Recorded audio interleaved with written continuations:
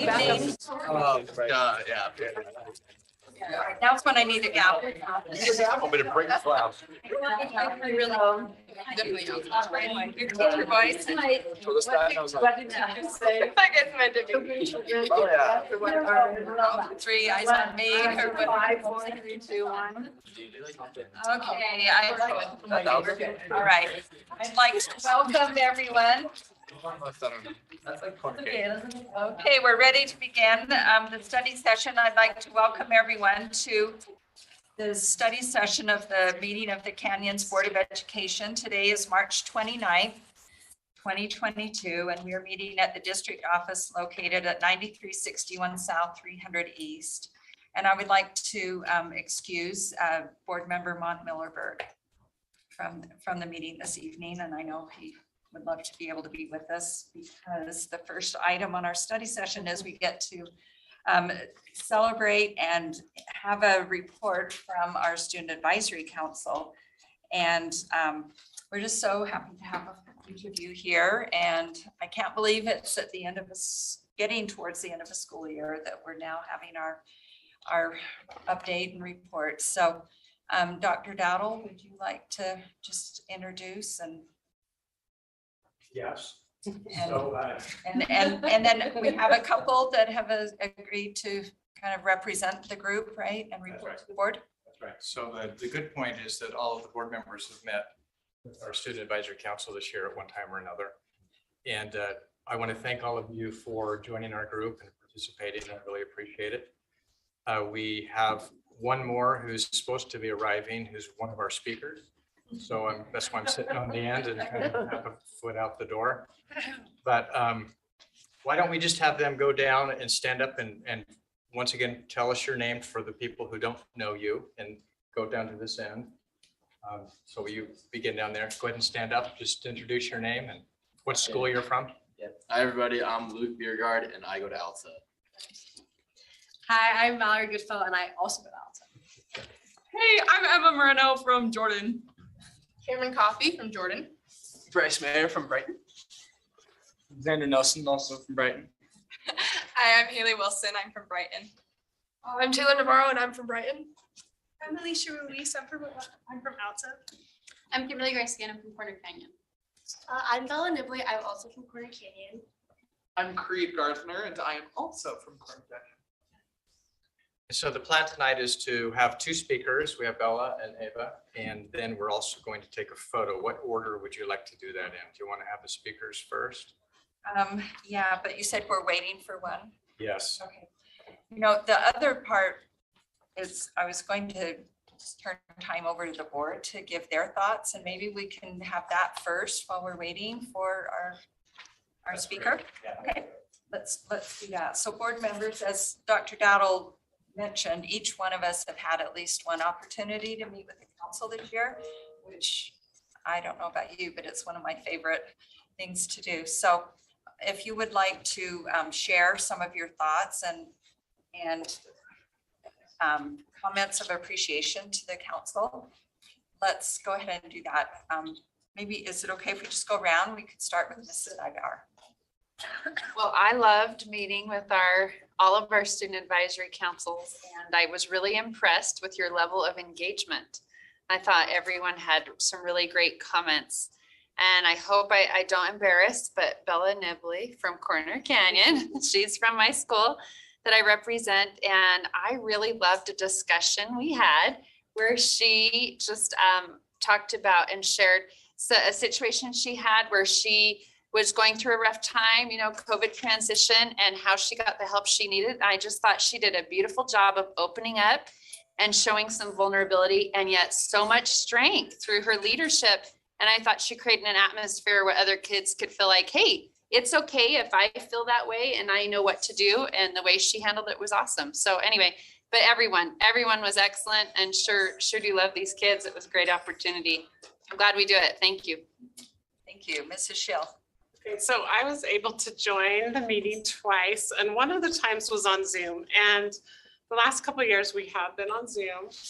And what I love though about the time on Zoom this year, which was different than in the past, was that whenever we asked a question, like we went to each high school and every single person wanted to say something. Because usually in the past, just maybe one person from a school would speak up. But I noticed that every time we asked a question, literally every single one of you wanted to say something. So I just thought that was great. And I was also able to attend the very last meeting, which I had never done before. And I was really impressed by all your suggestions. You guys had some amazing suggestions. You actually asked us like, hey, we want to know like what we say, how does that make a difference in what you guys are deciding? And I love that. And you also had some really good suggestions on ways we could make it better. So anyway, I thought you guys are just one of the best groups we ever had.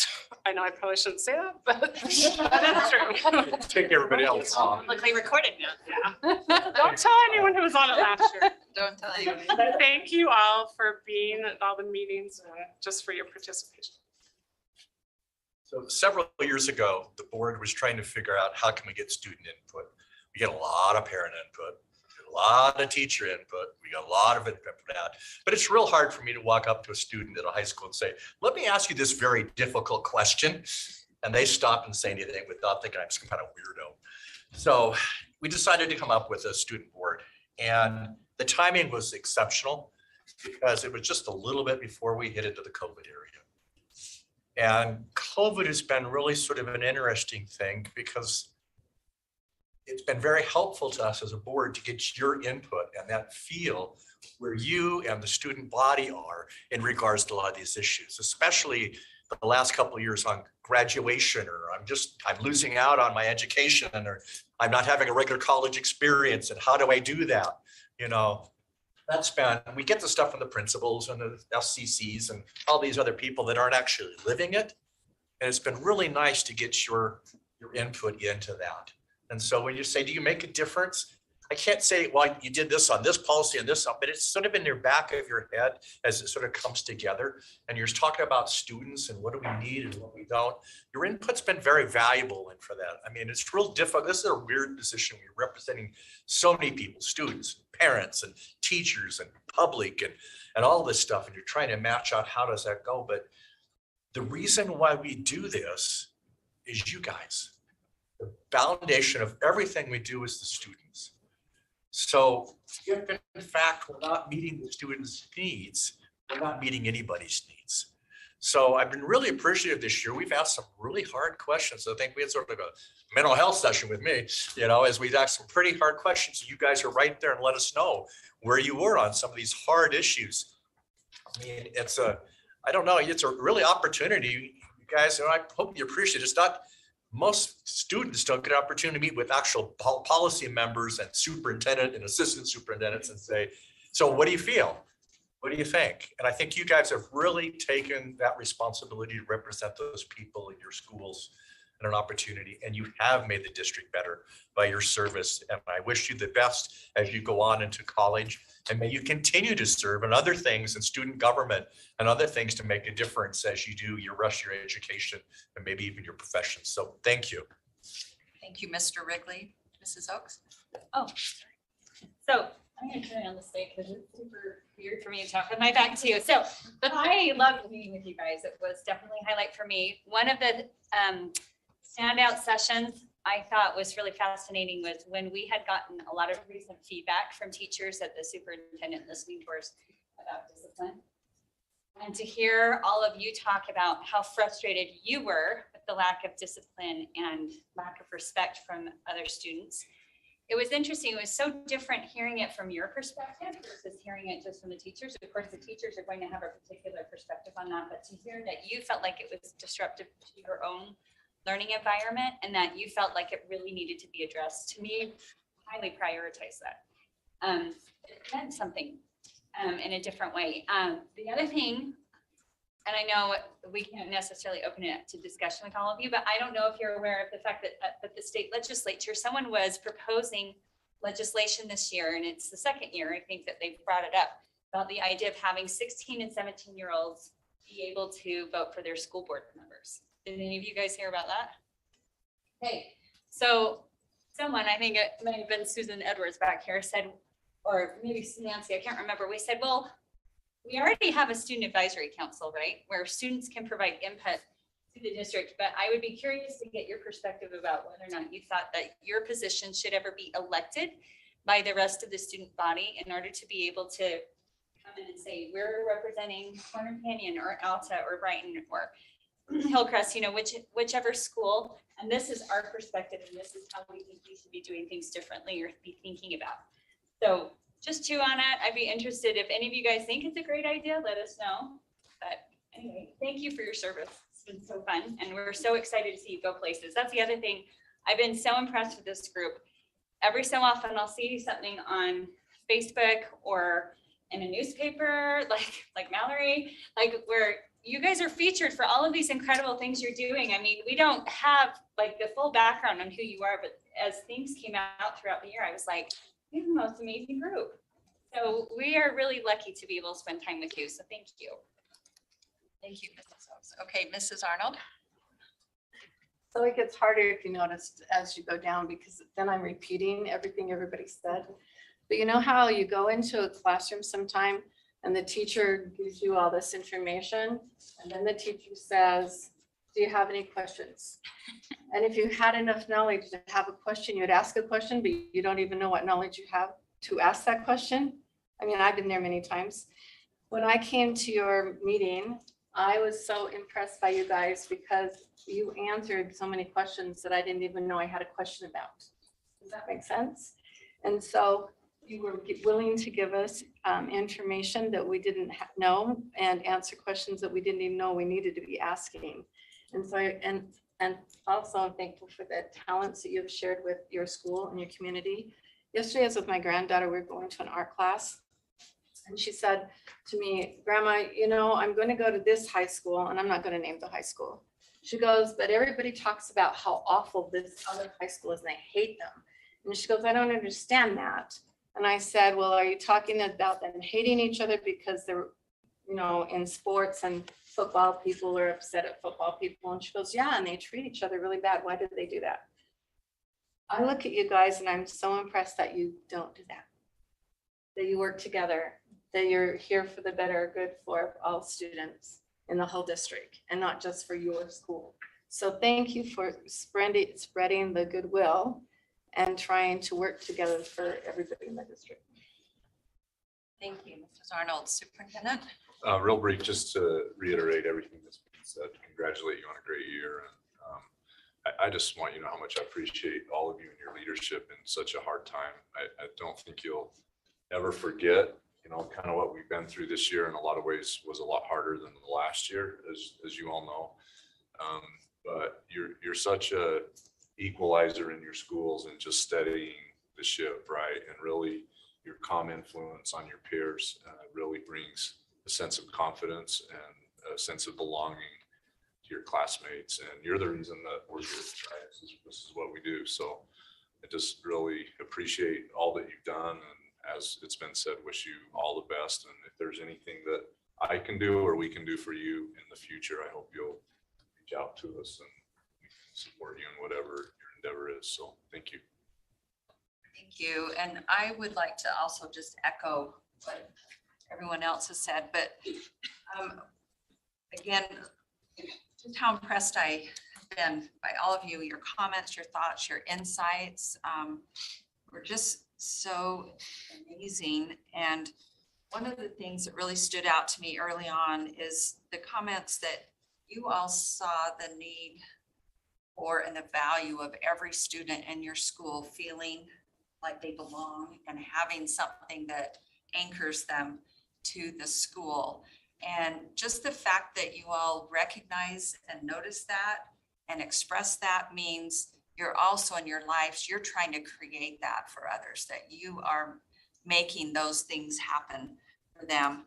And I think someone mentioned it earlier too about that you all recognize the disruption to attendance and behavior and the other norms that the pandemic caused, and the need to return to more normalcy. And again, the fact that you recognize it and express it means you're also working towards that end. And I'm so appreciative of that. I I loved how you expressed your appreciation for the teachers and all that they're going through and recognizing their struggles with the pandemic. And I was able to attend the meeting where we talked about traditions in the schools, and I made a note of the Make a Good Monday tradition and how the student leaders would just go out of their way to make it a good Monday for kids when they started to start the school week. And then, of course, just the sincere interest and engagement that you all had to engage with us as board members, and how hopefully you all learned a little bit more about what a Board of Education is and what we do, what the responsibilities are, the structure and organization of the district, and how decisions are made that affect you in the schools. And so I just also want to express my appreciation for all that you did this year. It just was really great. And I hope that as you finish up this school year, that you will continue to represent all of the values and the priorities that we talked about. And that if you do have any additional suggestions, I know the last meeting we talked about suggestions of what we could do better, and we have made notes of those. And one of the things that you all said is to have a kind of a dedicated report back time each meeting. And I think that's something that we definitely will do. And so with that, I think we will now hear from some of you, a couple of you. Bella? Ava's gonna go first. Okay, Ava? Ava. Stand? It's all right, yeah. Come on. Go up to the front there so the camera gets you. Okay, perfect. We're on camera now. Smile. Hi, I'm Ava. I'm a student council member and a senior at Diamond Ridge High School. I've been pleased to have the opportunity to represent Diamond Ridge on this year's District Student Advisory Council. This was the first year Diamond Ridge got to attend these meetings. This year we were asked about COVID precautions, what high quality instruction looks like, what makes a positive school culture, and so much more. I've had an eye-opening experience learning about the educational system and the other schools in our district. We spoke about our educators, rules that affect our learning environments, our district members, and preparing for college. I found that each student that attended contributed valuable input to the discussions. Canyon School District is awesome, and I'm honored to be a part of this council. I was pleasantly surprised with the district members and how eager they were to attend these meetings and hear all the students' opinions. The district asked for students from any background or club. We really had a diverse group of students that gave their raw opinions. These meetings have made a special impact on my life, and I hope the same goes for the other participants. I'm excited for future students that will represent their schools and their fellow students as they learn about Canyon School District from a different perspective. Thank you. Thank you.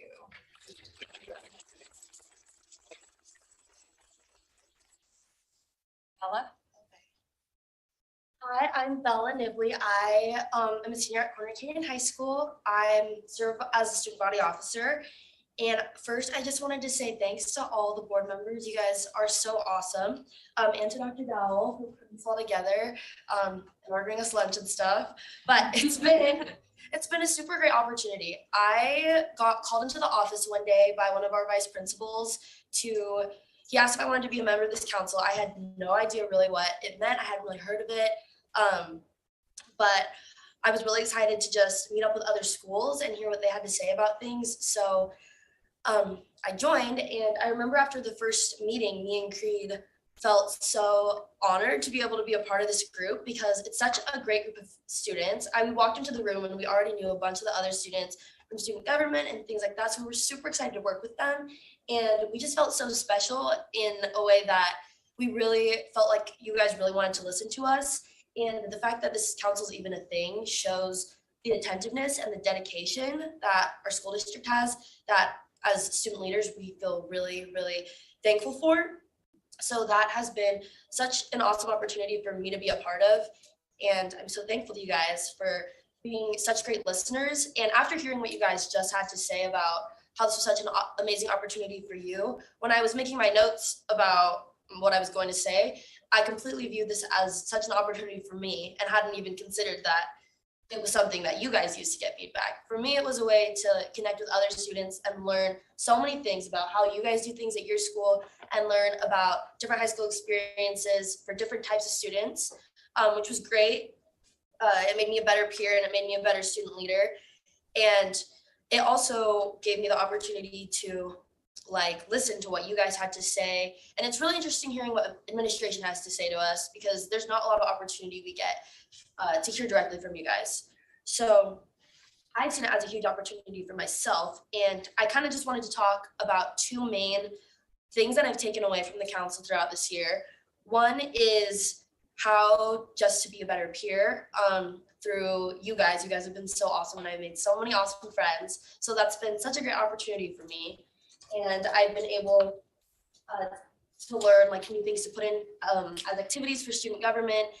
And the second thing I learned, which I feel like is really important, is how I can be a better student for my teachers and for my faculty at my school and the administration, because now I understand some of the reasoning behind the way things are. And as a student, it's hard to kind of understand that teachers have a life out of school and they're real people, which is hard because that's what we ask for from teachers, is we're like, come on, I'm a real student, I'm a real person. But I when we talked about teachers grading and deadlines and late work, it definitely opened my eyes to how I can be a better student towards my teachers. And I just thought it was really great that you guys also cared about our input on that, and that we were really seen as equals in our meetings. And you guys are just such great listeners. It means a lot to us as students and student leaders to be able to have grown-ups who are willing to listen to us and see us as people who are not looked down upon. So it's been a really awesome experience, and I'm so grateful that this opportunity kind of just fell in my lap. But yeah, that's all. Thank you.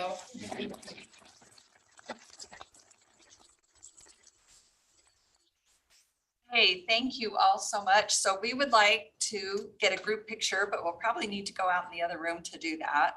And then the board members have a little letter of appreciation for you. Can we move out there and?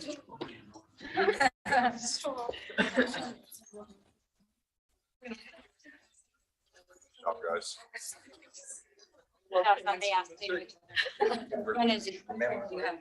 Absolutely. I didn't know you. I missed this. I'm on. Thank you. It would be nice to find.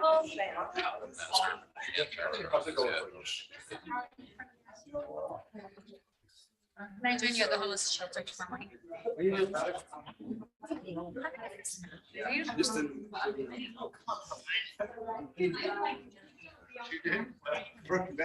My text.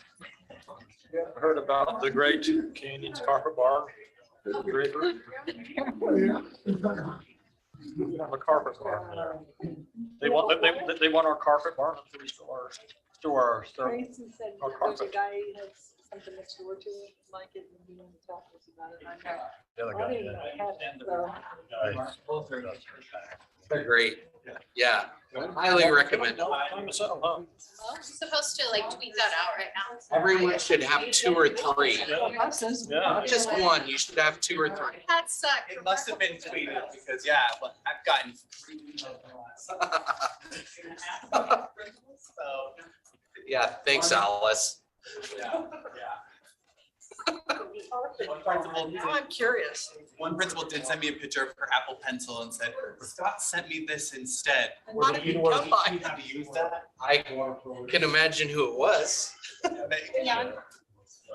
but that's how much I would prefer not to have to buy remarkables, is I'll buy Apple Pencils and give them away. But I like my remarkable. And it's okay, we can support it really.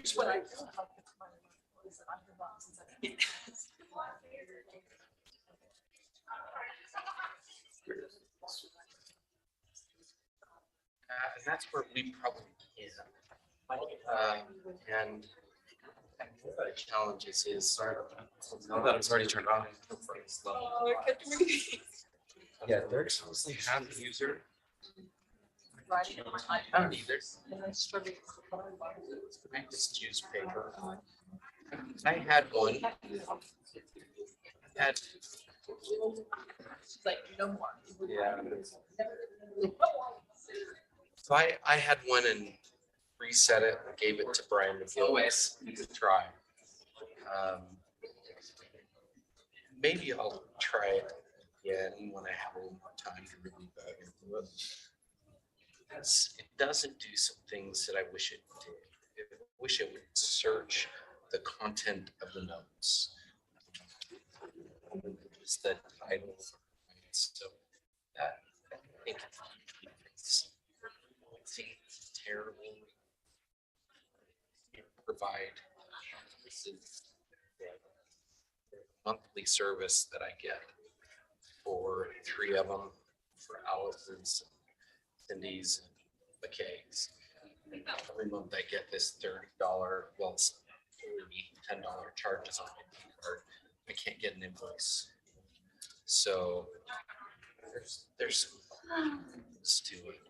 We started to pull him in district-wide principle. It would be hard. I love mine. I know Nancy has one. I used mine for a little while. Yeah, and I really am not trying to be a grouch about it. Far we're already supporting iPads, so we could just support iPads and be some. Well, I know he had a little. Beautiful.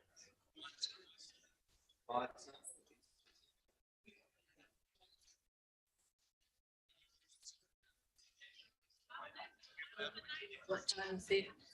Yeah, thank you. Thanks. Gotta get off, but.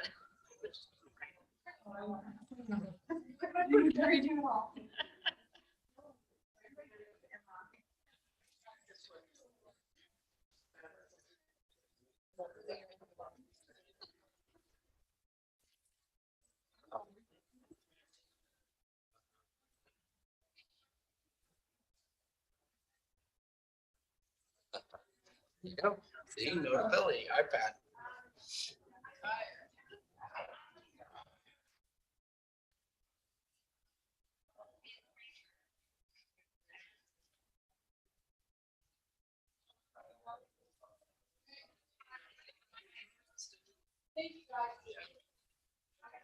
Well, huh?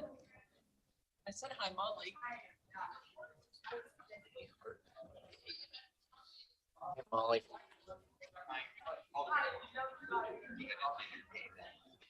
Second.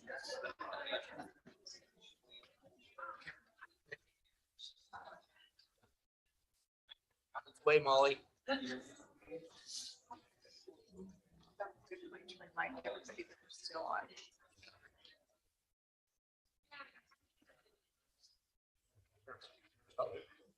Well, I could hear the double, but they can hear us live. And I'm not particularly out. Well, maybe I am, but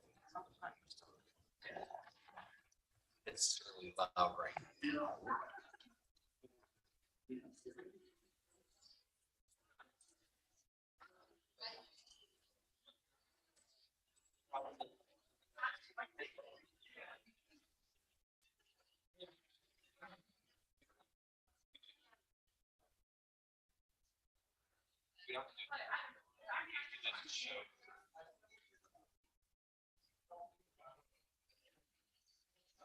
Yeah. Winding down. Everybody's still out there.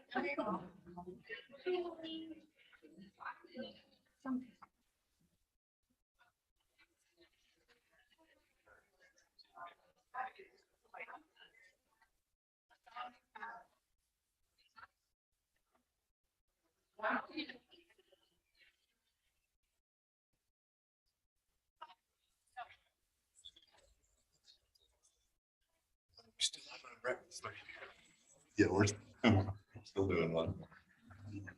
I know, like, I knew that would come up.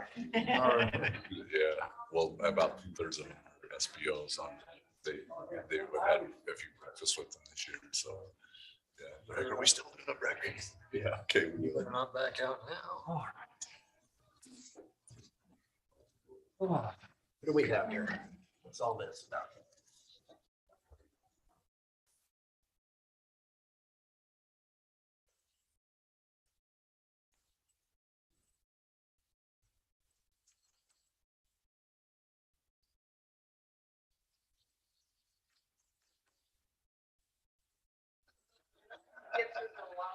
Thanks, Leon. Should help. Don't have one for 11. This is one for 8 o'clock, one for 9 o'clock. One for 10 o'clock, one for 7 o'clock. So yeah, and at 11 o'clock, because I don't have one. Amber already gave me the directive. We're ending at 10. Really, right? Amber said we're done at I 10. wonder who stole all those the last time. I'm gonna get up and say we're done at 10 o'clock. All right, board, we are still in meeting. Okay. So Let's go. Did I get everybody up here? 8 o'clock, 9 o'clock, 10 o'clock, and I better not get to 11 o'clock. all right, yeah. Polly down. So,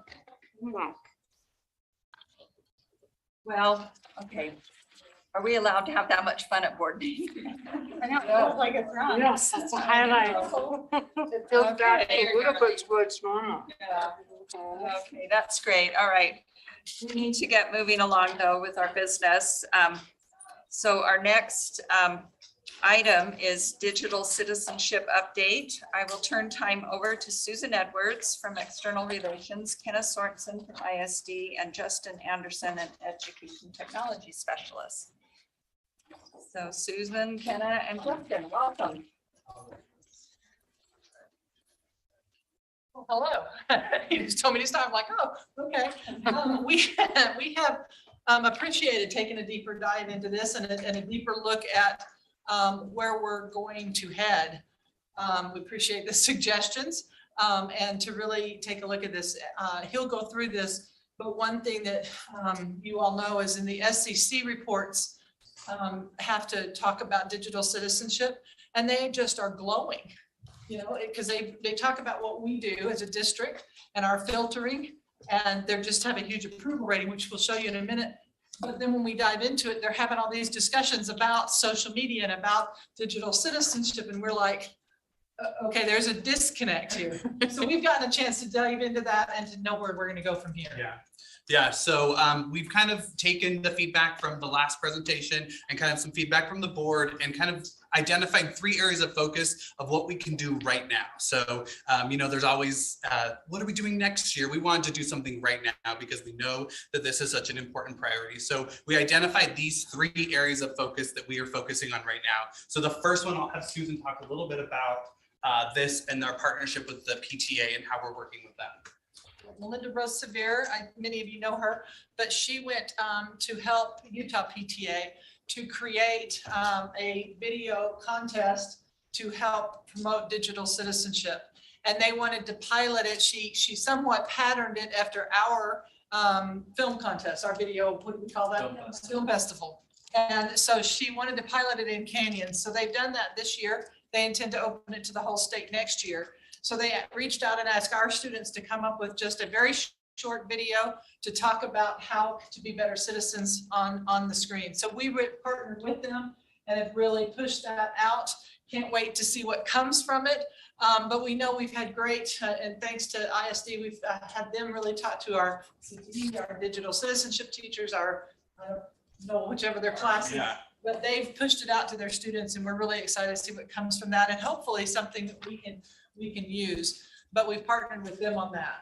Yeah, and so we've even created a special category in our own district film festival to allow students to submit to this, and then in turn submit them to the film festival. So we're continuing to increase their ability to contribute. And then we have these student created videos that we can then use in our advertisement and marketing to students to say, hey, let's be safe online. What are you doing that are created from their own peers, which we think is going to be really powerful to help with them. And we've been using the digital citizenship coordinators that are in every school to kind of advertise this, push this out, help be the point of contact for them as well. So that's been really, really awesome. And then our parent night, which you guys are all familiar with, and we've had to adjust and shift and move around, and COVID has really messed with us a little bit, but focusing our that night on digital citizenship and helping to protect students online. We've got some really great people coming to speak to that night, as well as some other topics. Also to help, as you all know, we've had a request to really help parents dive into, I think, Rick, you heard this at the principal meetings, at the school meetings, is to help parents dive into Canvas and Skyward and 101 and what to do with that and other topics. But one of those we're going to really focus on is digital citizenship. And as you know, we're just trying to get the parents to engage with us to be part of the solution. Yeah. So we're really excited about this, and this one really speaks to some of the data we'll look at about what our parents and our SECs are actually saying. This one really ties in and fits well with that. And so then the last focus here is gathering stakeholders, gathering information, and putting together a plan.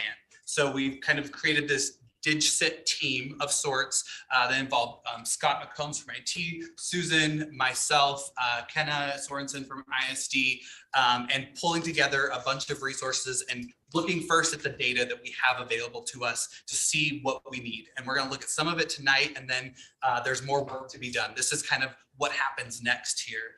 And then gathering feedback from our DigCit coordinators at our schools, our building administrators, student services, communications, district leadership, SCCs, PTAs, some of this which we've already started. I've had a conversation with President Tingy already about kind of where we're moving and what things look like there. We've started talking to our administrators and just kind of getting a lay of the land, what's going on out there, so we can put all of those things together. So developing some focus groups and some surveys that are going out to our community and to some of our stakeholders to say, what are you seeing?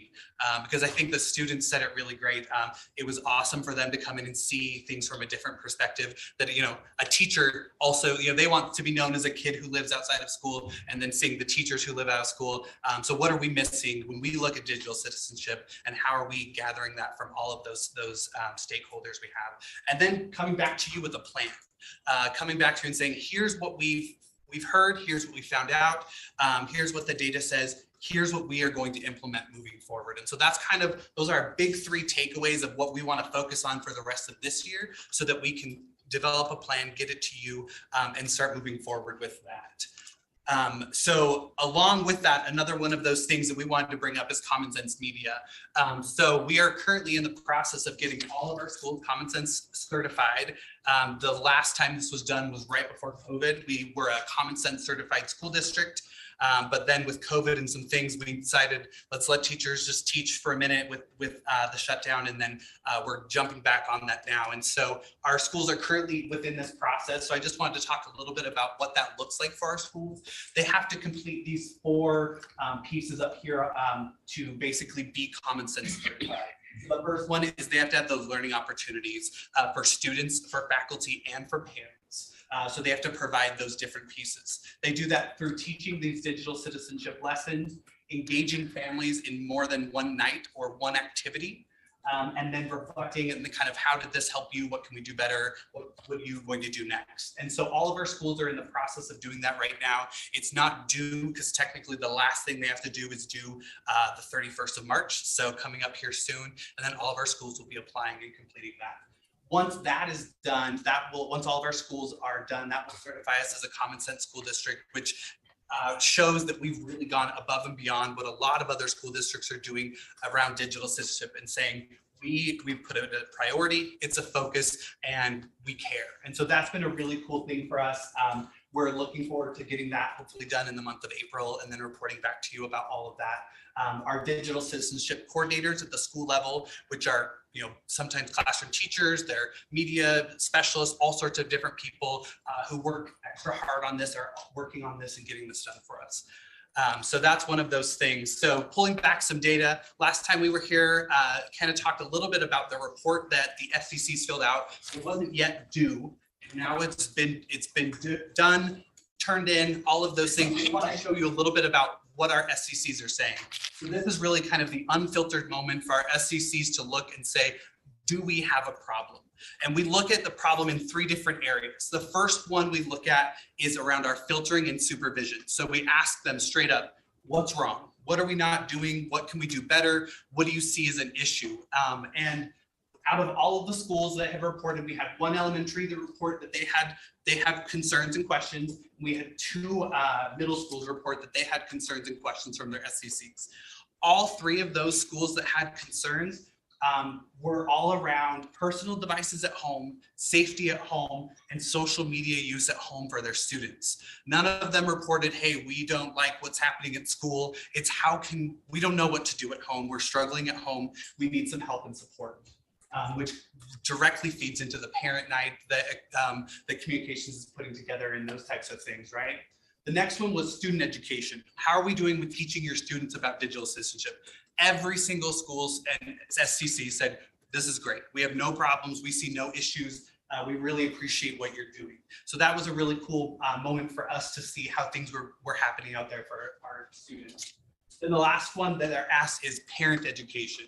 When it comes to what you need to know as a parent, as an SCC, are we giving you enough information?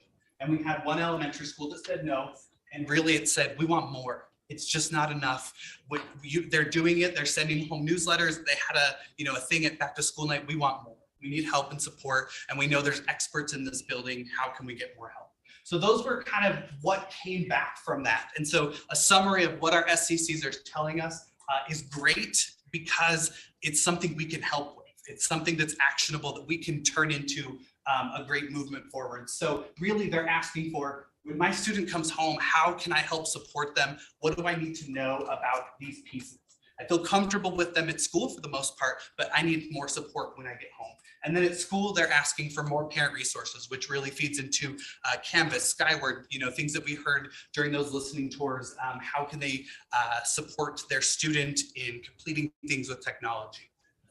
So all of those pieces. So that brings me kind of back to the what's next. Some of this we've already talked about, right? This is what we kind of talked about here of what this kind of DigCit committee is going to look at. And here's where our goals are to do next. We're going to look into our SCC training and strengthen the digital citizenship aspect that we do at the beginning of the year. Extra Susan always does a great job with making sure our SCCs have all the information. We're going to give them some more information to make sure they have as much as possible, considering how fast social media, all of the DigCit things change. One piece to add to that, one thing disconnect kind of that we saw is they did their digital citizenship plan and you saw the results from that. Then they did their school safety plan, and in their school safety plan, they said, we're concerned about social media use. And so, but they didn't, so we're going to try to really focus on connecting those two. So that when they talk about school safety, they realize you're also simultaneously doing this digital citizenship plan. That should be linked together. Really pulling that education together so they understand where those parts go. A stronger PTA training integration, really pulling our PTA in. The video contest, I think, is just the start of how we can engage these great organizations in all of our schools to really help support our teachers and students with digital citizenship. 2 pieces to that. Kind of interestingly, I met with all of the PTA leadership in the councils and regions this week. And one thing is, when the SCCs were given the statutory responsibility of the digital citizenship plan, some of the PTAs believed their role went away. That they could no longer host White Ribbon Week. They could no longer support this, that it was all in the SCC wheelhouse. So a little retraining to do in that area, right? To make sure they know this is a partnership, right? And then the other thing is, I put all of them on notice as you're staffing your boards for next year. If you have enough volunteers, make sure you have that health and safety officer that can really help us with the rollout of further digital citizenship. So they're a full partner. Yeah, we're really excited about that integration and collaboration with them. The next one are staff and administrator training. One of the things in some of our initial conversations with administrators and some teachers is they didn't grow up with these in their schooling, right? They didn't grow up with them in their training programs. And so how do I, as an administrator, effectively engage with the student, engage with a parent, and explain to them what's going on. And so some of our administrators and teachers have expressed kind of some unknowns about how do I'm not sure what that even is, so I can't talk to a parent about that. And so really helping our administrators and staff step up their training and understanding of the threats that are out there, but also how they can help support their students coming back to school in a safe environment. And then creating guidelines and educational resources for parents to choose what best meets their needs, right? We don't want to tell parents, when you get home with your kid with a device, do this. We want to say, here's a bunch of resources. Here's how we can help you. Here's where we have training. We have webinars. We've got places you can go to learn things that best fit your family and your home. And so we really want to be able to connect and do all of those things. So that's kind of our DigSet update. Does anyone have any questions or anything for us? So several years back, we went to Denver for one of our national meetings, and the police down there gave us this actual report of digital learning plus digital concerns. And it was really insightful. Like, it was 12, 13 pages long, and they were specifically looking at sex trafficking with that digital learning piece. So I don't know if we have that, but I probably could get a hold of that officer, because that was one of their big things down there if we need or want. Through our SROs, through our carry team work and our relationship, we do get that information from them on not just human trafficking, but in cases where out of school hours, bullying comes from cyberbullying. We also have some of our gang related incidents come off social media. And this was a packet though that had all the different sites that students would go to that would say, this is a good site because, or this is not a great site. You might want to verify that. Watch what your students doing or your child's doing with the site. Or this looks like it's really safe, but when you start going through the back door and actually parents, what happens when you go through the back door? I don't know if we have that. So on our Parent Connections website, we do have a top 10 apps to look out for that we do try and keep updated. And then we also have a back to school poster series of apps and things for students, and the teachers can kind of put up in the hallway, parents can look and see. And so we're going to continue in messaging that, promoting those things, and making sure that those stay up to date for our families, because I think that's really important, goes down to that parent education piece. Other questions? First off, I just want to say thank you. This is awesome. I love to see how you have taken this and really strengthened what we already have. And it's just so great. You know, I think last time, a few months ago, when you first brought it to us, really excited to see that Common Sense Media badge. I think that'll be great, that certification. Thank you so much for taking that and running with it. And I know this is a lot of work. This is so much more than what we have been doing. It's great what we have been doing, but certainly we can address more. I was just thinking about the school climate surveys we had 2 years ago. Ironically, the number one concern for teachers and parents was cell phones and what happens on them. And I know our school counselors say the same thing. So I agree with you. I think there's sometimes a disconnect between, you know, oh, we love our digital citizenship. Oh, this is our largest concern. So a few questions I have. How do parents go to get this information? How are we sending it home? How are they seeing the links to see your monthly? Is it monthly messages you're sending? Yes. So every school is required to send home a monthly message as part of their digital citizenship coordinator. So some do it as a Sky Alert.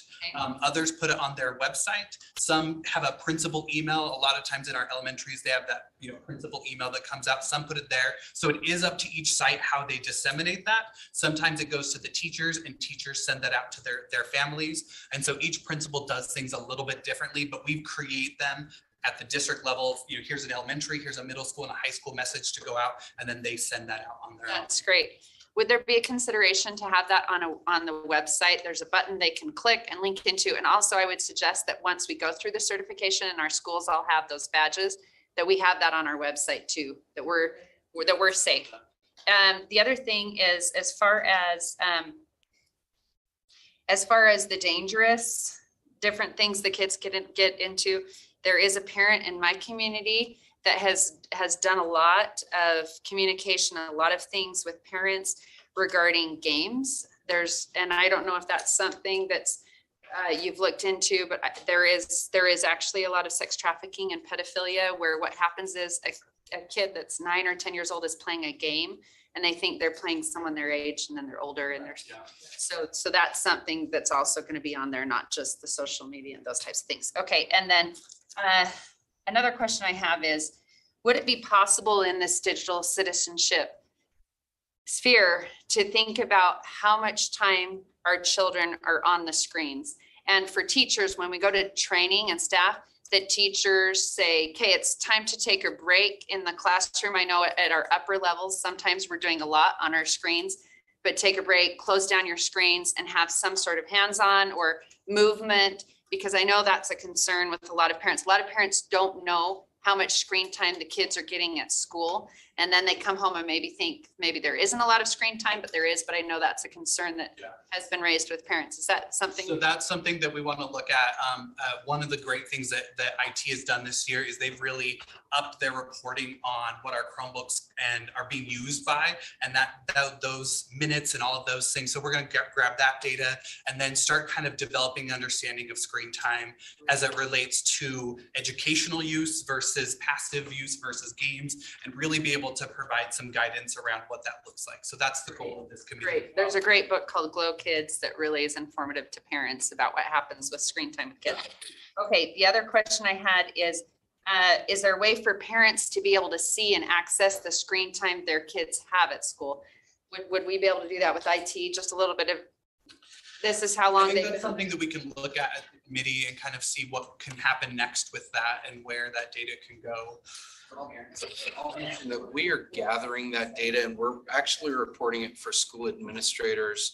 You guys could actually look at it at levels as well. It's in the dashboard, but we're not doing it for individual students. We're doing that at the level and the school level. So I think it would be really challenging for us to gather it for individual students. But we could sure publish that to parents to say, well, this is screen time that your kiddos have at your school. The average at this school. Yeah, I know there's other schools in the nation doing that. I know even sometimes when you register your student, there's actually an informed consent about screen time. And so the parents know, and they're saying, yep, that sounds good. There are some interesting outliers, like if a student leaves their Chromebook open all weekend, then we're starting, and they're probably not really, that's not their true screen time, but all of a sudden that really starts to distort some of that. So we can improve. We'll continue to work through this and improve. This is kind of our first iteration of it, and we'll get better at it for sure. We want to definitely put together some definitions and understanding so that when we have these conversations, it's a lot more defined about this is what that is and this is what it's not, to help out. I think would be great. As a parent, I have noticed an uptick when my sons come home. There's all these games they know about, and I'm going, how do you know about this? Oh, this is what I play at school when I'm done with my work. So just being able to have some conversations with parents so we understand. It's great. Thank you so much. Mr. Wrigley. So I really appreciate the stuff you're doing. I'm wondering if we could expand it. We have a foundation. It'd be interesting to have the foundation goes to the cell phone companies in the area and see if we can get donations toward this, but not only just that, but ask them to come in and teach the parents about what on Verizon and what on T-Mobile and what on AT&T safeguards that they have, and that they could then attach with the parents with their phones, because a lot of that stuff is capable. There's apps. They're getting a bad rap because they're giving us the guns. They're not doing anything with them, but they're giving us the tools that can be used. And they may be interested in increasing their public perception by getting involved with some campaigns that we're doing financially through the foundation. And more than that, just getting involved and maybe teaching, because there's a lot of stuff that parents do. I don't know how I can get in here and make sure my child doesn't see this or how they don't do that. And maybe if we got them involved, it's good PR for them, but it's also an opportunity for us maybe to be involved in the community. So maybe to enhance that and maybe give us some money to enhance our skills without having taken out of your budgets. That would probably be nice. Awesome. Thank you. Great. Yes. Other questions, comments? No, I was just going to piggyback on him. So I went to a conference this last weekend. Amber will love this. Anyway, they talked about Hattie and how the presence of cell phones in school is a minus 0.34. And so that the fact that they almost lose a year by having their cell phone with them at school, just as having it as a presence. That's it, folks. I would love to gather some data from the schools that have chosen to do something about it. I mean, I know Draper Park Middle, some of the efforts that they've made over the last year or two to really make sure that the phones are put away has been a totally different experience for my sixth grader versus her siblings that were there before. So maybe to gather some data, I know Butler Middle has also done it, but, and I know we're all nervous about talking about that at the high school level, but I've lost count of how many parents have talked to me about this issue. And I do think often I'm like, gosh, we're putting so much time, effort, and money into making sure that they have a great educational experience. We have a choice about how we really want to handle cell phones in the classroom. So, and thank you for what you're doing, because I think this is awesome. When I saw the common sense like certification, I was like, I didn't even know that was a thing for school. So thank you for finding that. Yes, we're excited. We're excited to kind of recognize the awesome work that they're doing and those things. So, yes. Any other comments? Oh, thank you so much. This really is, it's really wonderful, the work that you're doing. And as I read through this, I thought, you know, we can't filter and block our way to safety. We have to train and teach and model and practice the way to safety. And I think that that is the direction that you guys are moving in, and I'm really grateful for it. So thank you. Thank you. Okay, next on the agenda is a policy update. I will turn time over to Mr. Jeff Christensen to talk to us about a couple of policy updates. So now's the time for your first chocolate if you start up before the meeting. Wait, what time is it? Oh, I can't until 8 o'clock. I can grab one for 7 o'clock. So just a couple of policy updates from the policy committee tonight. So the first one is our student educational travel. If you were to look at the history of this policy, if you'll recall back 2 or 3 years ago, roughly in March of 2019 is when we had just had the legislation dealing with student fees. And we were really looking about how to address fee legislation. And so we met and discussed and really changed the student overnight travel policy in a number of ways. Specifically adding a travel radius distance, how far we could travel, and the number of trips that each school could take on. And so that was roughly in March 2019. And then we came back shortly thereafter and have just been making minor tweaks to the policy since then. Of course, we had the period of COVID where no one was doing any travel. So last October, we were back here again to sort of refine the issues that dealt with limited liability and passengers. So the reason we have it here again is, of course, we have each year we're required to update our fee schedule. So we built into the travel policy what we would charge for student overnight travel. And so with the update for the fees that we're going to look at in our next meeting, we've adjusted the amount in our student overnight travel to sort of coincide with that. So that's the first update, is just adjusting the gross fee cap expense for student overnight travel from $1,250 to $1,500, consistent with what's on the agenda for their approved fee schedule. Then at the same time, we also have with the Utah High Schools Activities Association, frequently biannually or sometimes between 2 to 4 years, they'll realign students based on enrollment. And so we also have this issue of region competition requiring student overnight travel. So we're proposing an exception to some of the additional criteria that we've set out, where we would allow regional or region competition requiring overnight travel. For instance, if Hillcrest is in Region 7 and they also have Uinta. So if one of our teams needs to go out to that location and it may require overnight travel, we're putting in some language that allows the administration, one, to approve that with not following the standard procedures in terms of how early, that travel would need to be submitted to the board, and also some ratification provisions that aren't currently there. So you can see those are the main elements in this revision where this region competition requiring overnight travel would not count against the number of trips that schools currently are allotted. And then also they wouldn't be required to adhere to the 45-day travel pre-approval process.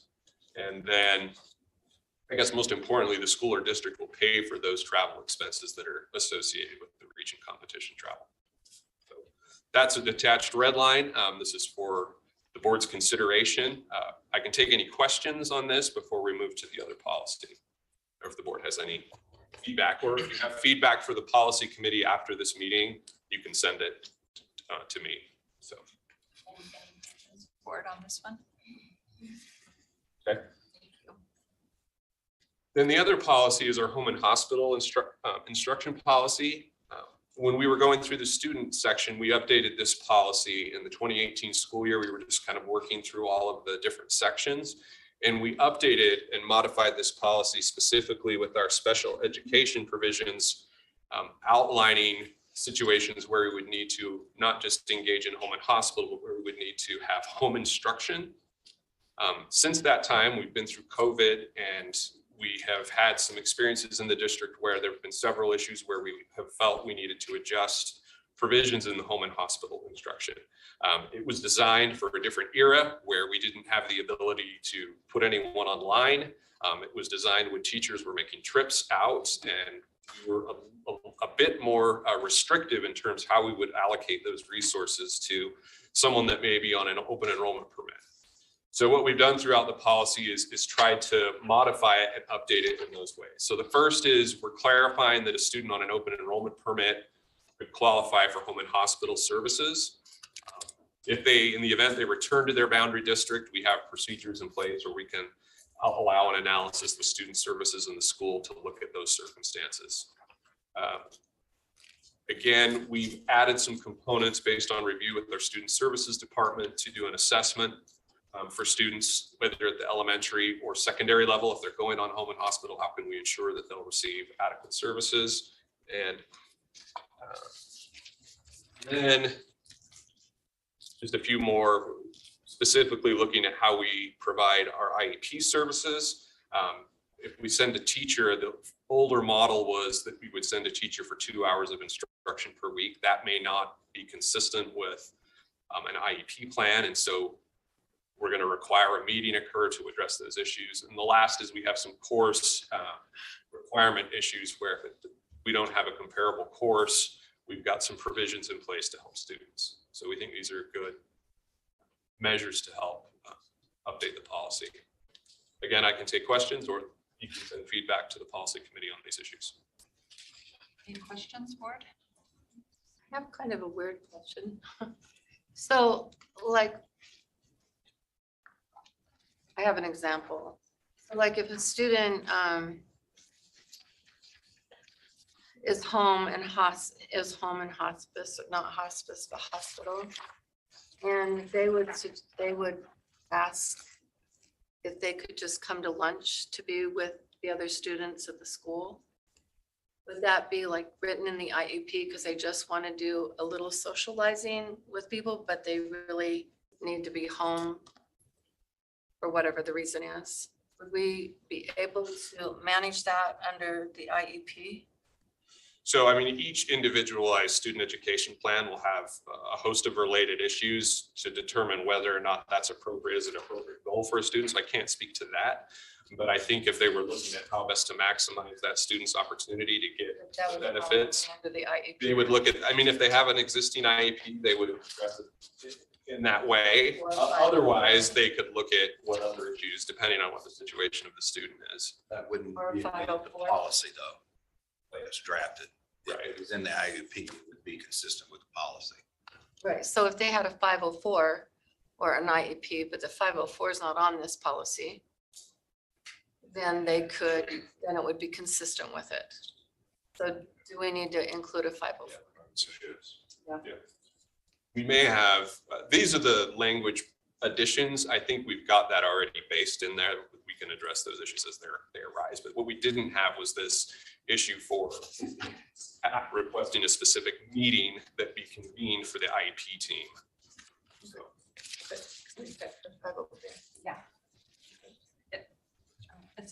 And my understanding is that the IEP, it doesn't matter what type of student they are originally, 504 regular or IEP. IEP is constructed once they are put on home and hospital instruction. So that would be an addition, right? Don't we draw up a new one once they're, so an IEP is going to be developed if a student qualifies for special education services. yes, If a student is any student, not necessarily not an IEP, if they're injured in some way and can't be to school, we have programs where we can send us either put them on home and hospital for a time period. And that's handled through our responsive services or student services department, depending on the nature. don't we write up a little plan for them while they're at home? That may be worked on with a teacher or an individual administrator on how to support them, but We're it's not calling it. that's separate and distinct from an individual education plan under IDEA. Okay, under the and law. then another thing is, I think we had another change that isn't up there. The original policy has middle school and high school students are allowed to not be marked absent if they're participating in this, but doesn't say elementary. And we wanted to change that to say elementary as well. Yeah, that's included. It's not listed as That's one. not of these. highlighting as one of the changes. but Yeah, it- we had some additional red Okay. line elements that aren't listed on the, Okay, just wanted to be sure it was in there. yeah, it's in there. Thanks. Any other questions or comments on this? Riveting as always. Yeah. So, Glad I can please, Steve. yeah, so we have that one, we'll, when the committee meets next, we'll, Look at the 504. 504, make sure. Just want to comment, Yeah. and Jeff for his work and the policy committee, you think about the last probably 3 months. I mean, we have really worked on hard shoes dating back even to last year. And I just appreciate his leadership and very, his attention to detail and really preparing the policy committee and bringing it to the board. So Jeff, just want to get that out. We've got some good issues coming our way, so. They're not, the hits are going to keep coming. So. Yes, thank you, Jeff. And then board, are we okay if we bring these two items back next time for possible action? Oh, yes, Holly? My other thought is just, we don't have in policy the organization of what happens when a child is put on home and hospice as far as what the plan includes. We've talked about what it may include, but I'm just wondering if that's something, you said responsive services construct something, and I understand what the original intent of an IEP is, but would it help to have in policy that we have a written plan for the student that's doing the home and hospital care so that the parent can say, oh, I know that we're going to have this amount of instruction or things like that. I know in practice we already do that, but do we want that somewhere in the policy? Because that's kind of nice for a parent to say, oh, this is what they've agreed to do, and we've got this specifically laid out. So I don't think I so. think that's already done in our practice. So I think really It's in the our only, practice. yeah, I think the only update really is when IEP meets home and hospital, when those two things meet together in one student. And we don't know what that looks like. I mean, you don't know what the hospital's gonna say needs to happen. And you don't know what the student's problem is. They have to write the plan for. And so for us to say, this is what we think they should get, you're limiting us when we're putting us in a situation where we're responsible for something we may not be able to do. And I'm not saying any specifics, but just that it's in policy that the parent can know that there will be a plan written for their child. No, not something we're interested in. We may want to find out what responsive services does. I mean, I hate to tell them what to do in their job. They may already have this some way that they deal with. I suspect anybody going to home and hospital, they have some kind of plan for them in writing because they just need to know what they have. We're gonna have language now with the update. We'll talk about their assessment that's done before the student goes out. So I think it will be covered in those And procedures. in, policy, it says that the request made to initiate services, and then the parents and the physician, and determine the length of time and the type of services that will be needed. So it's just going to be very different. I think we're okay. That's good. All right, that concludes our items for study sessions. Thank you very much, Jeff. And we have a few minutes. We will reconvene for our business meeting beginning sharply at 7 o'clock. You guys finished ahead of schedule. You can do it. It can be done. We believe in you. Yeah, and my wife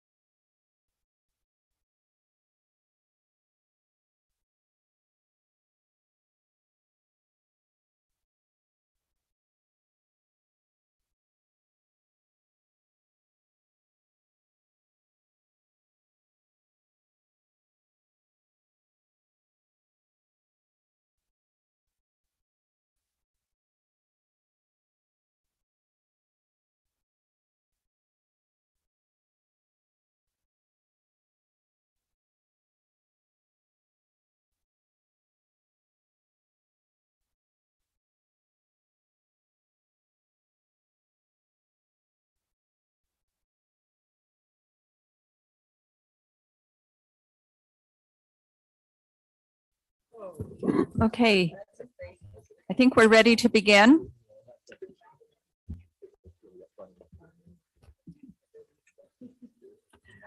I would like to welcome all of you here to the meeting, the business meeting of the Canyons Board of Education.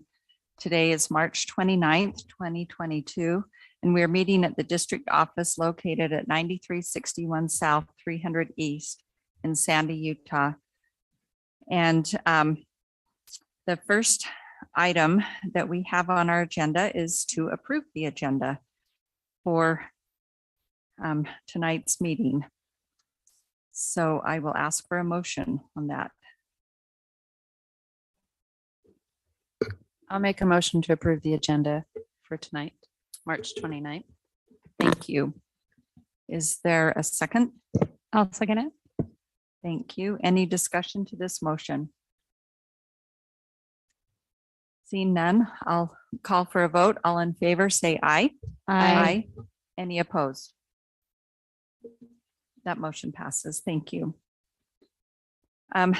We are pleased to be led in the Pledge of Allegiance by Copperview Elementary Community School Facilitator Jenna Landward, who then Ms. Landward will give us some highlights from Copperview Elementary.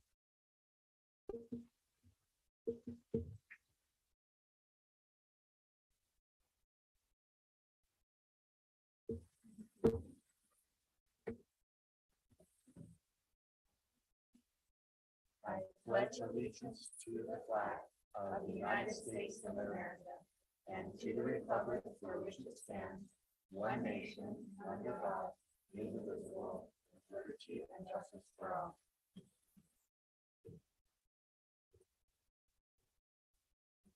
Thank you. Awesome. I'd like to start off by saying thank you to the board for having me. My name is Jenna Landward, and I'm the community school facilitator at Copperview Elementary. Principal Smith and Principal Capus were sorry they weren't able to be here tonight. They had family obligations. So I'm excited to highlight Copperview and our community. Copperview Elementary is a full Title I school serving about 450 students in the Midvale area. As you know, Title I funds are federal dollars aimed at increasing the reading and math achievement of students who are economically disadvantaged and or eligible for McKinney-Vento assistance. Prior to COVID-19, our school was declared 100% free lunch under the School Lunch Act. And additionally, 41% are multilingual students and 13% qualify for special education services. Copperview has 2 half-day preschool classrooms, 3 full-day kindergarten classrooms, and 15 first through 5th grade classrooms. We also have 2 administrators, 23 full-time teachers, 2 academic coaches, 8 wellness team staff members, an extended learning facilitator, an alternative language specialist, a family learning facilitator, and 4 interventionists. Our team of professionals are striving for academic excellence and successful citizenship in the form of CSD's 5 pathways community school model: academics, youth development, health and social services, parent and family engagement, and community partnerships. With this model, we are proud to be able to address the needs of the whole child, their family, and their community. Our teachers and staff are the lifeblood of our school and work tirelessly to build positive relationships with our students and believe there is a direct connection between positive relationships among adults at school and our students' success. Our staff believe a safe and caring environment maximizes learning, and in doing so, they create spaces for students to feel loved and valued. Additionally, our students' cultural and linguistic backgrounds are assets to our school. And lastly, achieving common goals requires cooperation, communication, and commitment between students, their families, and community. Our diverse population is comprised of generations of families from Midvale, newcomers from all across the state and nation, and students who have recently immigrated to the United States. Over the past few years, we've received families from the Democratic Republic of Congo, Syria, Egypt, Iraq, Iran, Afghanistan, Venezuela, Colombia, El Salvador, Brazil, Guatemala, and Mexico. Our school represents a vibrant group of students that learn together, play together, and dream together. In the same way our students come together, so do our families. If you haven't spent time in our Family Learning Center, I invite you to do so. It is a special place unique to our 4 Title I schools in the district where parents, families, and community members come to learn English, digital literacy, and volunteer. Our Family Learning Center students also learn how to be active members in our child's education and in their child's education and how to engage in school life. Best of all, our students whose families engage in our Family Learning Center have overall better outcomes and success in school. Another Copper View highlight is our before and after school programs and the enrichment activities that go along with them, as well as youth development opportunities. Our extended learning facility, Sandy Bologna Luna, does a wonderful job and provides quality enrichment programs that are designed to give students the opportunity to try new things and explore and develop interests outside of the academic classroom. Activities range from art, STEM, and athletics. Sandy also supports our ELL students throughout the school day and with small-based group instruction and one-on-one language support. Speaking of student supports, there is one group of people in our building that deserve recognition for the work they do every day. Our Copper View Wellness Team is comprised of our school psychologists, social worker, behavior assistants, Hopeful Beginnings therapist, school nurse, and myself. Our task to lead coordinated efforts to support student medical and mental health needs. This team of professionals works together to provide multi-tiered student support, a proactive learning and environment for all students using restorative practices, behavior strategies, counseling services, linkage to community resources, and promotion of health and wellness to ensure we meet the needs of the whole child. I'm constantly impressed by the work of these individuals. Their patience, commitment, and dedication go beyond words, and our school would not be what it is without them. One great addition to our wellness team this year is having a full-time nurse at our school. Stephanie Ellert has implemented systems that play an important role in the health of our students. During this complex time, she has guided many families to the resources they need for their entire family and prevented unnecessary absences when appropriate. Another wonderful support that is new to Copperview this year that cannot go without acknowledgement is the Parent Square school-wide communication app that was implemented with the Hillcrest and Jordan feeder systems. Parent Square has increased our parent and family interactions, giving parents a tool to reach their child's teacher in a convenient and easy way. It has also provided ease to our teachers as they can text parents and families and know who has received those messages.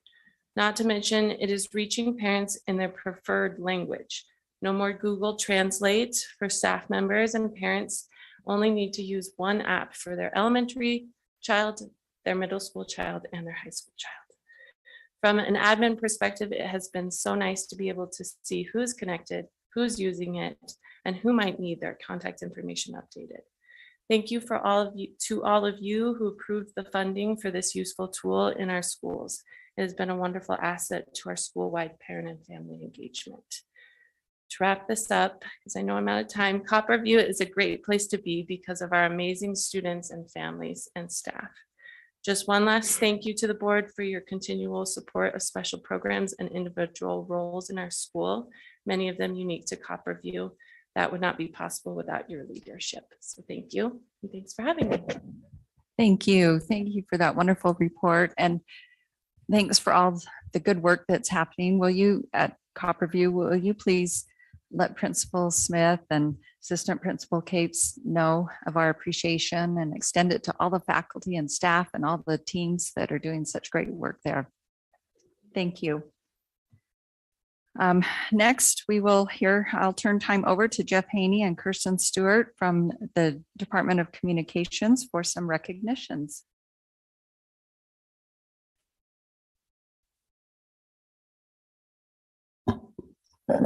President Tingy, thank you for this time to recognize the accomplishments of students, faculty, and staff in the Canyon School District. Tonight for our recognitions, we're celebrating the achievements of champions, leaders, artists, and scholars in our community.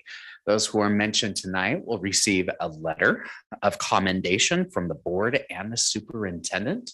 But before I get going on our recognitions, I want to draw your attention to the fun photographs and videos that you may have seen on all of our district social media pages, mostly Facebook and Twitter. You'll see here that we are highlighting the unique process that Canyon School District follows to choose a Teacher of the Year. As we've mentioned before, every school and program in the Canyon School District is invited to pick one Teacher of the Year. And from that group, we select one overall Teacher of the Year who will be Canyon's district representative in the state Teacher of the Year selection process. This week, all of our schools and programs are unveiling who is their Teacher of the Year. You may have seen a whole bunch of those photos and videos go up on our social media pages today.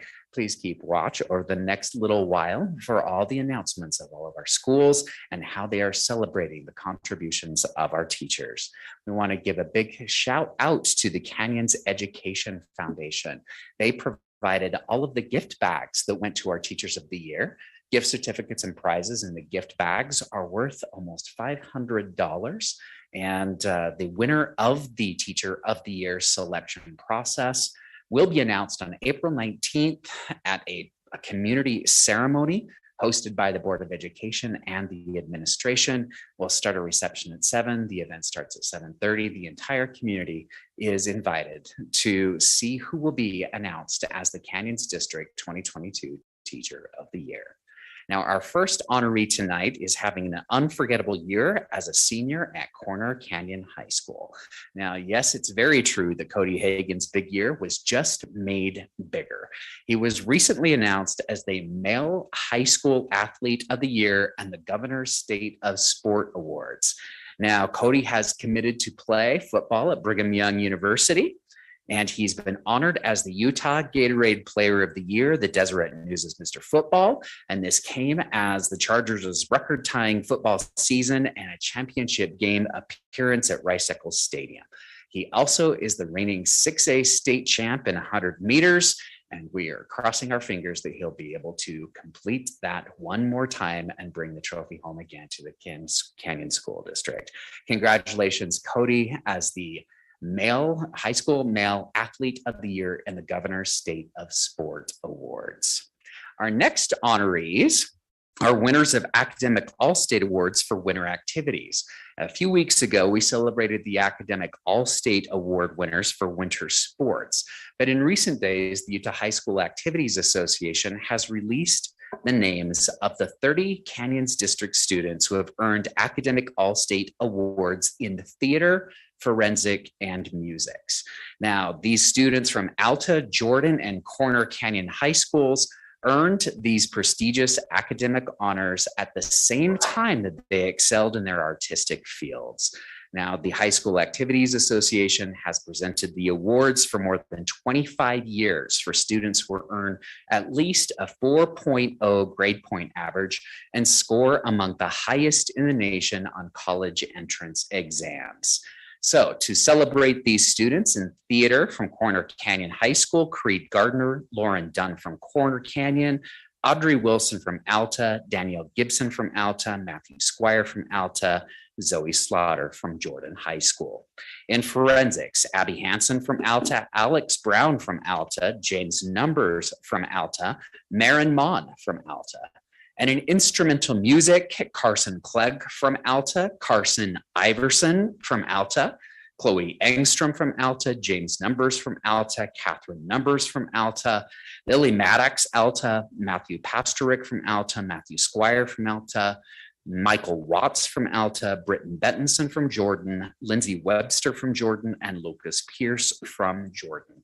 In vocal performance, that's Creed Gardner from Corner Canyon, Audrey Wilson from Alta, Caitlin Mooney from Alta, Lauren Garrett from Alta, Matthew Squire from Alta, Trinity Beardle from Jordan, William Pierce from Jordan, and Zoe Slaughter from Jordan.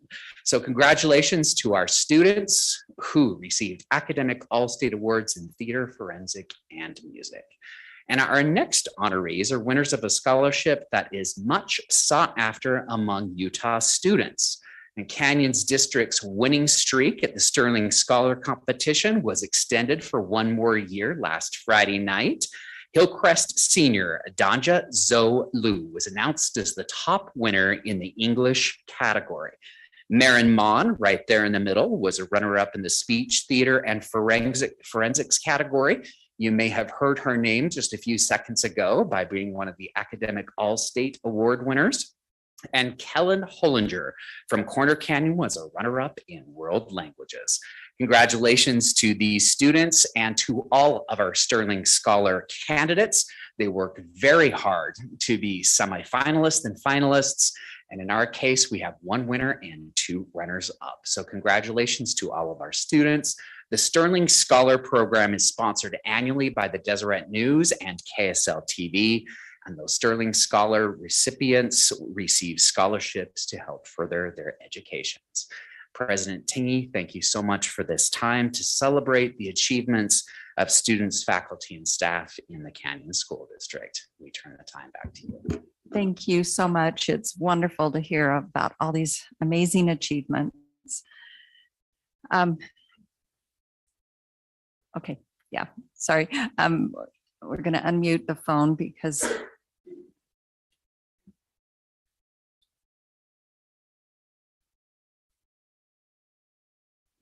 you are now unmuted. okay. So we've now come to the patron comment portion of our meeting. While not required by law, the board often designates time in meetings to listen to the patrons of the district. Please be aware that patron comment time is limited to residents and taxpayers of Canyons District, students and parents of students, and current employees of the district. Patrons may provide board members with written documents. These documents must be submitted to the board secretary, Cindy over here, at the meeting or emailed to the Office of Public Communications by noon of the day following the board meeting. Time allotted for public comment is at the discretion of the board president. Tonight, based on the number of individuals that have signed up, we will allow those speaking for themselves 3 minutes and those speaking for a group 4 minutes. Comments made during patron comment time are part of the public record. It is the board's practice to listen and take notes during patron comments. The Board of Education does not discuss matters that are not on the meeting's agenda, nor engage in public comment on individual students to protect their privacy or on employee issues. If a patron wants to comment on a district employee's character, professional competence, or mental or physical health, the board requests that those comments be submitted to the board in writing. However, if the patron determines to verbally comment on those personnel issues, the comments need to be civil and refrain from personal attacks, insults, defamatory, or slanderous comments about an individual. The Board of Education would like to make it clear that critical race theory is not part of the curriculum being used by Canyon School District. There are no plans to incorporate it into the curriculum or instruction in Canyon schools. The Board of Education values input on all sides of issues. To maintain decorum and respect, we ask that those in attendance refrain from applause or other types of demonstrations during patron comment time, as well as throughout the meeting. So thank you. Our first patron will be addressing us from the telephone, Angela Meredith, and then she'll be followed by Julie Bean and Nicole Woodmansey. So Angela, are you there? Yes. Can you hear me? Yes. Okay, thank you. Yes, I'm Angela Meredith. I'm speaking on behalf of special education, particularly high school special educators. I just want to take a minute to thank Julie Bean for all the work she's done getting special education ideas, concerns, and comments this past week and putting this together. But I want to address special education, particularly the accommodated core classroom at the high school level. I just want to kind of take a minute and just explain. Accommodated core is kind of a unique classroom setting, whereas it's not the most severe students with special education. It's not extended core. It's not resource. These are students that are, I say, in between, kind of that in between ability or disability. More and more of our students are seeking high school diplomas. This is very different than a few years ago. I've been at Brighton High School 9 years in accommodated core. And we have now an alternative diploma that we are now offering, our school district is offering. I think a lot of my students, and I speak on behalf of the district, with parents and students will seek an alternative diploma. It used to be a lot of these students would receive a certificate of completion and continue their education at Canyons Transition Academy. This group that's in accommodated core, they're a little bit higher, maybe more higher functioning than some of the students that attend Transition Academy. So with this, I know that our school district, special education is pushing a lot for us to be more involved with transition services, and that is post-secondary high school options. So we are teaching multiple subjects during the day: math, reading, history, transition, and we are also coordinating and working with outside agencies to help our students and our parents for choices for post-secondary options. This is almost a whole nother, not a job, but it adds to what we're already doing. More involvement again with these agencies. Such work and duties may include facilitating applications to apply for these agencies and apply for funding for post-secondary education or job training. Assist the parents in the direction they want their students to go with post-secondary options. Set up and help facilitate workshops to learn skills and job readiness and career readiness for our students. Assist in core class requirements. We work closely with our high school counselors. These students that seek diplomas, they're out in mainstream classes, and a lot of these students, we don't have paras to go out with them, and sometimes we don't have enough peer tutors to go and assist them in these classrooms. Many times, these students are sent to these classrooms. We advocate for those students. We work with the gen ed teachers to help them. But this is becoming more and more a big responsibility for an accommodated core teacher, in my opinion, at least at Brighton High School.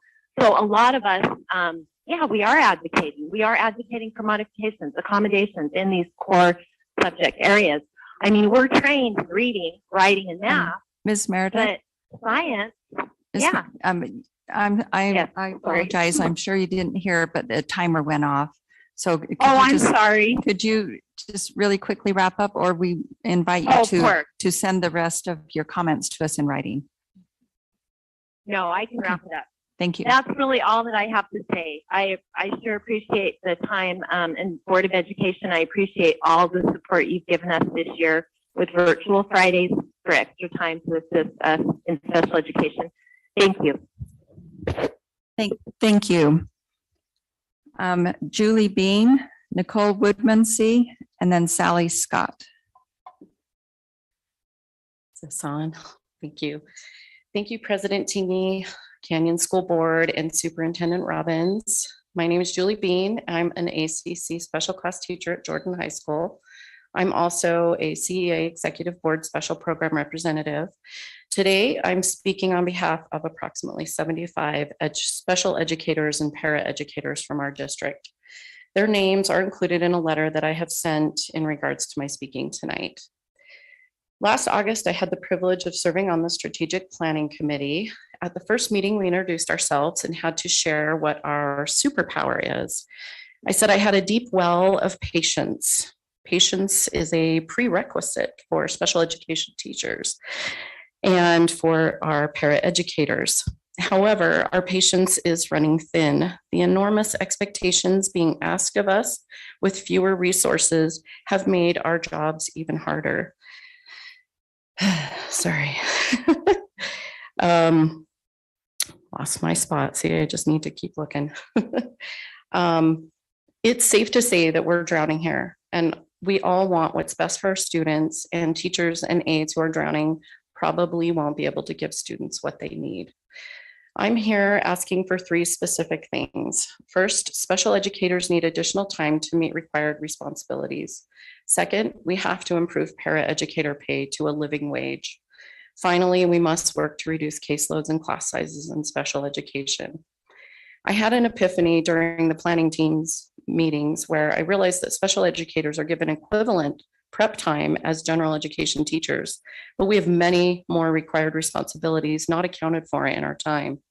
We have all the federally required paperwork for IEPs, including development, maintenance, meetings, file management, data collection, ongoing reevaluation, evaluation testing, behavior management, BIPs, scrams, quarterly progress monitoring, LRE paperwork, and those additional meetings and more paperwork, along with phone calls and emails related to special education services. And we still have to plan for classes, sometimes for 5 to 6 different subjects. Grade student work, reflect and adjust, and attend the meetings all educators are required to attend. I did a time study of my quarterly progress reports. Each report averaged 20 to 25 minutes to complete. I have 21 students. It took me a total of 7 hours. I get about 6.5 hours per week to plan. So our time just is not adding up. Paraeducator pay starts at lane 2 at $13.71 an hour. They can move to lane 3 after taking 3 2-hour classes, which are not paid training time, to move up to $15.50 an hour. These positions have been difficult to fill, especially in the last few years. Full-time paraeducators can have a sub, while part-time educators do not get a sub. We have to manage without them. Paraeducators are our support for our individualized education needs for our students and deserve a living wage. Classes and caseload sizes have been steadily rising. Caseloads range from 5 to 47, at least based on my unscientific survey I did of 138 special educators. But we should really be striving to keep special classes held to 15 or fewer, and resource elementary 25 or fewer, and secondary 30 or fewer. On another note, I asked respondents if they were leaving or considering leaving special education, and an alarming 69% of respondents were either contemplating or are planning to leave this year due to the enormous expectations, lack of support, and the increasing caseloads. Please consider our needs as you go into budgets and planning for next year. We need help. We are drowning. Please work to make changes to these items so we can better serve our students. Thank you. Thank you. Nicole Woodmansee, Sally Scott, and then Sarah Lee. Hi, I am Nicole Woodmansee. I have been a teacher at Midvale Elementary since 2012. I am one of 2 special ed teachers at Midvale Elementary. My partner teacher, Malaya Boyd, and I have worked together for 6 consecutive years, and this year is unlike any other, which you are starting to hear. Our caseload has reached 92 students. This is the highest it has ever been. It is important to know that our scrams do not often reflect this number, and this is due in large part to the high mobility of the students at Midvale Elementary. Our caseloads at the beginning of the year are different in the middle of the year and also at the end. Despite the high mobility rates, we take pride in receiving students, providing specialized instruction immediately, and working hard to make sure their files are in compliance. This caseload of students is similar to Midvale Middle School, where they have 3 teachers to support their caseload of 90 students. When our caseloads are this high, our small groups are actually large groups. We have 8 to 10 kids per group, and differentiating for their needs is unrealistic to achieve. We are unable to provide FAPE and meet IEP needs of the students despite our best efforts. Our team has participated in LRE review meetings 8 times this year. All 8 students have been placed into special classrooms. We would like to do 8 more. Preparing the LRE packets often comes at the expense of our personal or family time. The work that goes into getting students the support they require is substantial. We have completed 40 eligibility assessments. This has either been an initial or a reevaluation. Our SST committee has additional students they are hoping to refer before the school year is through. With only 2 of us and a completely full schedule, this is very difficult to accomplish. We are consistently sacrificing our lunch breaks or small windows of prep time to get testing done. We have reached out to district testers to support us. Scheduling the minutes according to our school schedule and over 90 individualized education plans is very difficult. When short-staffed, we are giving up lunch breaks, including our only paraprofessional. This is not ideal, but serving the most at-risk students at the highest at-risk school is our top priority. There have been on occasions that we have had to cancel some groups due to our short staffing. General education teachers can confirm how hard this is on our students. They are required to come to resource for support and instruction on their level. We are unable to meet all IEP minutes that our students need as required under special education law. Our purpose in making you aware of our circumstance this school year is to bring attention to the need for allocating more than just additional paraprofessional hours. We have had a vacancy in this position for most of our school year. Midvale Elementary needs another full-time special education teacher to provide specialized instruction that our students so desperately need. We are dedicated and we love the students at Midvale Elementary, but if we continue with the status quo, this will lead to quality teachers burning out, students falling further behind, and it will continue to be challenging to build momentum to exit TSI. Thank you for your consideration in allocating an additional FTE to meet the needs of our students at Midvale Elementary. Thank you. Sally Scott, Sarah Lee, and then Jenna Landward. Hello, thanks for having us all here. I'm another special education teacher. I'm so nervous. I'm at Jordan Valley School. I'm a 3rd-year teacher, and it's difficult to articulate the level of burnout that I feel amongst my peers. I look at the faces of my paraeducators and my teachers, and I can tell that we just do not have the energy or the time to complete all the needs. And I can see the stress that has on our students. Our students need support. They need paraeducators who make a living wage. We need teachers who have time to evaluate their IEPs to be able to determine the best plan forward for them. Please, please, please pay attention to Julie's letter. And I can't articulate just how grateful I was to receive her email asking for our input, because special education teachers and paraeducators need to be heard. We need support. We need your support. So please take as much time as you need to review Julie's letter, to listen intently to the rest of the special educators who are going to speak tonight, and to think deeply about how to best support our special education students. Thank you. Thank you.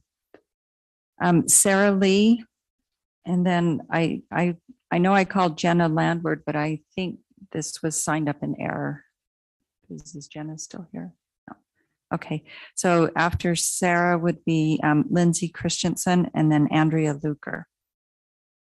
Okay, my name is Sarah Lee. I am the Library Brain Booster Instructional Technician at Sprucewood Elementary, although I have also been addressed as library teacher, the book girl, and even grandma on occasion.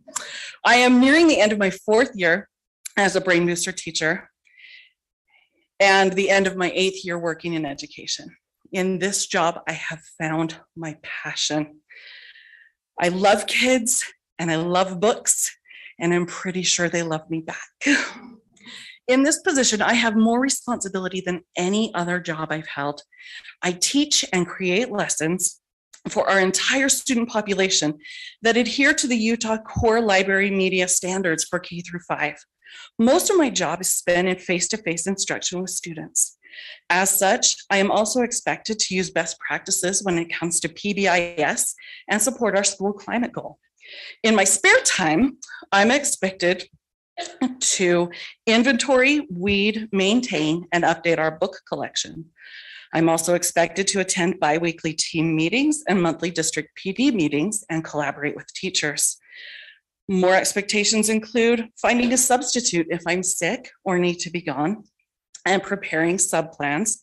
I don't get paid for that time off, and the substitute would make almost as much as me, or in cases of some brain booster teachers, more than a brain booster teacher would make on that day.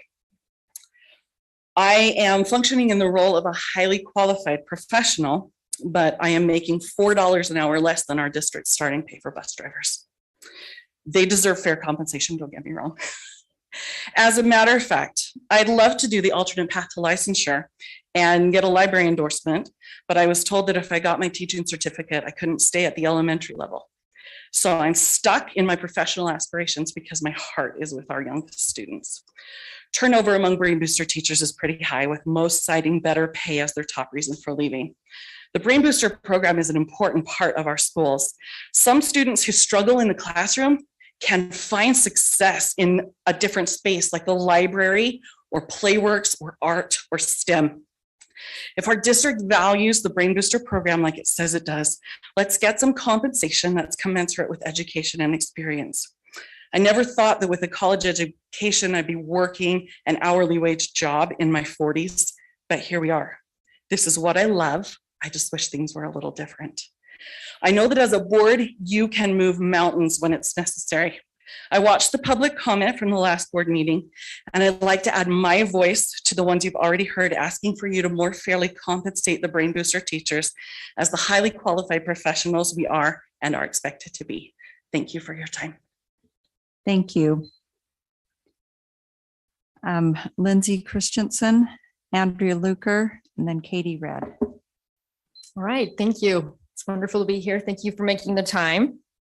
My name is Lindsay Christensen. I work at Sunrise Elementary, and I am the STEM Brain Booster instructor. I will be finishing up my 5th year working there, and I also just love it and do find a great passion working with the kids. And that's why I'm there. As BB teachers, we are in a unique position as specified before. We provide consistent support to every teacher as well as every student. And I do find that as a critical part of working as a brain booster instructor. I've been able to make very meaningful relationships with both teachers and the students. And I feel like that really helps us in a social and emotional learning environment, in that we do see students year over year, and we can spend many more of those hours getting to know them better. I really, really enjoy seeing them grow up. And it's very great to see now that kids that I taught as 1st graders are leaving the school as 5th graders soon. What a gift. I hope that my efforts in being there year to year has created a sense of security, connection, and emotional support as I bond with the students. The current wage, however, does not adequately reflect the duties of a brain booster teacher. We provide a safe and organized learning environment, teach curriculum to large groups of students, often larger than homeroom classes, create memorable experiences through projects that cannot be replicated in the regular classroom, all while building in the knowledge the students have gained from the previous year. It is unique in that we can cover areas in 2nd grade and build off of those for 3rd grade in the STEM classroom. There are many aspects to this job that draw me to continuing in my role. I love working with the children. I've appreciated the flexibility of the part-time job. I really feel like I am making a difference, and I also enjoy developing curriculum and the creativity that involves, in addition to what's provided by the district. This year will be unique, or the following year will be unique to my school, in that they've asked me to continue teaching the district provided curriculum, but also to back up what's being taught in the homeroom science-wise, which I'm very excited about, and that I can create some hands-on learning opportunities that might reach more children that have a difficult time learning in the regular classroom.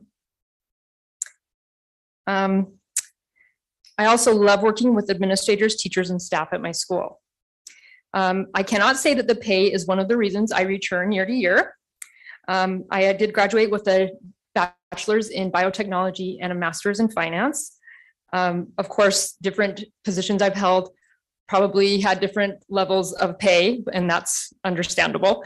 And yet here I am, also in my mid-40s, loving, it's the job I never knew I wanted, and I love it. I only ask that the wage reflect what we do every day. Thank you very much. Thank you. Andrea Luker, And then Katie Red.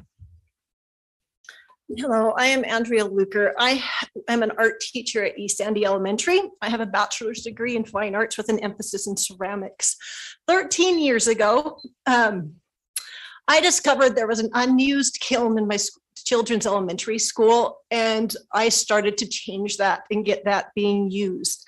7 years ago, I was asked if I wanted to be a paid art teacher at my school. Paid is better than nothing. I took the job. And so the days of going into a teacher's classroom while they stayed there stopped. I have, my first year, the district helped me figure out how to orient my classes and what to teach. And I discovered if I had been paid under the BTS or hired as a BTS art specialist, I would have been paid about twice as much for about the same thing I'm doing now. However, I also discovered that since I accepted a lower paying job, BTS will no longer cover me because they only start new programs. So I would have to quit, stop for a year, and then start again or go to a different school. At my class, I have adjusted lessons to better cover the Utah Art Core curriculum. I integrate science, math, and social studies. I teach about other cultures through art, and I scaffold lessons to help students enjoy and become more successful at what their arts. And as a 3D specialist, I find the projects for students that say, I can't draw. I work over my hours because I have to be ready for those students when they walk into my classroom. And no principal wants to hear that I work longer than I'm paid for, but I will do what I need to for my students. It seems to be right now that the district feels like we are second-class teachers because we don't have a fair wage. I don't have the teacher's license because I wasn't asked to have it at the beginning. I'm not going to be paid more if I get it. And as a part-time employee, I don't have paid sick days or paid time off. I don't have insurance. Right now, my pay is the joke of the family. I earn less than my 19-year-old. What hurts most is really if I have an official sub come in to cover my class, they still get paid more than I do. I'm the only person at my school that teaches the art core and that's every student in the school. I deal with behaviors. I go to BDs. I now teach lessons at our professional development classes, and I'm even the BLT rep for my team at my school. All of my children have moved on to middle school, high school, or college. It is no longer convenient for me to stay at an elementary school. I stay for those moments when students are successful, when I make a difference, and out of habit. I'm thinking harder and harder each year whether it's worth staying at my school. If my family needed my income, I would have to move and get a different job. My school is on their 5th Playworks coach. They're also their 5th STEM teacher to had master's degree. I encourage the board to raise our beginning pay to $24 an hour for part-time split specialist teachers. We are still part-time, but we'll still do our best to enrich students' education by opening their eyes to new possibilities because we are teaching what we are passionate about, and that has power. Thank you. Thank you. Katie Red.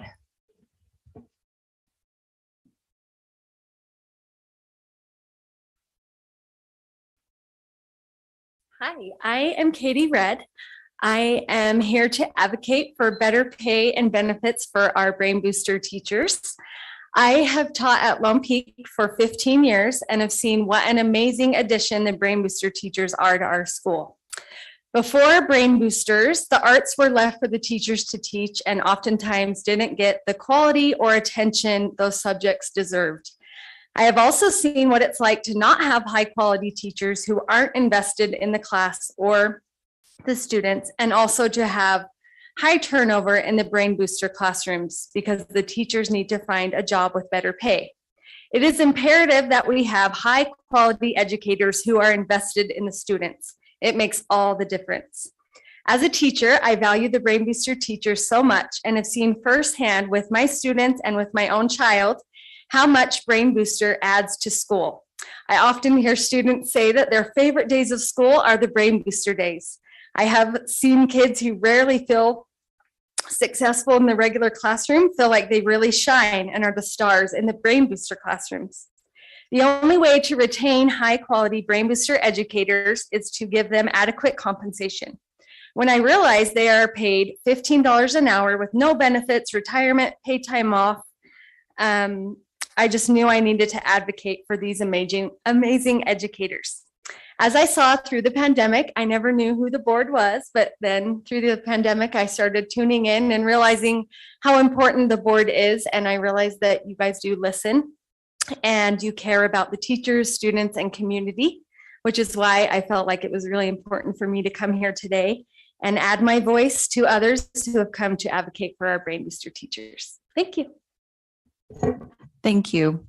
And we thank all that have come to address the board this evening. And if just a reminder that written comments can be submitted either to the secretary or to the Office of Communications. Okay, next on our agenda are the consent items. I will call for a motion.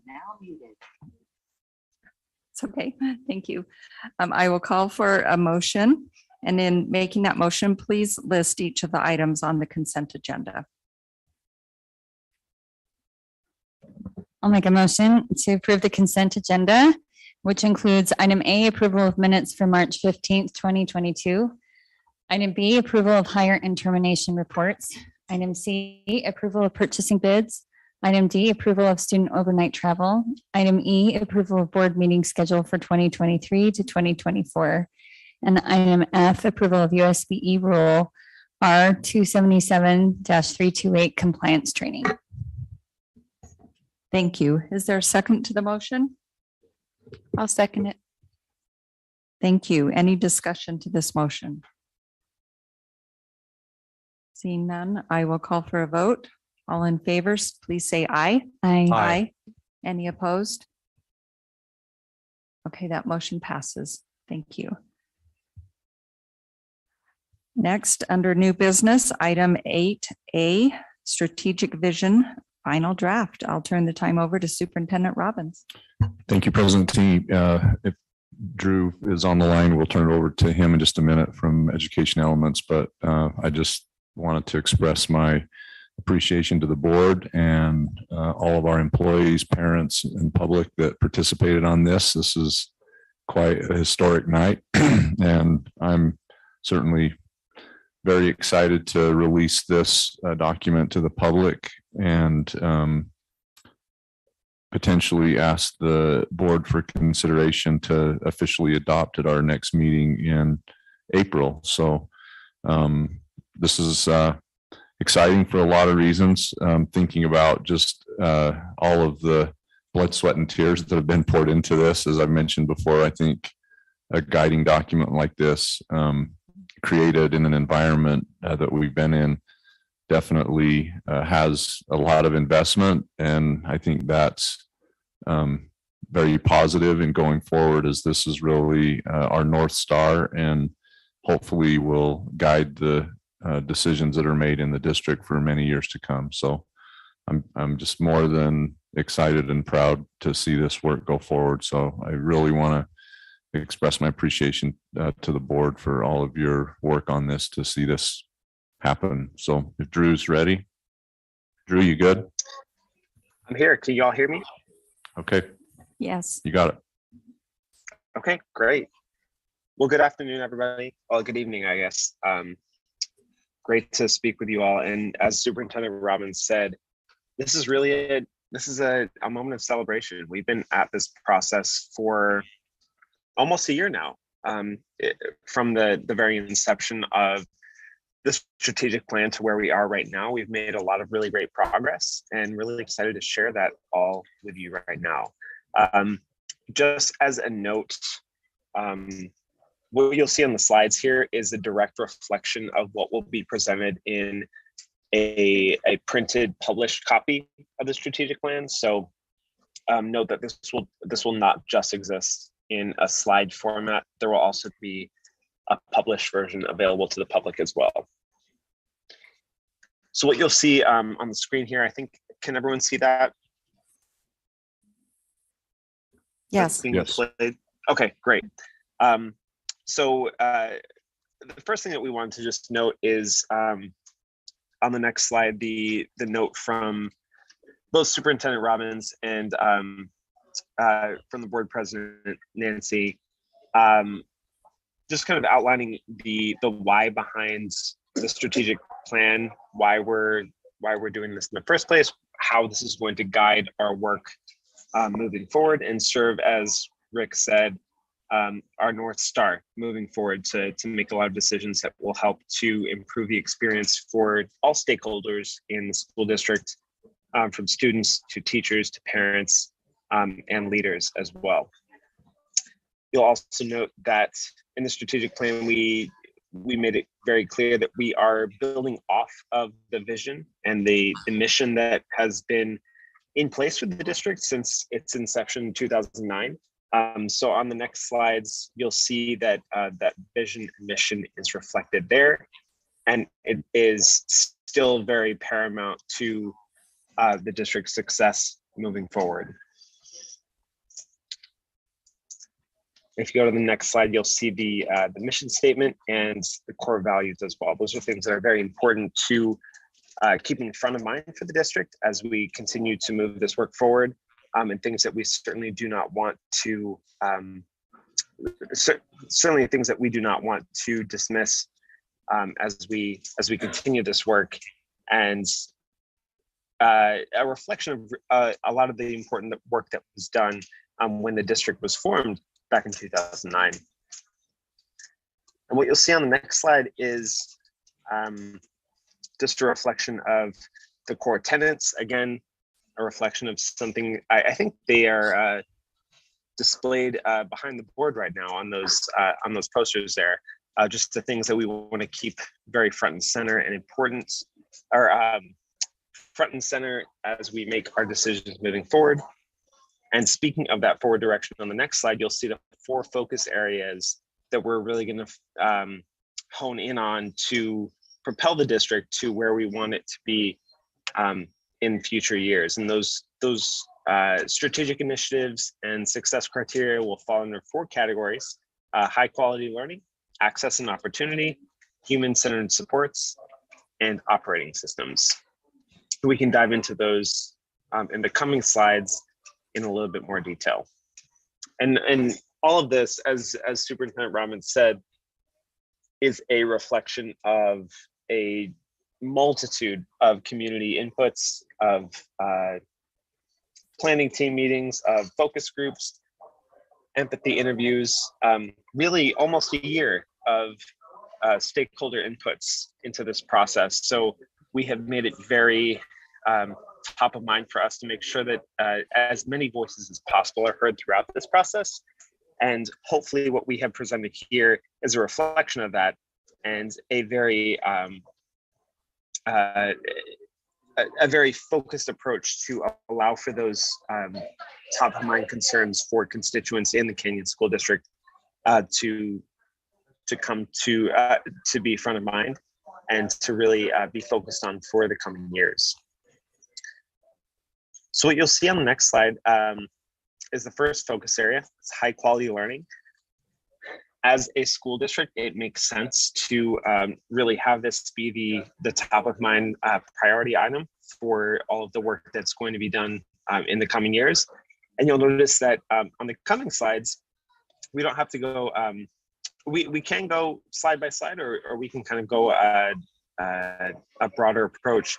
But what you'll notice in this section in particular is a relentless focus on providing a really high quality learning experience for students. And also, if you actually go over to, so actually slides 8 through 11 are really focused on providing high quality experiences for students. And then when we get over to slide 12, we're really focusing on how to prepare our educators to be well equipped for providing those experiences to our students. So throughout this focus area, we're really focused on a multitude of things, from aligning learning experiences to the Utah Portrait of a Graduate, to focusing on a competency-based approach for teaching and learning. And then also enabling educators to have those job embedded supports to provide for really meaningful professional learning.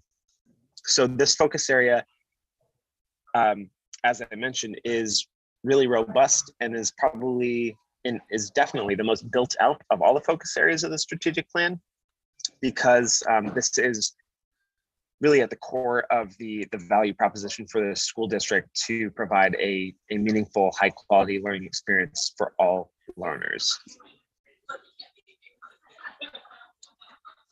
I'll pause there and see if there's any questions about the high quality learning experience focus area before we move on to the next one. Board, questions? Mrs. Nybauer?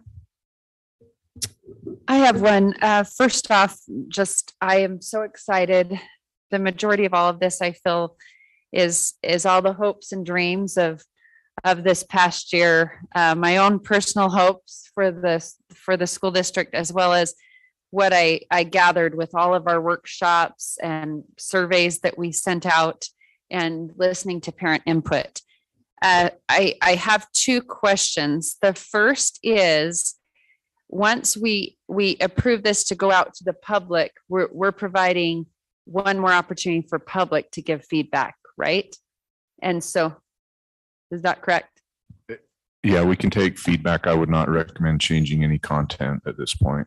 Okay, so that leads me to my next question. When I went back to my workbooks and I took pictures of the sticky notes when we were here in the board room and all the steps we went through, the one thing I think perhaps some of the community might have questions on, and I'm thinking I may have questions on, is the competency-based K through 12. I'm not sure. I don't want to get into too much of the weeds, but what are we committing to with that? Because competency-based, right, can mean a lot of things. It can mean abolishing letter grades and that type of thing. And when I went back under the access to high quality learning, that wasn't something that came through those workshops. And so I'm concerned that perhaps members of the community might be worried or have concerns about that. So what are we thinking with that? Well, first off, let me just say this. There are a lot of planes on the runway, right? So this is eating an elephant one bite at a time. And I would recommend that all of these are taken into consideration and prioritized. Obviously, anything around a model, the K-12 model, is a huge shift in thinking and paradigm. Having said that, I certainly don't think building out a competency model next year would be a wise thing to do. But I do think it does pose some questions about what letter grades mean in the district and how we advance students more in a skill-based mindset than more of a compliance model. And I think, as educators, we should always, be thinking about when our students graduate from Canyon School District or from our state, what are the skills necessary for them to compete in the world? And that probably is more based on mastery more than it is checking off the boxes. So I'm excited about that proposition and to see, where that leads us. But I think lining that up with all the other priorities that are in the plan, that's something that I think that we take it one day at a time. But that's my thoughts. And I just want to add to that, the strategic initiative in that impact area says CSD will develop an engaging and competency-based K-12 model. So that will be part of the process, is to develop and determine what that looks like. And like Superintendent said, it's not something that you just flip a switch and you do it. It will be a whole process in and of itself to develop that model. Mrs. Oakes? So in answer to your question, that may not have come out in your committee, but it came out strongly in mine in the post-secondary pathways, in part because you have a lot of students that might not necessarily be gearing themselves towards a college education, but they need to be able to demonstrate mastery on certain principles. there's a lot of different variations in competency-based learning. The other thing that we also need to consider is that the Utah Portrait of a Graduate really talks quite a bit about competency-based learning. And because we're embedding, the Utah Portrait within our strategic plan, by virtue of that relationship, it's something that we're going to naturally be looking at. Did you have a follow-up? Yes, I Okay. do. So I've obviously competency-based learning has been around for decades, really, starting in the 1980s. And I know there's a lot of different ways to do it. I just anticipate when we send this out to the community that we are going to be asked questions. And I know we have talked about different things like letter grades with competency-based grading as well. And I know we're not going into the details, but I want to be prepared as a board member when the community says, hey, when we see this, does this mean? And if we say, well, that's in the works, I want to be able to give a definitive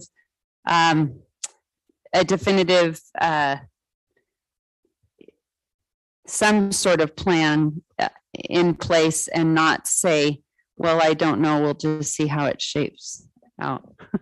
Well, if I may suggest, I would think the answer that you could give would be that will all be part of the development process. Those details will be. Okay, and then the development process, as we move forward with the development process, how does that look when we are developing it?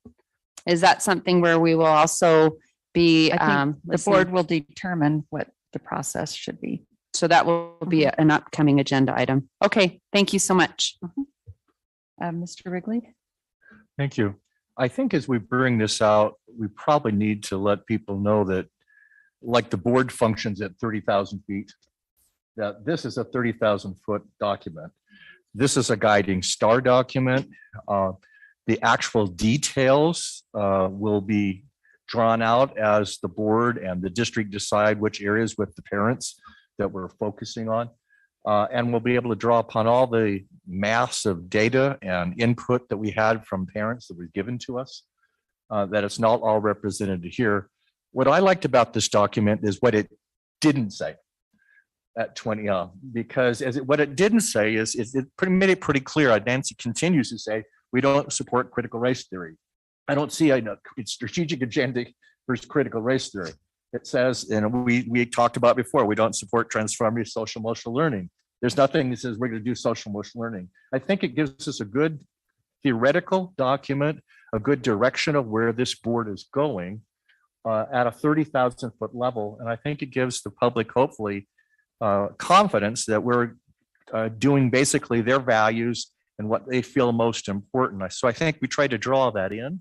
And later on, I think we'll define what this means specifically as we start addressing that particular issue. Is that right, Superintendent? I mean, is that the intent of this particular document versus all the other ones they're given? Yeah, I think, point being that the real effort in a 30,000 foot view is to think about 10 years from now, 15 years from now. We don't know, what challenges may be ahead. And like any document that guides, a large organization or a nation for that matter, is that it has to be flexible and it has to be breathable and livable, that it can adjust to the needs that arise. As we have found in the last 2 years, things can change overnight. And so I'm confident that it accomplishes just what you're talking about. Just one other comment on this. I guess there's two. One is, as I'm wondering, as I look at this document, even the collapsed documents is 21 pages. I'm wondering if it might be possible for us to put together 1 or 2 pages. It just talks about the impact statements and the strategic initiatives. That gives a bigger picture of what our major concern in the strategic initiatives. The success criteria is sort of how we're going to do that. And they can go to the mother document for this. So I'm thinking, if I'm going to hand this to somebody, I'm going to say, here's 21 pages, just go through it. I think it would be, say, here's 2 pages or 2.5 or something. And then if you want the full document, to go to the full document. And my last comment on here, and just something personal on Eric, the pictures need to have the shadings of the different colors on. This first girl looks like a Smurf. So I think if I'd like to see just a clearer picture rather than the blue and the orange and the whatever color that's on people. So just to comment on that too, that it's in a slide deck because of last minute changes to the aesthetics and some of the pictures and themes. So those things can still be changed or, Yeah, you know, okay. Just as when we go to publish it in. that's great feedback for Drew. I mean, it looks graphic, but she does look like a Smurf. Anyway, so thank you. Mrs. Oaks.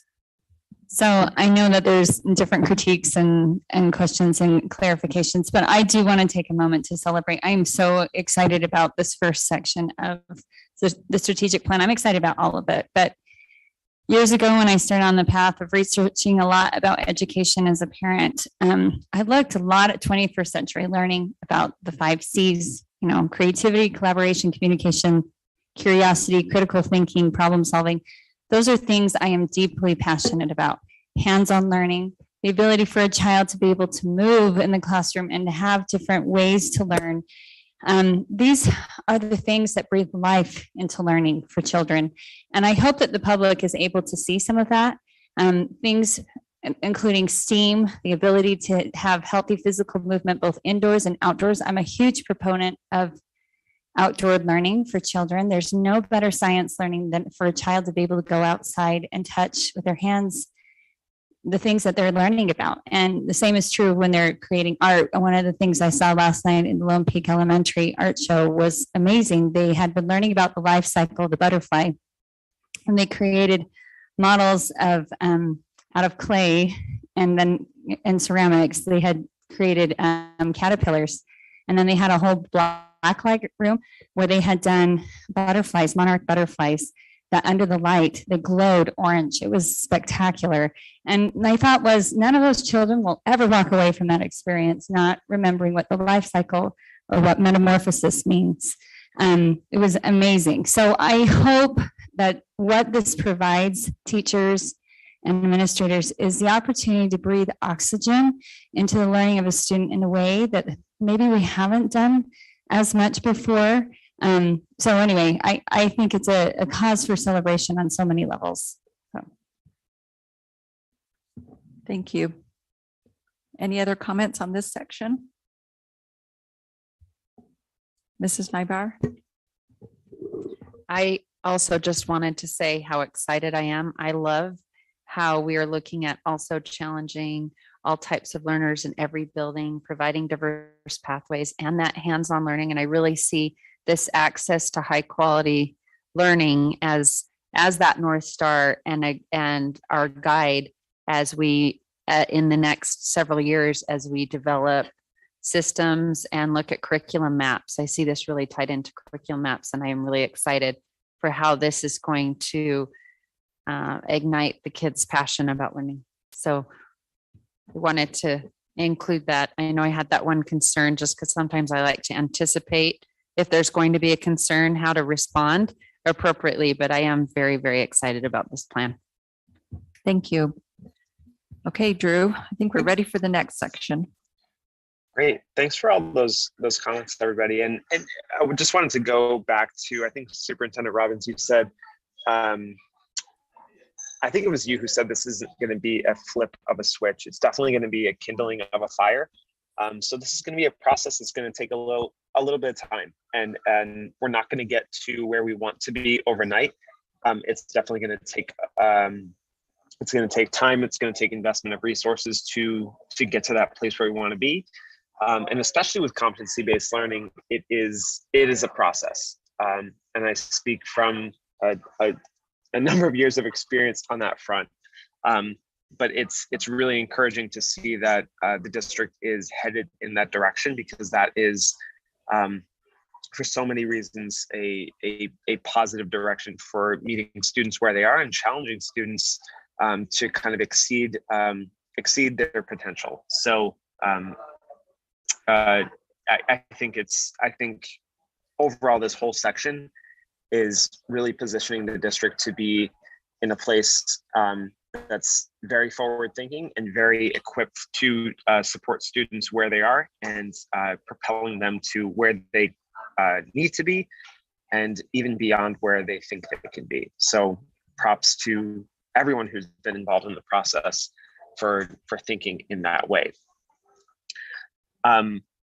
Speaking in that regard, our second focus area is around access and opportunity. And this is really around making sure that all students in the district have the resources necessary to actualize that really high fidelity learning experience that we talked about. So making sure that resources and opportunities, if you go to the next slide, are available to all students regardless of how they might be learning or how they might be progressing through their learning journey, and creating the conditions and the environments for all students to really thrive wherever they might be learning throughout their experience in Canyon School District. So I want to pause there to see if there's any questions about access and opportunity as that relates to our strategic plan in one of our focus areas. Any questions or comments? Nope. Go ahead. Great. So the next slide after that is human-centered supports. Yeah. So what you'll see here in this section is really making sure that we're putting people first and operating from a human-centered perspective as we're making decisions that will again create the conditions for all stakeholders in the school district to really thrive. So the first impact statement, if you look at the next slide there, is all students, families, and employees will feel safe, supported, and have a sense of belonging within their school, within their schools' communities. And what the planning teams have really created in this particular section is to make sure that guardrails and guidelines are in place to make sure that everyone can come to learn, come to work, come to thrive in any Canyon School District facility or within the Canyon School District environment, really come there to be their best selves. So human-centered supports is really all about that, and making sure that lifelong learning is something that is both supported and encouraged for everybody who's associated with the school district. Any questions or comments about that particular section? Questions, comments, board? Nope. Go. Continue. Right. So the last section here is about operating systems. And what we mean by that is really how the interworkings of the school districts functions. So the board, the school district leadership, talking about how, if you look on the next slide, how roles, responsibilities, and accountabilities are kind of aligned and how they function on a day-to-day basis to make sure that we are really driving towards that core value proposition of providing a really excellent and high quality learning experience for students. And on the next slide there, really providing channels for effective and clear communication between stakeholders, between the district, between the district and families, between the district and teachers, between teachers and students, really making sure that those communication channels are open and transparent, and making sure that everybody is on the same page so the right people have the right information at the right time. And really with that, so with that core really high functioning operating system on the back end of things, with those human-centered supports, really making sure that we are meeting all stakeholders where they are and providing for their needs, depending on what those are, allowing for access and opportunity to all the resources, the abundant resources that Canyon School District has to offer, and then ultimately providing for those high quality learning experiences, which are at the core of the district's value proposition. We hope that this strategic plan will serve again as that North Star, that direction that the district can head towards, and really be a source of inspiration, a source of pride, source of really momentum for moving the district forward and providing for that excellent learning experience that students are experiencing right now and students in the future will expect to experience as they enter the district and graduate from it. So we're really excited, and honestly, from an objective standpoint, from someone who's gone through a lot of strategic planning processes with a number of districts, just want to celebrate and shout out and thank you for such a thorough and thoughtful process in articulating this plan. It's been a while.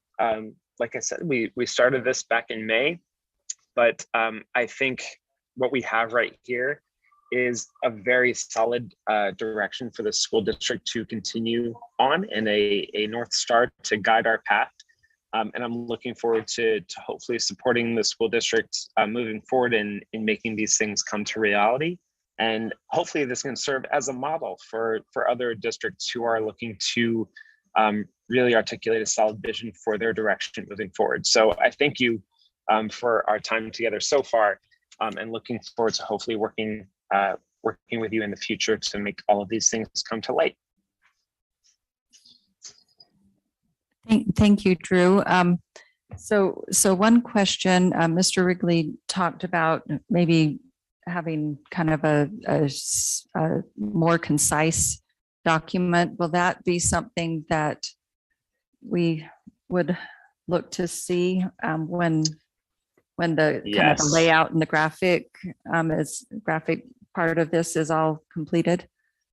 Yeah, so that's a really good call out. It's sometimes overwhelming for a member of the public to digest this entire document. And again, just for the record, this is not what a strategic plan will look like when it is in its published form. There's a kind of a document PDF version of it that will be coming out shortly. What we will also create is something that is kind of at that higher level, so that just articulates the impact statements and the focus areas, and perhaps the strategic initiatives, if we can fit it onto the document, just so that it can be very digestible and easily read by the public. If they want to get into the nitty gritty and the details, those will be available as well in a more detailed plan. So yes, that's part of our communications rollout. Great, thank you. Mrs. Oakes? I just wanted to give kind of a shout out for the last section as well. I love the whole thing, but one of the things I really, really appreciated about this, we've heard a lot this year from parents about concerns of feeling like they're a part of their kids' education, that they want to have a meaningful role. That was something that we really tried to aim for in the strategic plan. And not only that, like also teachers and administration in different schools.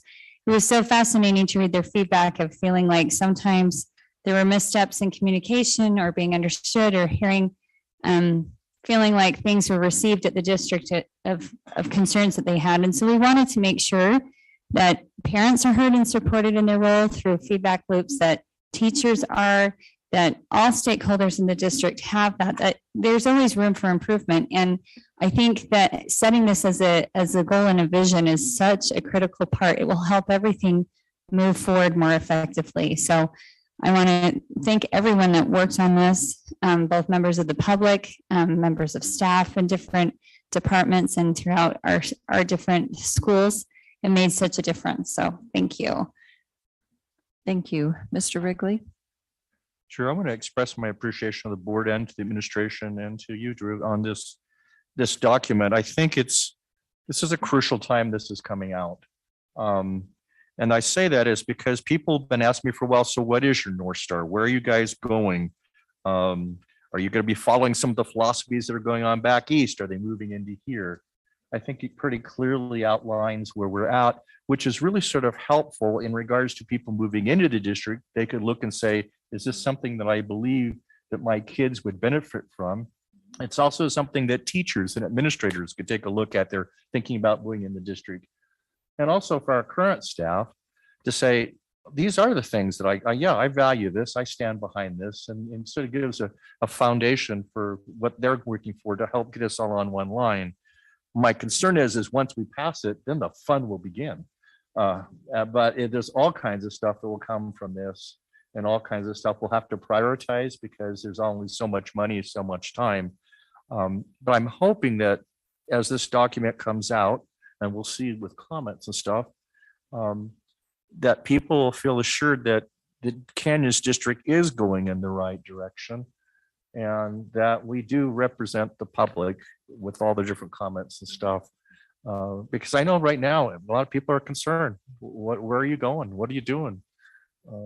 That's to hold us accountable as a board and future boards in regards to direction. So thank you all for this, and I'm looking forward to moving forward and getting public comment on it. Thank you. Mrs. Nybauer. I do believe with this vision, and you look at all the different aspects we're engaging the children and the students, it feels that this mission statement, students will be college and career ready, and they will be engaged and enjoy the process of their education. It feels like we have taken the student life experience and fleshed it out into color now. And so that's what's exciting to me about it, is I'm inspired when I read all of the things we're trying to accomplish.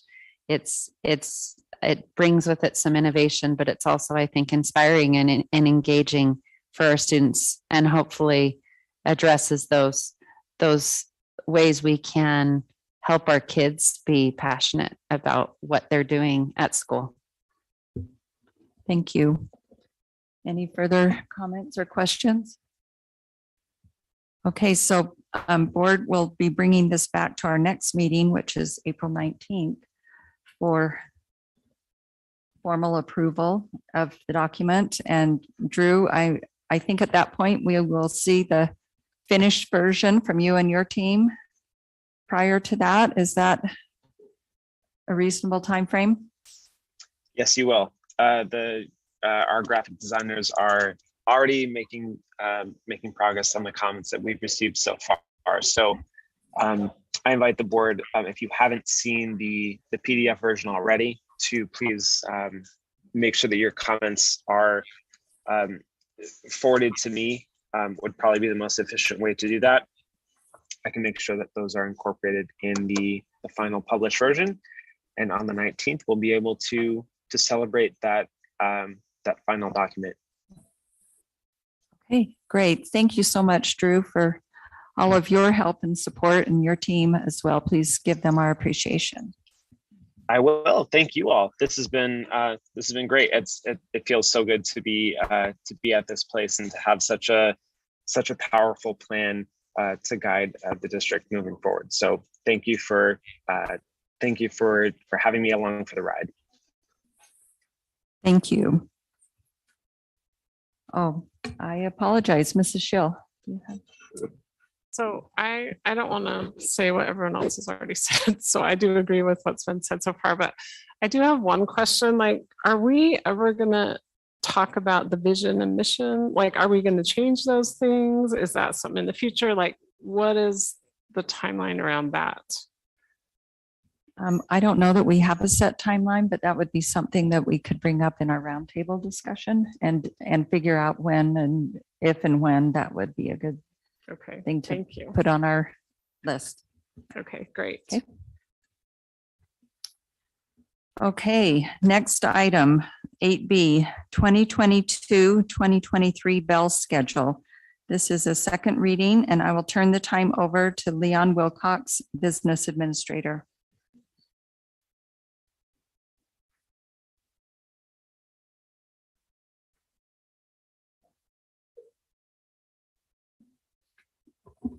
Thank you, President Tingy, and congratulations to the board. This has been, I was looking back, it's been about a year, as Drew said, since we did the RFP and selected Ed Elements and started this process. So it's been it's always part of the journey. And so it's been a pleasure to work on this with you. Let's just talk about the bell schedule. I wanted to, we got out documents to you yesterday and posted on board docs. It's been quite a process to try to come up with some plans. Here are a couple options. and we can deviate a little bit off these options that we want to discuss here. Out there, a couple things that we've always talked about, our bus driver shortage continues on, even though we've given them a pay raise, and we're still just barely above, most of our neighboring districts. We're all right there in that $21, $22 an hour range. But we also know that CDL drivers get a lot more than that too. So we're trying, it's always a challenge. We could use 15 more. Cost of buses are going up. You approved buses on March 1st. They were about 140. We've just received word that that's going to be about a 6 or 8% increase kicking in May. So we're glad we got in front of that. So they're going to start approaching 150,000 for a regular ed bus. That's what they used to be 90 when we started as a district. And we're always trying to become as efficient as we can, especially with lack of bus drivers, fuel cost increasing, everything that we've found. And then we have our bell schedule, compressed at the, as we try to start as many schools as we can in the shortest period of time. And if you attach Edulog, we have 2 reports out there.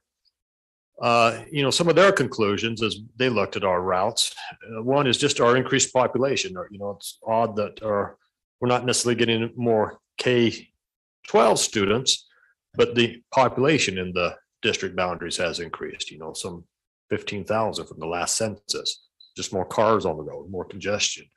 But our transportation, we do high loads. You can see there our average travel time is about 21.5 minutes. That's pretty good as we try to get as many students on each route as we can.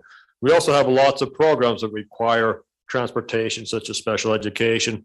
We have C-Tech shuttles going back and forth. We have Diamond Red shuttles, SALTA, not to mention all the extracurricular and our field trips that are also, all these provide challenges for us. We do have some changes that we want to discuss with you. First and foremost, well, let's just go down the list here. Glacier Hills, Edgemont and Bellevue combining, we are recommending they follow the Bellevue schedule regardless of anything else here today. Edgemont starts at 8:45. Bellevue starts at 9 right now. We are recommending when they combine, it's the 9 o'clock because most of the busing transportation will be in the current Bellevue boundary. So that is the recommendation there. The schools listed below, we won't read them all. You can see them there. We're proposing they have the same bell schedule as this year. The caveat would be on the Fridays, as Alice will present next on the early outs, particularly the secondary school. So we'll have to adjust that to, whatever we approve there to match the bell schedule here, okay? But we'd like to keep all those the same. And then we've talked about the Edulog report. Now, when we did the Edulog, we looked at, as you can see, the proposed bell schedule times out there. What we wanted to do is look at Mount Jordan and Draper Park, right? They start at 7:30, very early. I think all of you know I have a child who attends Draper Park. And then the impact it has at these other schools, in the same boundary who run the same routes, okay? And trying to maintain that efficiency with the number of bus drivers that we're able to hire and get to work for us. So we looked at a couple different options here, and they're noted on these schedules here. Because keep in mind, we said move it back 20 minutes because 3 of our other middle schools start at 7:50, as you can see there. Another 2, 7:55, and then Indian Hills at 8:05. So if we move Draper Park back 20 minutes, which we can do, you can see the impact that we need to adjust the other 3 schools there. Draper Elementary, Lone Peak, and Sprucewood. They'd have to go back about 20 minutes. Again, they're all on that. You can see their current times there. Other schools, 3 other schools in that feeder, if you will, Crescent, Oak Hollow, and Willow Springs could all remain the same. It would be a tight window, but we do think we could manage the pickup there. Okay, so that's option. That's an option right there. Leon, what time do those schools start? 9 o'clock? They all start, those three right there start at 9 o'clock, yeah. Okay. Yeah. So basically, everybody in that feeder would have to start at 9. Now, if you take a more much bigger slice at looking at an hour, okay? And again, that's what we had them study, and the feasibility of moving the buses during that busy traffic time, what it would take, and you can see the impact there. It's much more greater if you move Draper Park back an hour. You can see all the other schools that have to change. Crescent, Oak Hollow, and Willow Springs would get into that. You get into a pretty late start time there at 9:40. Working parents may have problems with that. Then you have the later time getting out as well as we get into after 4 o'clock, and that's also could be problematic. We also need to note that where Draper Park is located on 13th East, 2 lanes road going both ways. Also 132nd coming up to Draper Park, 2-lane roads. You have Summit Academy across the street starting at 8:15. So that's one of the reasons we needed to look at 8:30.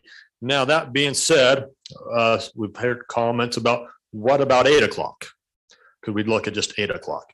And the answer is, yeah, I think we can do 8 o'clock if you want it. However, let me go back. All these schools, let me go back to the correct slide here. All these schools would probably need to move 10 minutes to correspond to that change, okay?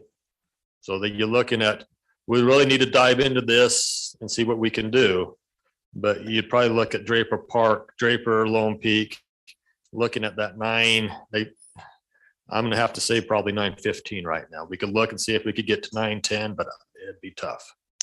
And Oak Hollow, those other 3, Willow Springs, Crescent, all up at the 9 start would have to go to about that 9:10 mark as well. 10 minutes also coming out on the backs end. Okay, sorry, just a question. This is only student time. We're not talking about teacher time.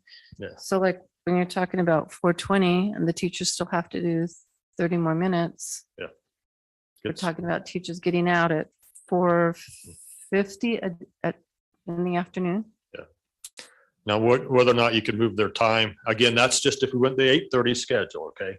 Move Draper Park. That's this. Now, maybe they could come early, right? There is time they'd have to spend after school, no doubt. But maybe they could look at coming. Earlier and getting out earlier. Yeah. Okay.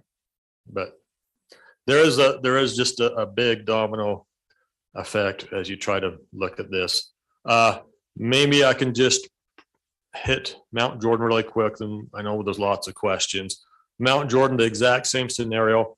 I think Mount Jordan, again, we just got these finalized yesterday. Again, I tried not to use the term final because we're still making seeing what we can do.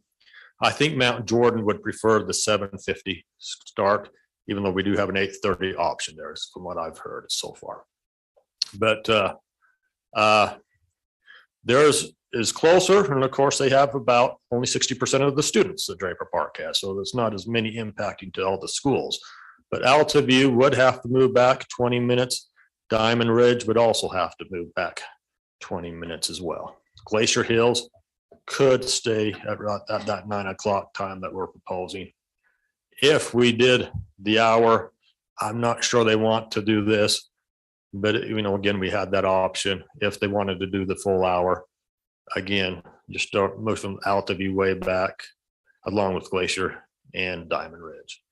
But I'm not sure my initial conversations with them is they would probably just go with the 20 minutes, but that's before we got the study back. So with that, we'll just stop right there, and lots of questions, I'm sure. Thank you so much for all the time and working with EduLog and going through all this. I'm very, very grateful. And I know we've heard from a lot of parents that are grateful. The Mount Jordan Middle School community has not been as vocal as the Draper Park, but I've actually had the opportunity in the last 2 weeks to talk to a lot of parents whose children go to Mount Jordan Middle, and they also are very excited about getting a later start time. All the parents I've talked to. As you look at this, I mean, the number of schools that you impact and what happens to the dismissal time of the 8:30 really makes it look like that's not really the best option. I am really interested in seeing what an 8 o'clock start time would do, because a lot of these parents that have been writing in, sending us petitions, all of these things, they've done a lot of research, and a lot of the research, American Association of Pediatrics, American Sleep Institute, all of these medical groups have said 8 or later. In fact, there's a whole national movement says it says wait until 8 a.m. So there's something, I think, maybe even psychologically about 8 a.m. or later, really makes people feel like that's more healthy for their kids. The other thing that you did mention is Draper Park.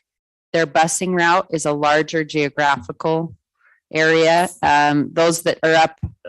Those that board the bus on South Mountain, a 7:50 start time. One of the concerns is kids boarding the bus in the dark up on South Mountain. At 7:50, you're okay most of the year except for winter.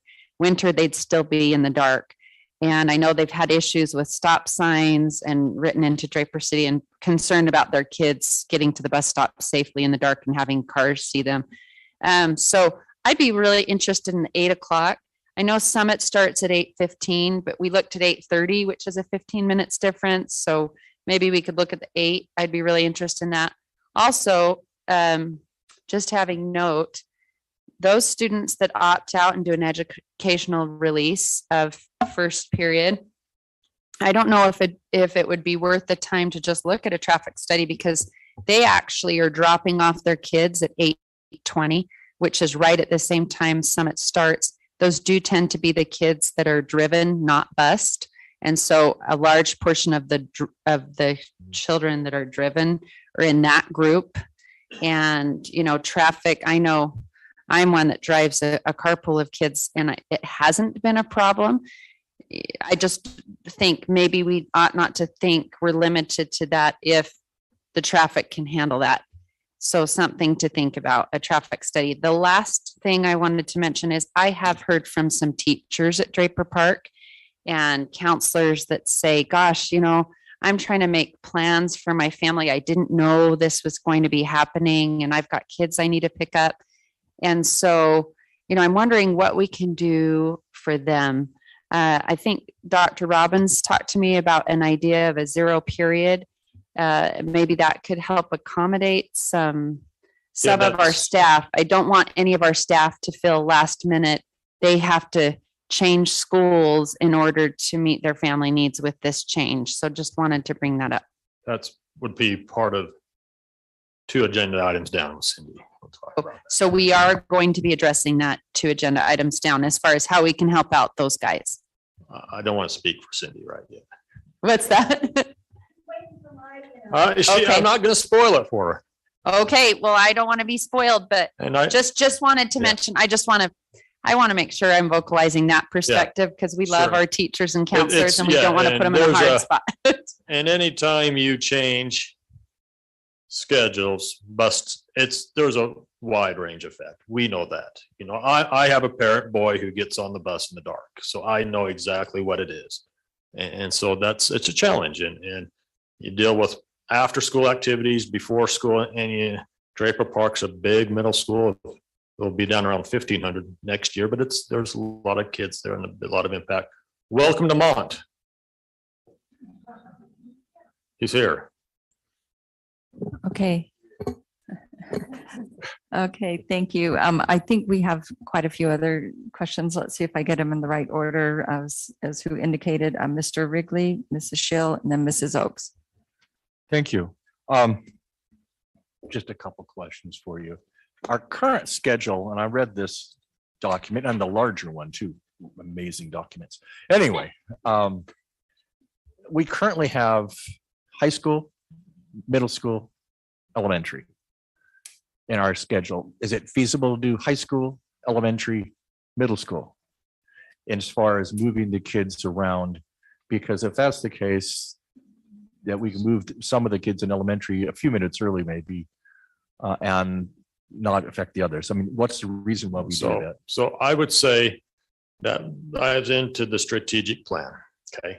And I would say if you wanted to, once as you develop out your strategic plan, and you could look at that, that would be a big discussion item, something that we could look at, but something, we're looking at, I think we're looking at a fix for next year and then maybe something bigger the year out. But certainly nothing for next year. That Okay, would work. yeah, well, One of the that's problems we do have is that we just have a lot of elementary schools. Okay. And that's when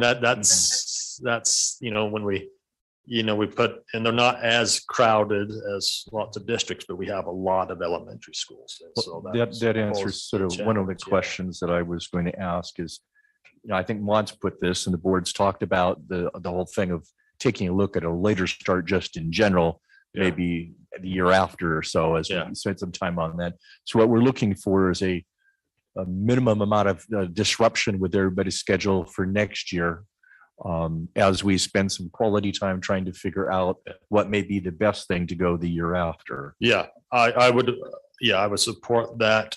You would really need to start, if you wanted to start something in the fall of 23, you'd really need to start the fall of 22, September, when kids come back to start, because that's lots of impact. You got jobs, you got sports activities, you got working parents, you got all kinds of a myriad of issues. And so that would be a big the moving of Mount Jordan Middle School and Draper are totally separate as far as schedules. It doesn't, buses are not affecting them, right?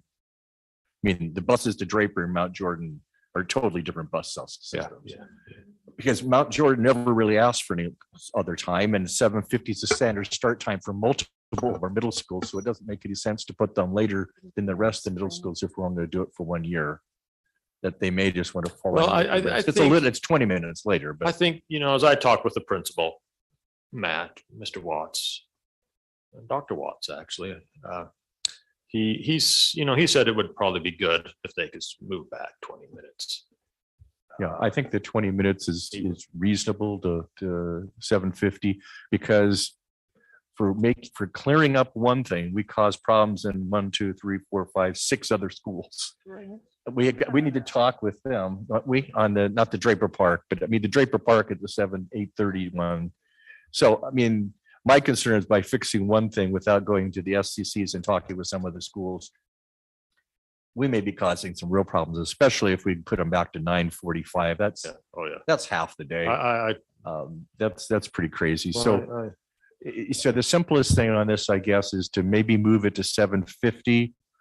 Maybe think at 8 o'clock, but we'd probably want to, if we go to 8 o'clock, we probably want to talk with the elementaries in the Draper area to get the input of the elementary parents before we appease and meet the needs of one school.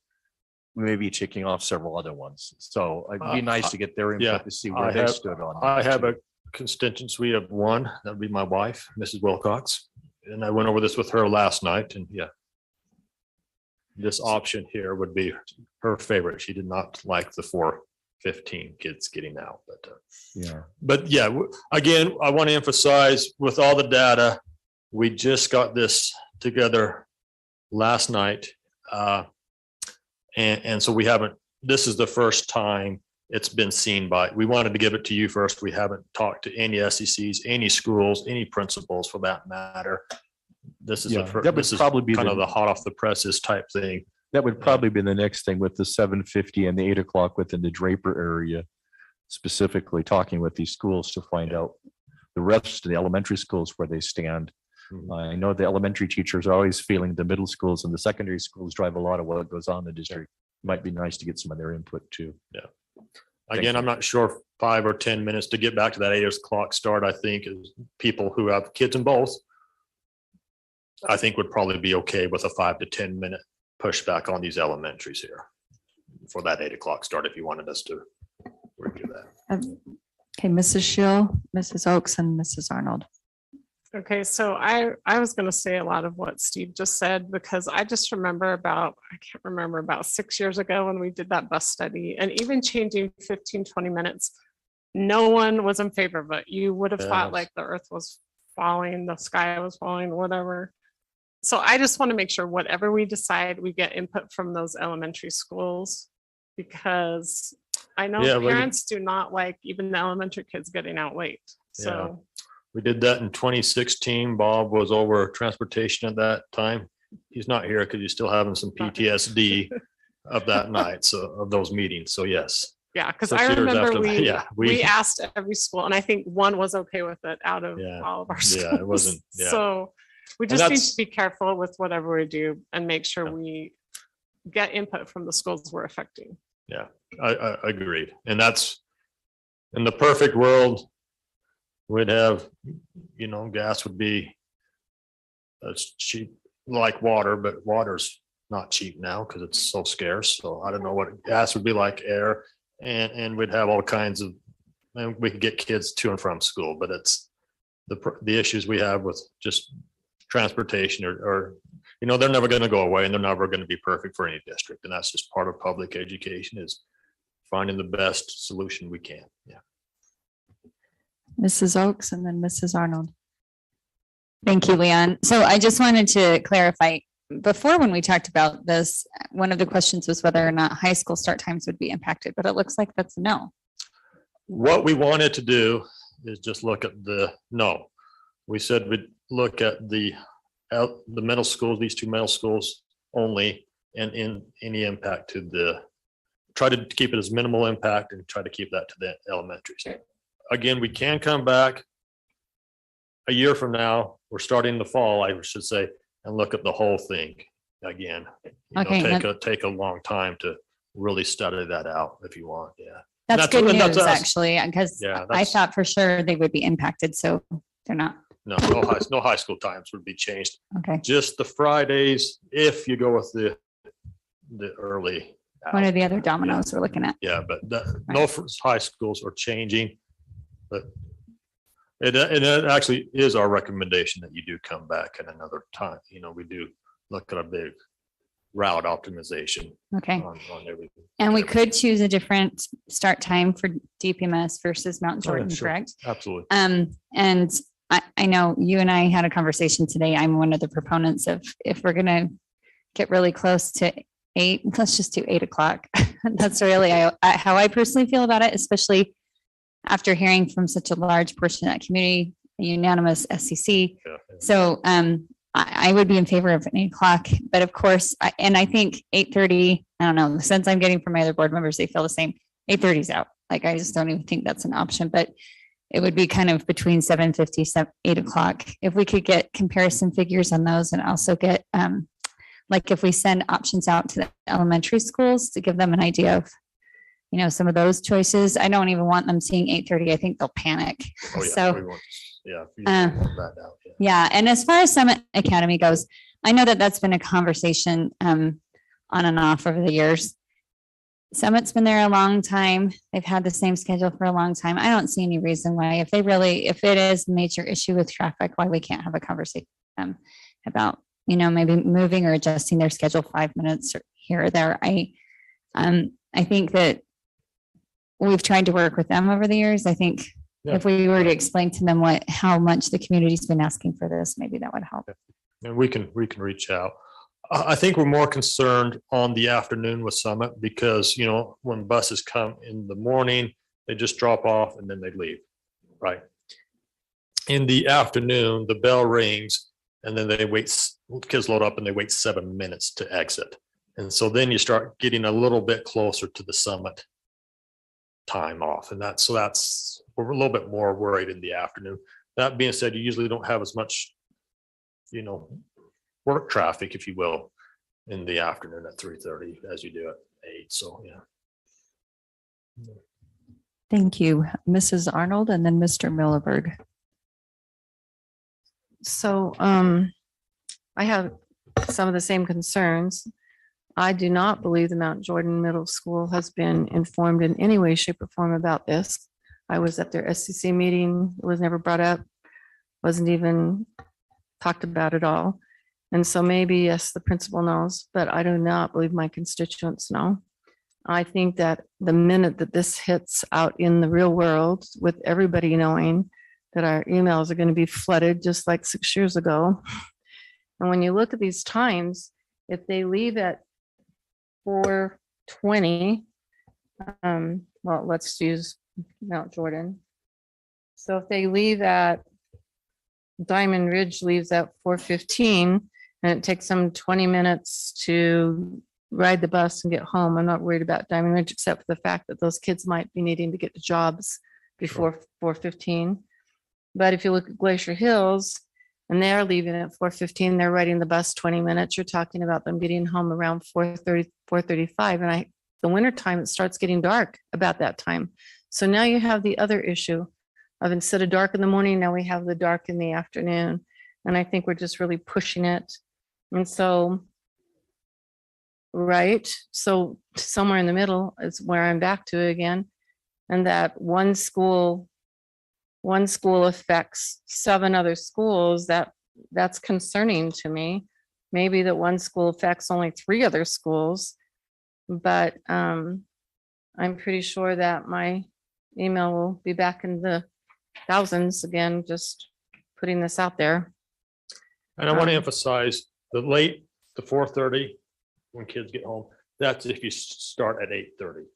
I'm getting the impression from the board that we don't even want to really entertain that. So for Mount Jordan, the 2 schools would be Alta moving to 9 o'clock, which a lot of schools are right now, and Diamond Ridge. I talked with Amy. We had the option of moving Diamond Ridge either earlier or later. And I talked with the principal today, and she highly, highly recommended the later. Yeah, So I would guess that too, knowing this school. Yeah. So that's my thing too. I would like to get to the SCCs and to the other people who are not even having a clue that we're even having this conversation, to continue this conversation. So. Go ahead, Maude. Thank you, Mr. Millerberg, and welcome to the meeting for the record. Yeah, I'm joining the conversation late, but I am joining the conversation. So, as Clarine just mentioned, I worry about the amount of daylight left, especially with the elementary kids. Oh, yeah. Getting home safely is one concern, but I also believe that the kids need some time to wind down after school. Mm-hmm. If, weather permitting, they can go outside and play, they can go blow off some steam. And I think that's an important consideration for the kid. But the bottom line of this whole thing is we need community input. And my personal feelings are that I don't know that SEC is sufficient community input. I would like to hear more in depth from the parents. And let's not forget who we work for.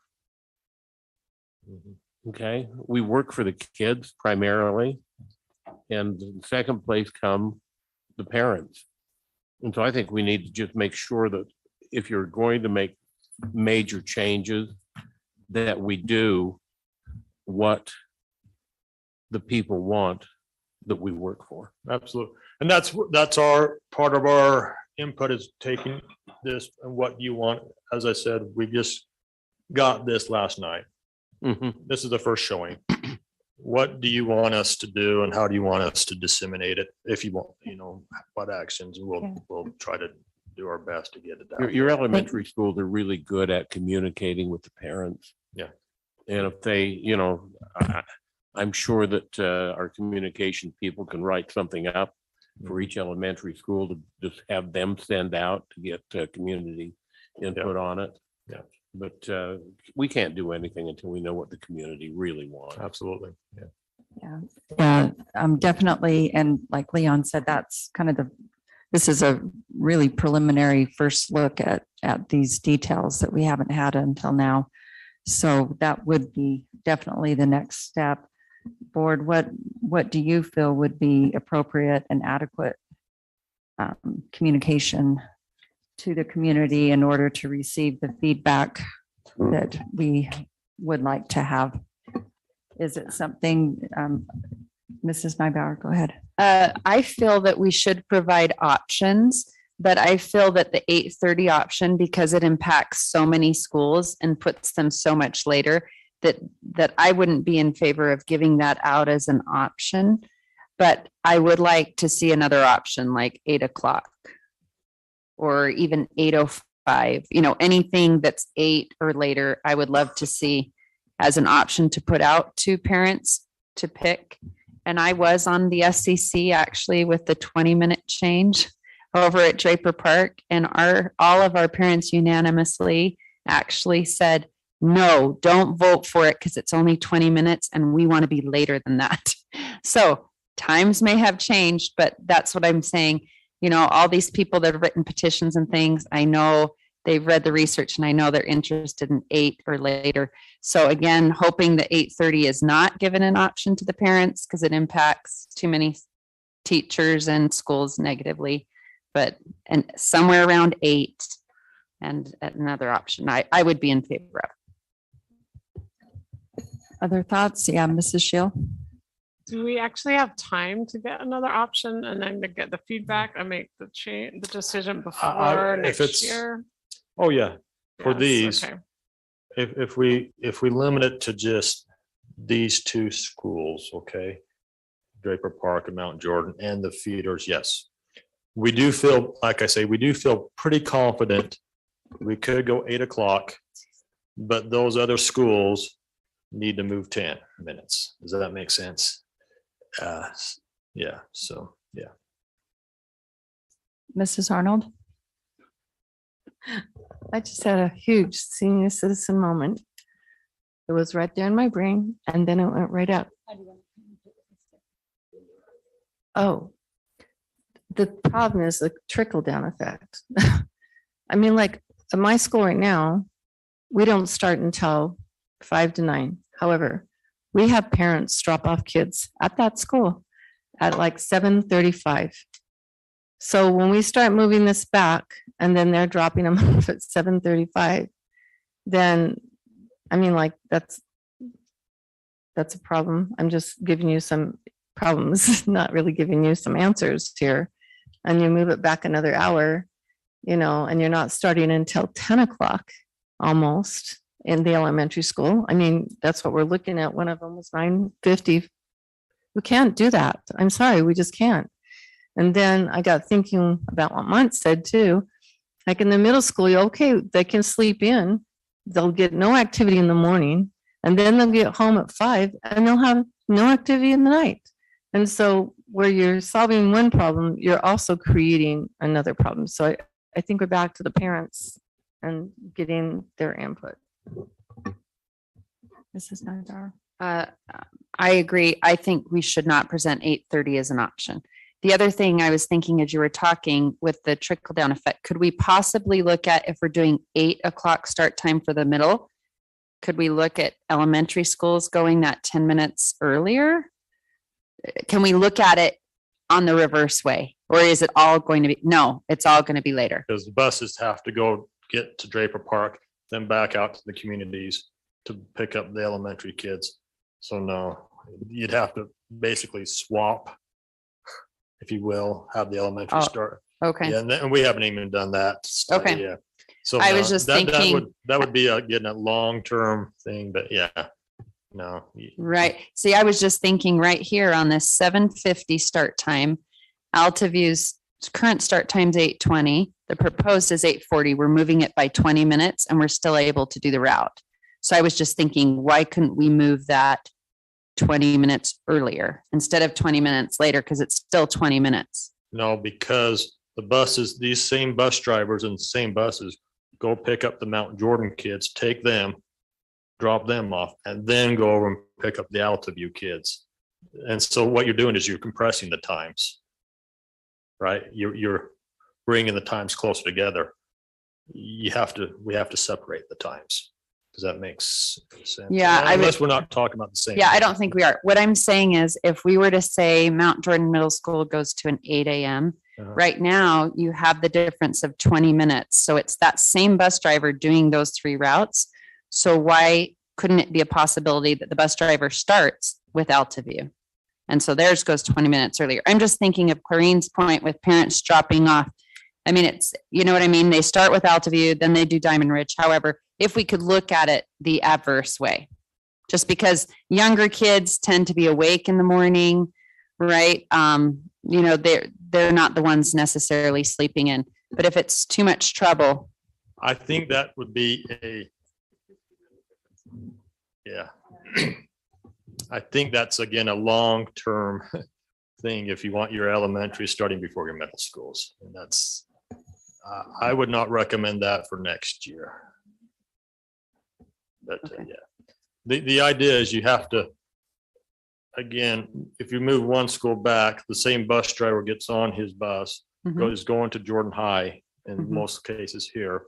Then he's going to go come back to that same neighborhood, pick up kids, take them to Mount Jordan, go back in that same neighborhood, pick up the elementary kids and take them to Altaview. So if you move one, the others have to move with it. Yeah, the same direction. I understand. Yeah. So.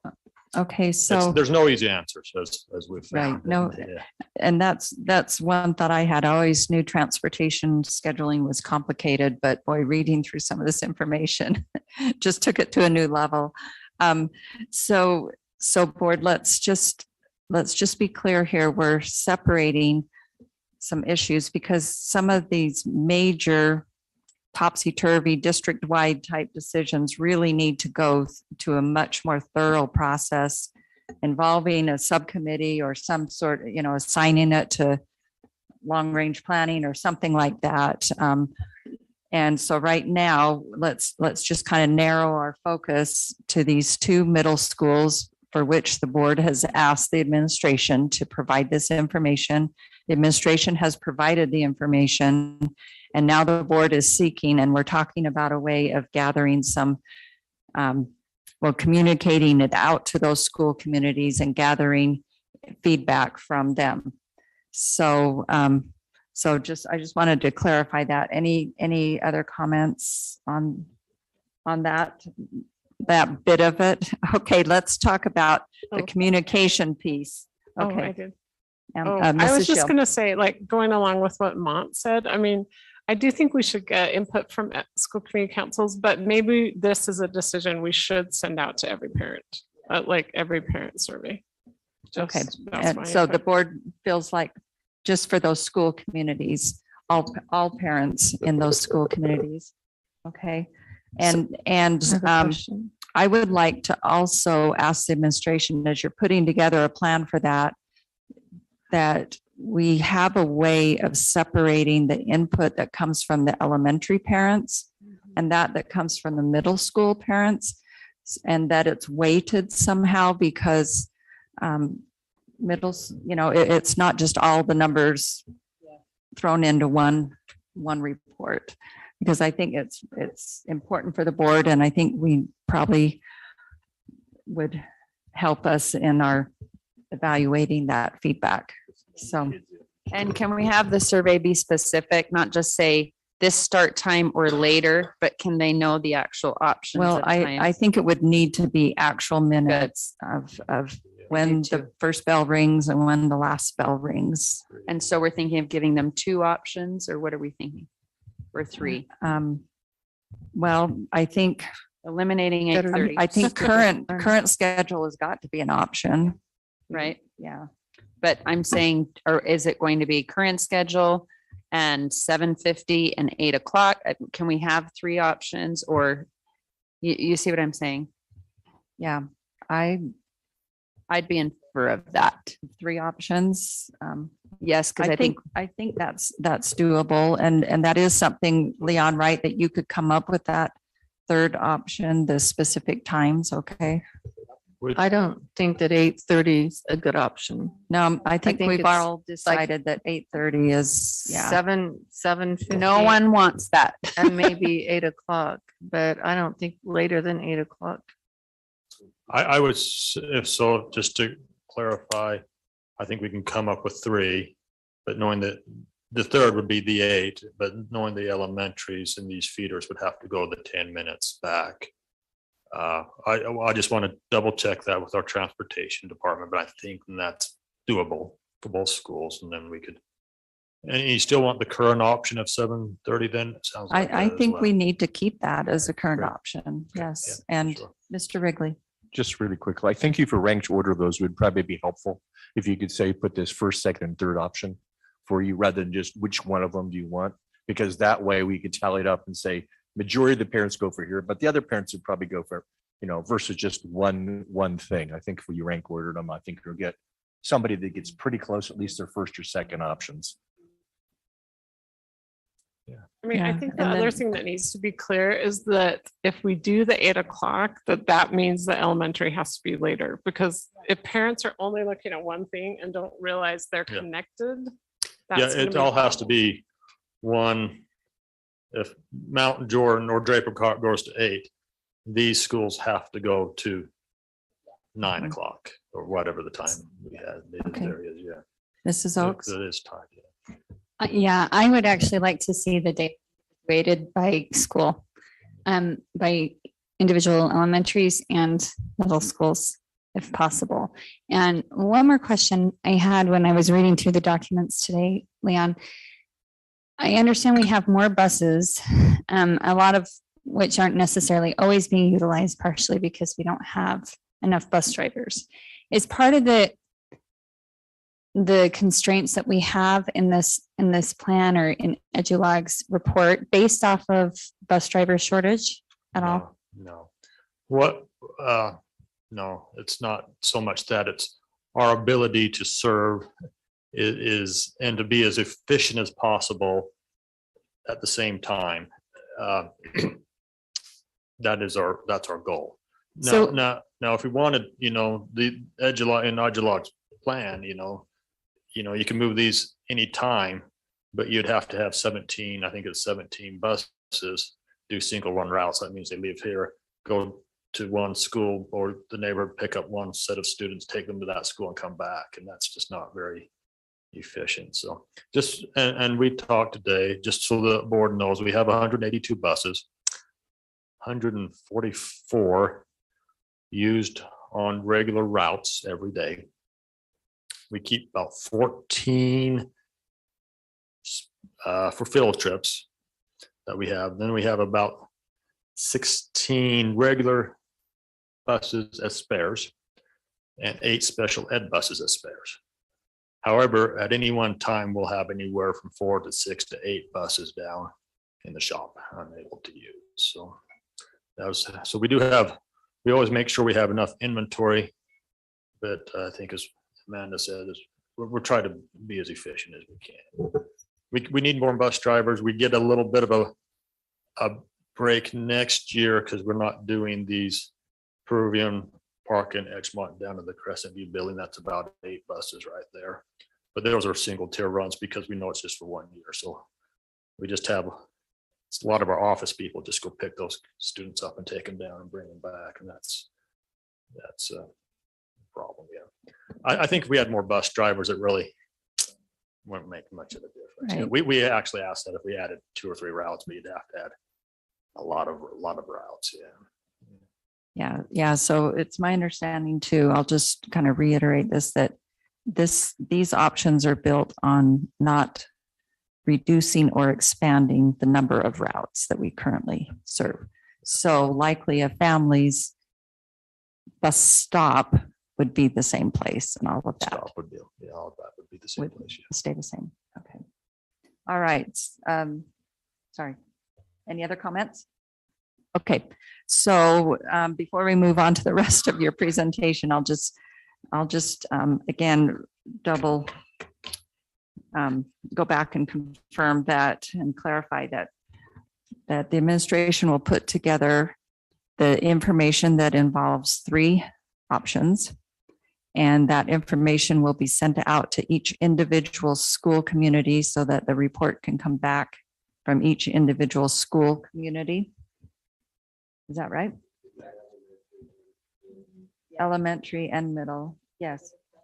And anyone that it affects as, so a parent that would have a school or a child at the elementary and the middle school would receive two messages or however many, I guess they could have someone at a dual language school and a regular ed school and a middle school. So, but yeah.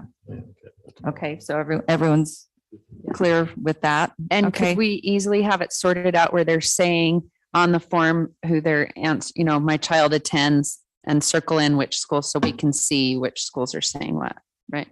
Well, I think that would be, specific to they receive it. This survey is for Draper Park Elementary parents. Great. So, and then, but they would also be given the opportunity to rank the three options. Okay. And now timing. So great. Oh, yes. Per household. Yeah.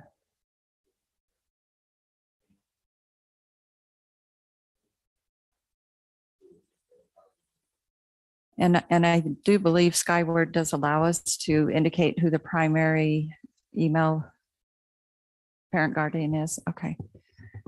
I think that's everyone's shaking their head. I think that they're in agreement. Thank you for asking that. And then timing, is it something, so our next board meeting is April 19th. Is it reasonable to get the information back to the board for that meeting? But the 19th is It's the teacher of the year. So and we won't already have much something on closed, discussion. so it would need to go to the next board meeting. Okay, so let's do it the first, if we bring that information back the first meeting in May. And then with the decision, hopefully from the board by the second meeting in May, do you feel like that's still appropriate? Absolutely. That's, let's set out that timeline and we'll make it work. I think our biggest thing would make sure parents and employees know that this is for effect for this next school year. Yes. Which brings, And also want to emphasize on the survey, we're not all those that are maintaining this current ones, because you will approve the full, under law, you have to approve the full bell schedule for our schools. Mhm. All those that are not changing, we're not going to survey them. Is that correct? Just Madam these- President, could we also add to that surveying the employees? Because it will take a hit on them. Yes, and I think Yeah, we could do that. we kind of all recognize the impact it might have on Okay. employees. So everyone okay with adding, Yeah. letting an employee Not at a just school teachers, answer the but survey? secretaries, lunch Mhm. people, Yeah, sure. custodians. So with that, can we have on the survey, because it's going to one household and the primary guardian, can we have them fill in for which schools they're answering? Because I want, when we get the survey back, I'd like to see, okay, Draper Elementary School, this is how many people we had filling it out. But if it's just one household, they may have kids at different levels. I want to be able to know, yes, we have heard from, either a significant or a not significant portion of, and can we also have that divided by, if it's staff or families? So we can Yeah. see it. I thought we had talked about that if a parent had children in multiple schools, they would receive multiple emails, one per school. Oh, okay. After Jeff spoke, I thought he was just saying one per household. So they'll get multiple per household if they have kids at multiple. Only if they have been multiple schools. Yes.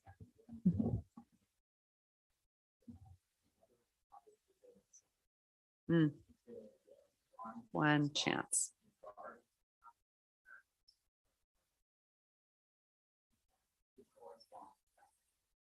Okay.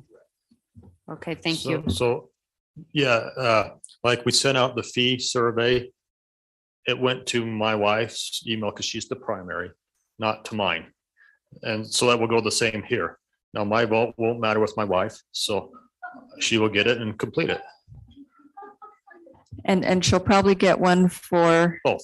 She'll get two. Draper Park and, And she will complete it. Yeah. yeah, Oak Hollow. Okay, Yeah. Mrs. Oaks. Yeah. One more request on the survey. I recognize that Jordan or Mount Jordan is kind of in a different situation in terms of the community not necessarily coming to the board and requesting this.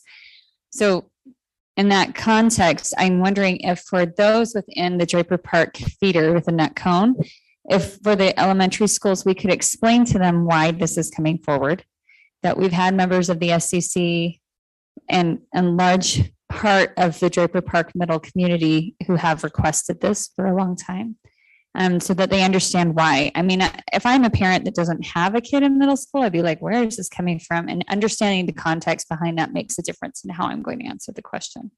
So.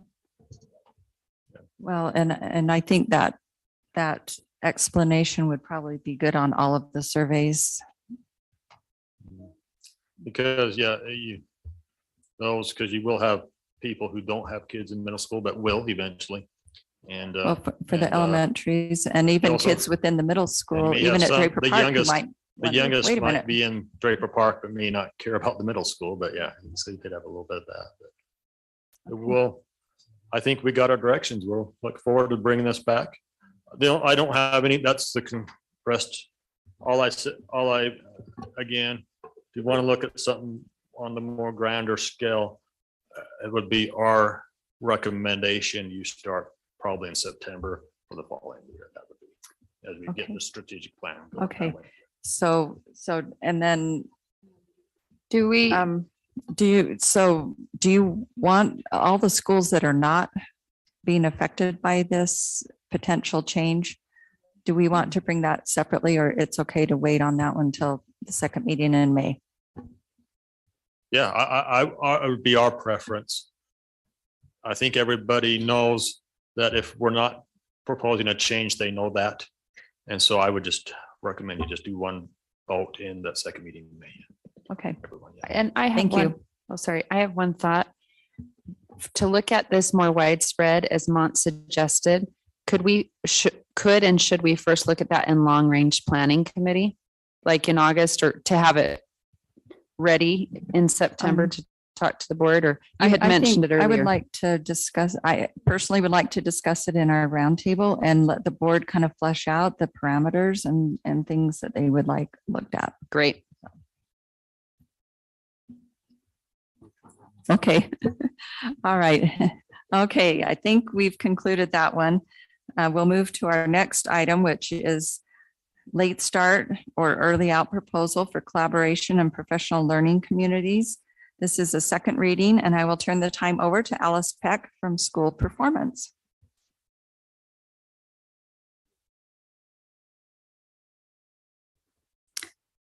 Good evening. All right, so this is the second reading of our proposal. And I did want to just quickly reiterate the purpose behind this proposal. And it is to establish a district-wide common block of time for teachers so that all levels can collaborate both internally with teams and vertically with other schools.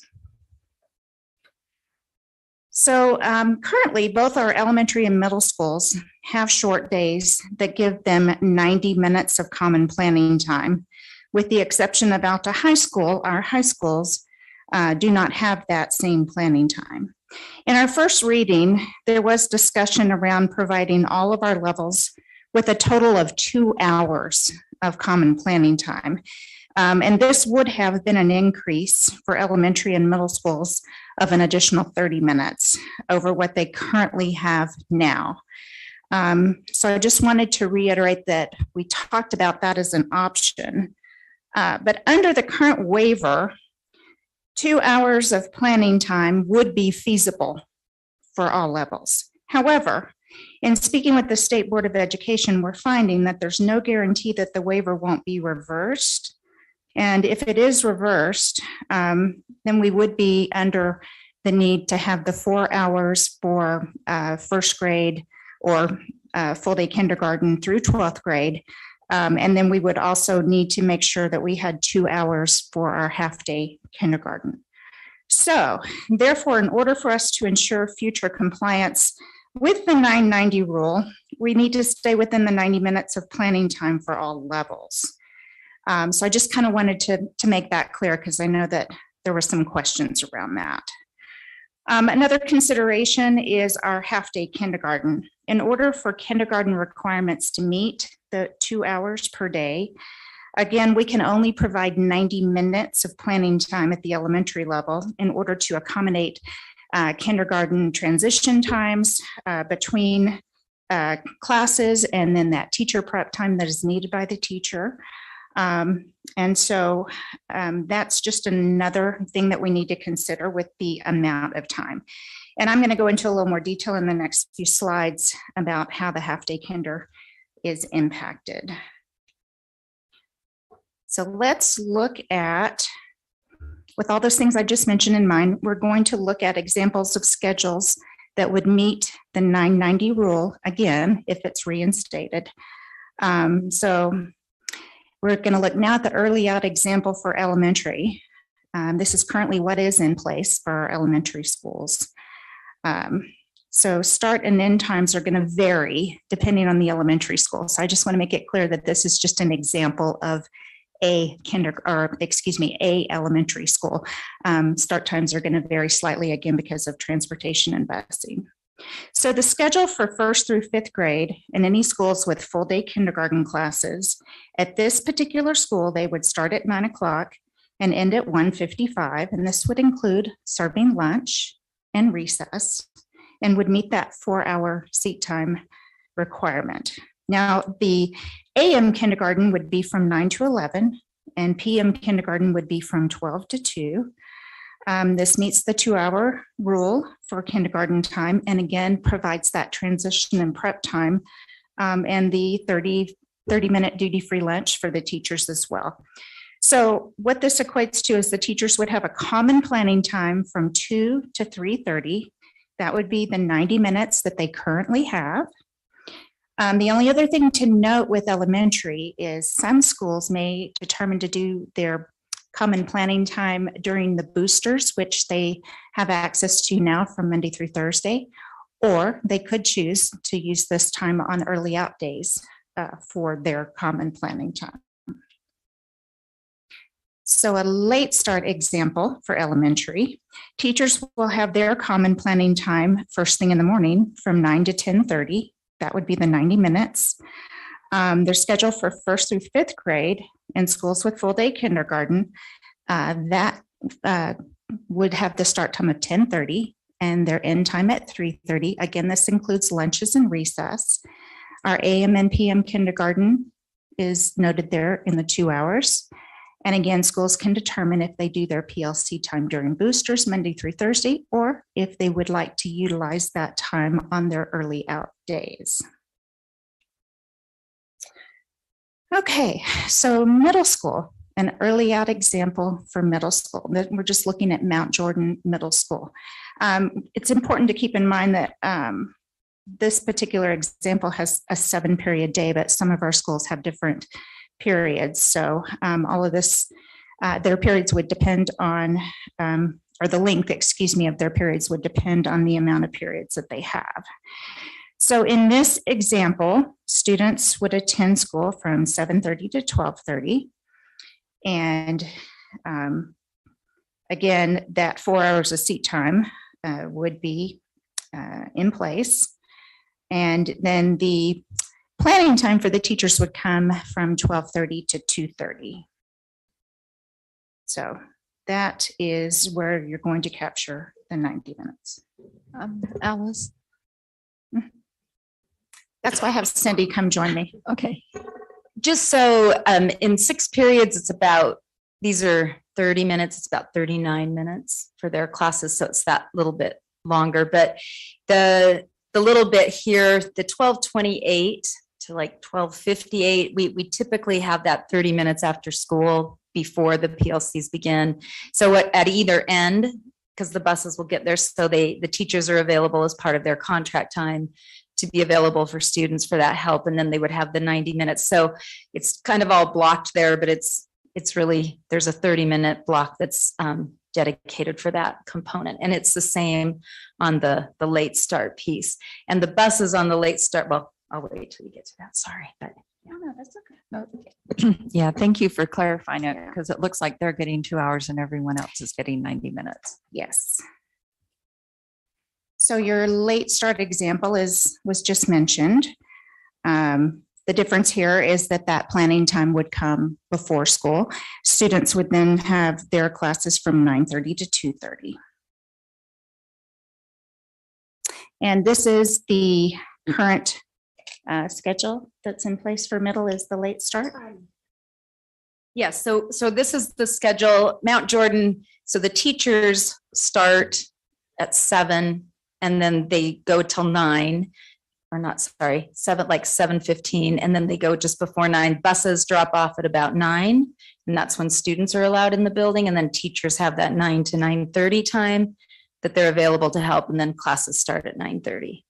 So but all the middle schools are on the late start, so they have a variation of that, just depending on what their scheduled time for beginning is, because Mount Jordan starts at 7:30. So I just got Alice off a little, sorry.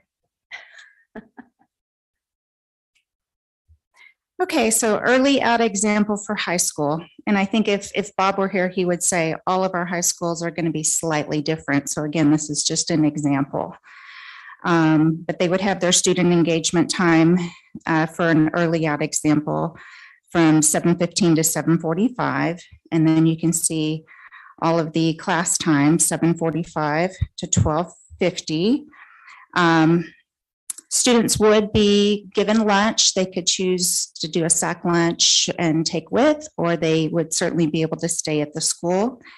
And then that PLC block from 12:55 to 2:25 would be in place. And then again, that student engagement piece toward the end of the day, 2:25 to 2:55. So a late start example for high school. Wait, I have a question. So the students are leaving at 12:50, but then you're wanting the students to come back at 2:25? Why would they come back? Sorry, it would be like the middle school. So you'd need to do the engagement right after the last class, and then you'd start your PLC. So it would just delay the PLC time by that 30 minutes. So as classes end, they'd have that 30 minutes that the teachers could help, and then they would start their planning time for the 90. Well, then it would be 12. No, it would be 1. It would be 1:30, not 2:25. Is this the, let me just look. They would be Go back busing. one more. They were busing and going home, right? I mean, like, Yeah, so they would be bused and going home. what, Wendy? Yeah, that's what I said. It's, yeah. Early out high school. High school. Gotcha. That's elementary. No, I'm talking about the high school. It Yeah, so we're says- looking at this. So where it says, The engagement at 2:25, when the students got out at 12:50. I think that would be 12. right, so what it would be 5 then to is the 12:55 to 12:25 would be the student engagement, and then the 12:25 to 2:55. Yeah, would be the 90 minutes. When the teachers are in the PLCs. No, they do it right right after the lunch. So it would go lunch, and then you'd have student engagement, 12:55 to 12 or 1, sorry. And then I'm going backwards. 1:25, and then you would have the 1:25 to 2:55 be the PLC block. Basically, what you're saying is this slide is in error. We just need to move the student engagement up in front of the PLC. Yeah, because you're right. We wouldn't want them to come back after they've gone home. So, yeah. And it's worth reading. Okay, so then we have our late start for high school. And again, this is where the teachers would have their planning time first thing in the morning. And students would then not come to school until 9:20.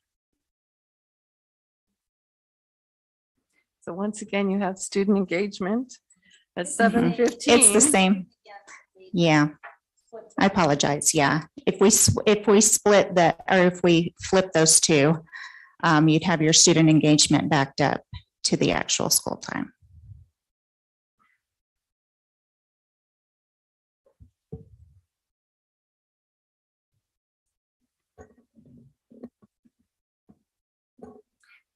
So these would just, again, be examples of school instruction days.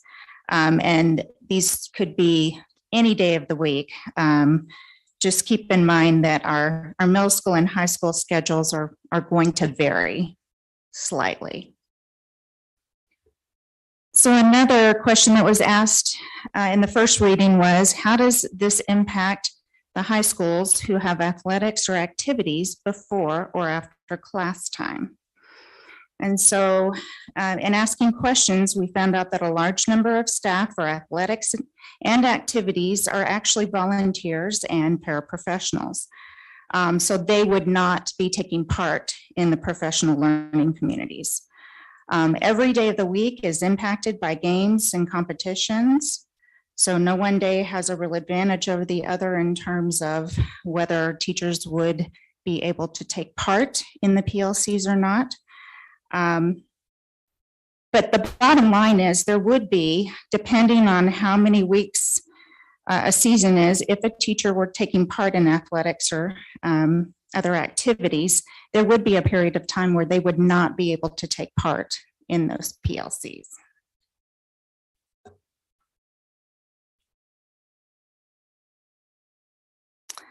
And then we wanted to also address what the minimum expectations for PLC time would be per level. Now in elementary, they would hold 3 PLCs per month, and this is because they are also required to hold another meeting per month that includes either professional development for the school or for their teams. But the middle and high schools would be required to hold their 4 PLC meetings per month to include cross-departmental teaming. Okay, and it was also asked to elicit feedback from each SCC and BLT. And so our principals reached out to their respective communities. And the result of the slides here are based on a straw poll with each group. So it's sort of an overall consensus of what each of the schools came up with. And just as a point of reference, the elementary schools include Jordan Valley. And as you can see, the elementary schools unanimously wanted an early out Friday, which is what they have in place right now. Middle school SCCs wanted 2 wanted early out, 2 wanted a late start. 4 of them were split. Some wanted early out, some wanted late, but they all agreed to the Friday. High school SCCs, 3 of our high schools said early out, 2 said a late start. 4 of the 5 said Friday, and another said they wanted a different day. I have a question on this slide. Mm-hmm. So when you say straw poll, can you explain that? What do you mean? When you say straw poll? Yeah, it's like not informal. all the school community council members were asked? All the community council members were asked. What we're not doing is taking like a percentage of results. Like if most of the parents wanted early out, then that's what we put in the slides. If it was too close to call and half of them said they wanted early out and half said late start, then we put that down as a split. Yeah, Okay. and I see this as just kind of a preliminary gauge of interest, not a definitive feedback. Yeah, that was my question, because I've asked a lot of members of my community and it doesn't look like this reflects that. So, okay, thank you. Okay, then with the building leadership team, again, the BLT elementary schools unanimously asked for early out Friday. The middle schools, we had 3 say they wanted early out, 4 wanted late start, 1 was split, and the 8 said Friday. And then the high school BLTs said early out. There were 3 late start, 2, 4 wanted Friday, and again, another wanted a different day of the week. So back to recommendations.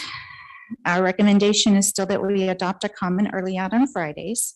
Early out is the most family friendly. Continuity and support for families with younger students with work schedules and daycare should be considered. Overall, it was preferred by SCC and BLTs. And again, that's when you look at the totality of the schools. What Friday does is it allows for flexibility for family weekend plans, less out of class time for those students that travel to sports or activities on Fridays. Right now, students in these activities must leave the school early, a lot of times to get on buses so they can get to their events. And there is a little bit of wait time for their competitions. And so having them leave or have an early out on Friday would perhaps help with less loss of seat time. Then I also talked to Terry Mitchell about pre-K. And currently, the pre-K classes in our district are scheduled Monday through Thursday. Holding short days on a Friday would not impact them at all. This was interesting. Leon pointed out to me that we only have 33 Fridays, which is the lowest amount of days per week that we have in-class instruction. So when you're looking at lost instruction time, that's just a consideration that we have less Fridays than other days of the week.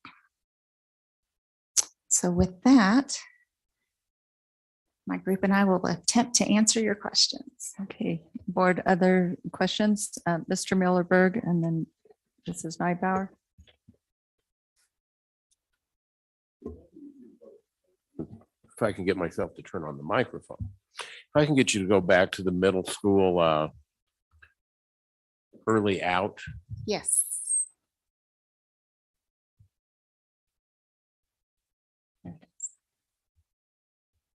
Honest to goodness, the kids are going to eat lunch at 10:16. Seriously? Brunch. Huh? They do like a brunch for lunch usually when it's early like that. I mean, I eat breakfast at 7 o'clock in the morning, and I usually eat lunch at 2. Yeah. I mean, that just seems such a ridiculously early time to feed the kids. I'm not looking for an answer. I'm just making the Yeah. comment. Okay. Mhm. I can understand your desire to have some uniformity district-wide as far as early out or late start. I can totally understand your desire to have it be early out. But as we just discussed on the last agenda item, our elementary kids have different needs than our secondary kids. And our middle school have different needs than high school kids. And I think that if you take that same logic, our high school kids have a different need as far as when, whether early out or late start would work better for them. I just think there's so many things going on at a high school immediately after school that doing an early out for a high school just seems to be so problematic that I just can't understand how that would even start to work. Now, I understand there are things like cheer and there's drill and there's other things where kids go to school before school. And, I guess I also would like to know, you talk about volunteers or people from the community coming in to help coach and do all those things. What percent of a high school staff, on average, would be available to attend PLC meetings with your proposed late or early out? So my understanding in visiting with Dr. Dowdle was it would be most teachers, it would be only those teachers that had those activities. Tell me what % most is. Yeah, I'd have to Most find equals out. 80, most equals 90. It's over 90% Okay, I just didn't understand. But fall sports, then you have winter sports, then you have spring sports, right? So it's not all of your coaches that are involved in it all of the time that are going to be involved in competition that are happening this. Because you know, I look at Most of those head coaches, unless there's a competition, don't have to be there for practice. So they would have their assistant coach do it, which is usually their professional. So you would have probably over 90% that would be available, just not for those. and I don't want to be argumentative, Wendy, but Okay, I'm used to it. Let's see, when did you want to come forward and mostly, speak into the mostly, microphone? almost 90%. I don't know what mostly, almost 90% means. 90% of your faculty would be able to participate in the PLCs On an ongoing basis. on an ongoing basis. And those dropping off would be replaced by those coming back in. Yes, Football correct. would, when football's out, they come back and basketball Correct. starts, wrestling Correct. starts, But, track and field starts. but Armand's point, if you have 7 English teachers, that means 2 are gone and 5's there. No, I'm talking about 90% of the entire staff. So most of that 10%. So if I have 100 teachers, I'm going to have 10 people at maximum that are going to be coaching, that are going to be a head coach, that are going to be involved in that at that particular time. And if you really want to take it down, it might be 85%. If I have, say, a coach, if it's a football game and I have a coach and an assistant coach, it could go to 85%. But remember, that's a pretty large faculty that you're dealing with. So it's not like you're going to have 50% of your people not participating. Well, you know, you also have different disciplines that you're having attend. And so if I'm looking at the athletic department of a school, what % of those teachers could I expect to have in PLC on an average? I should have all of those teachers in a PLC unless they're coaching. So if they're a head coach, then they would not be Well, there. but that % is going to change drastically because in a high school, how many teachers do you Yes. have in a high Yes. school? Over 100, And how many teachers do you have in an athletic department? 8 to 10. 8 to 10. And so if I have basketball happening and I have wrestling happening and I have cheer happening and I have whatever else And- is happening in the middle of the year, the winter sports, what % of the athletic department will be able to attend PLC? So if I give you a specific example of Jordan Sounds to High me where I School. can get down to 20, 25. So if I give you a specific example of Jordan High School, and I'm going to look at winter sports, I'm going to pull out Talon Robertson, I'm going to pull out Trace Bevel, and I'm going to pull out Christian Babinski. No That would be assistant 3. coaches? That would be 3 out of 8 that would be pulled out if there's a competition on that particular day. So you're not going to have a wrestling meet on every single Friday. I'm probably going to have a basketball game, but my basketball coach, if it's a home game, can still be there to participate in that PLC because I don't have to bus those kids.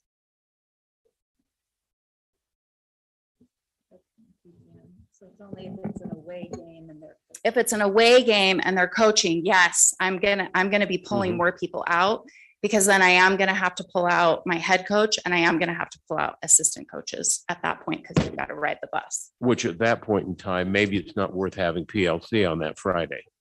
Exactly. For that particular department, For it that, might for that not be. discipline, yeah. For PE and athletics, that could be the case. The other piece you want to look at is remember that not all of your assistant coaches are coming from your PE and athletics department.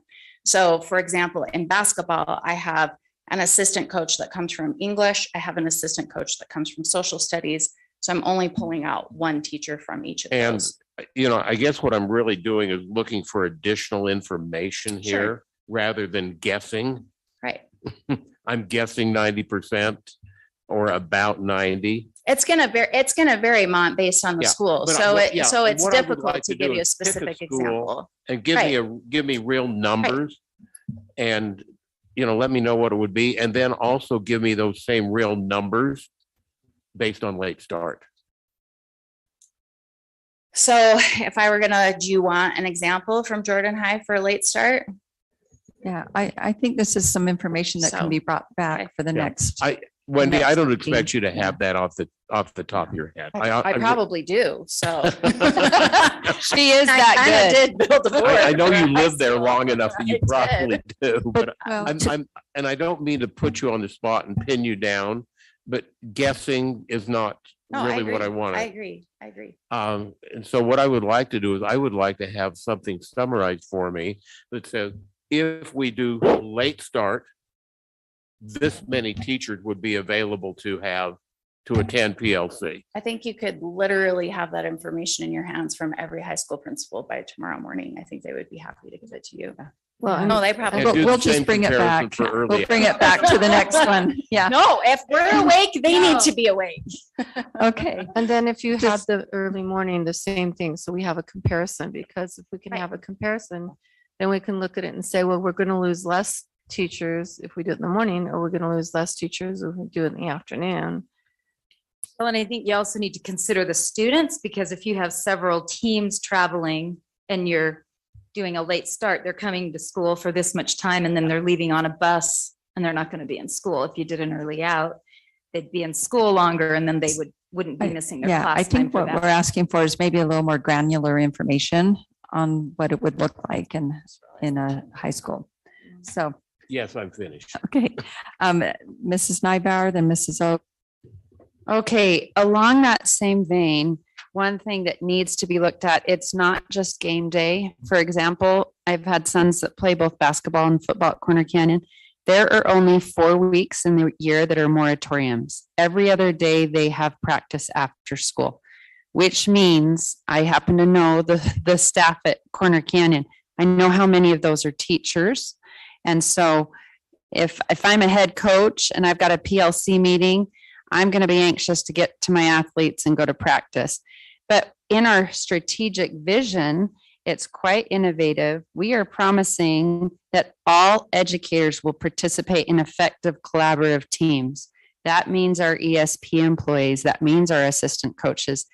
The purpose behind this was that all of these kids all of these individuals that are giving direct instruction to our children, whether it be on the football field or a debate team, whether they're a full-time teacher or not, they will have access to some professional development where they'll be able to meet with the debate coach at the other high school and talk about strategies and how to pull kids in, that we will be able to give them additional training, because sometimes that additional training can really help people know how to talk to kids when you're trying to encourage them on the field, what's safe verbal language, maybe what isn't, things of that nature.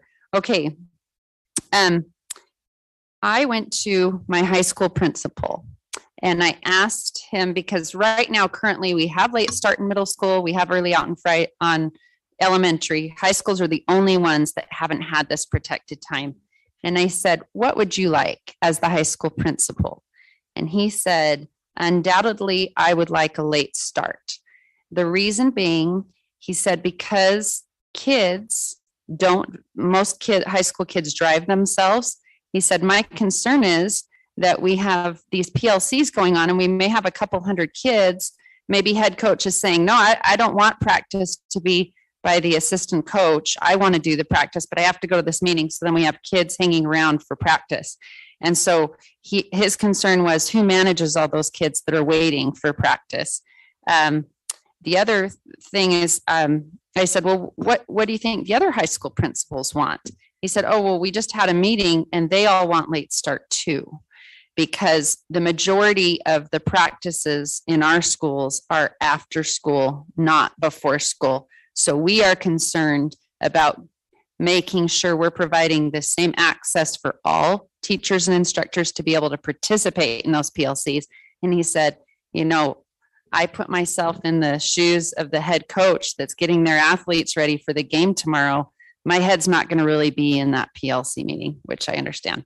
Okay, so the other thing is I did just do a poll with parents of all the different teams and text message groups I'm on. And I just had the 54th come in by text. Of the 54 I pulled, all 54 want late start. And I even explained this would be for elementary too.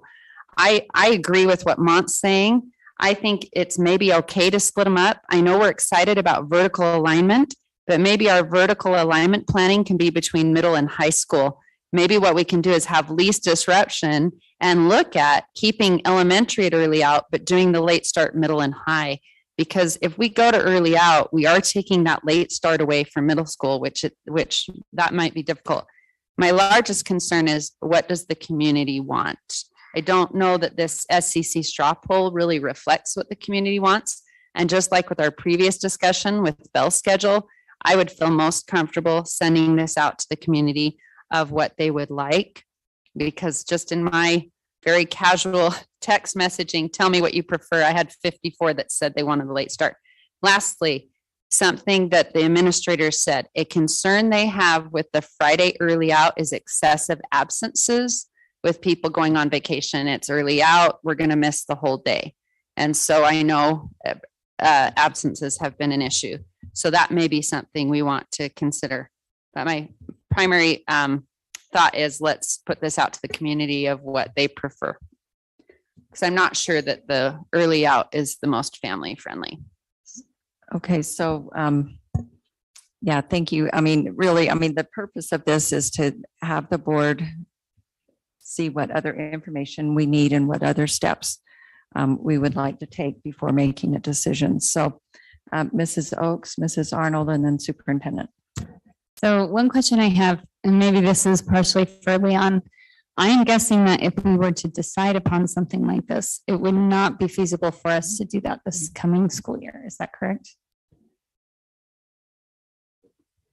We're proposing this school year. Yeah, we Yes. could do it this school year. What concerns, one of the things that we were hoping to do is line up transportation. Okay. I think we went over this last meeting. Our Fridays are really rough, really rough, as is with the middle school's late start and the elementary same time. That's really hard to get all those routes in. If we further complicate that by the high schools going to late start that same day, I don't think we could do that.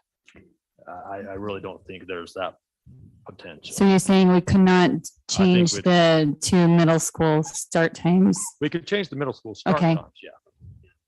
I don't think you could do middle and high school late start because all of those would start at about the same time as all these Okay. elementaries, even the elementaries that we're not discussing. So hold on, I'm not done. So when we talk about what is feasible for us to actually execute this next school year, I mean, I'm just trying to understand the timing of what you need in terms of feedback from the community and from the board in order to be able to pull off something like this.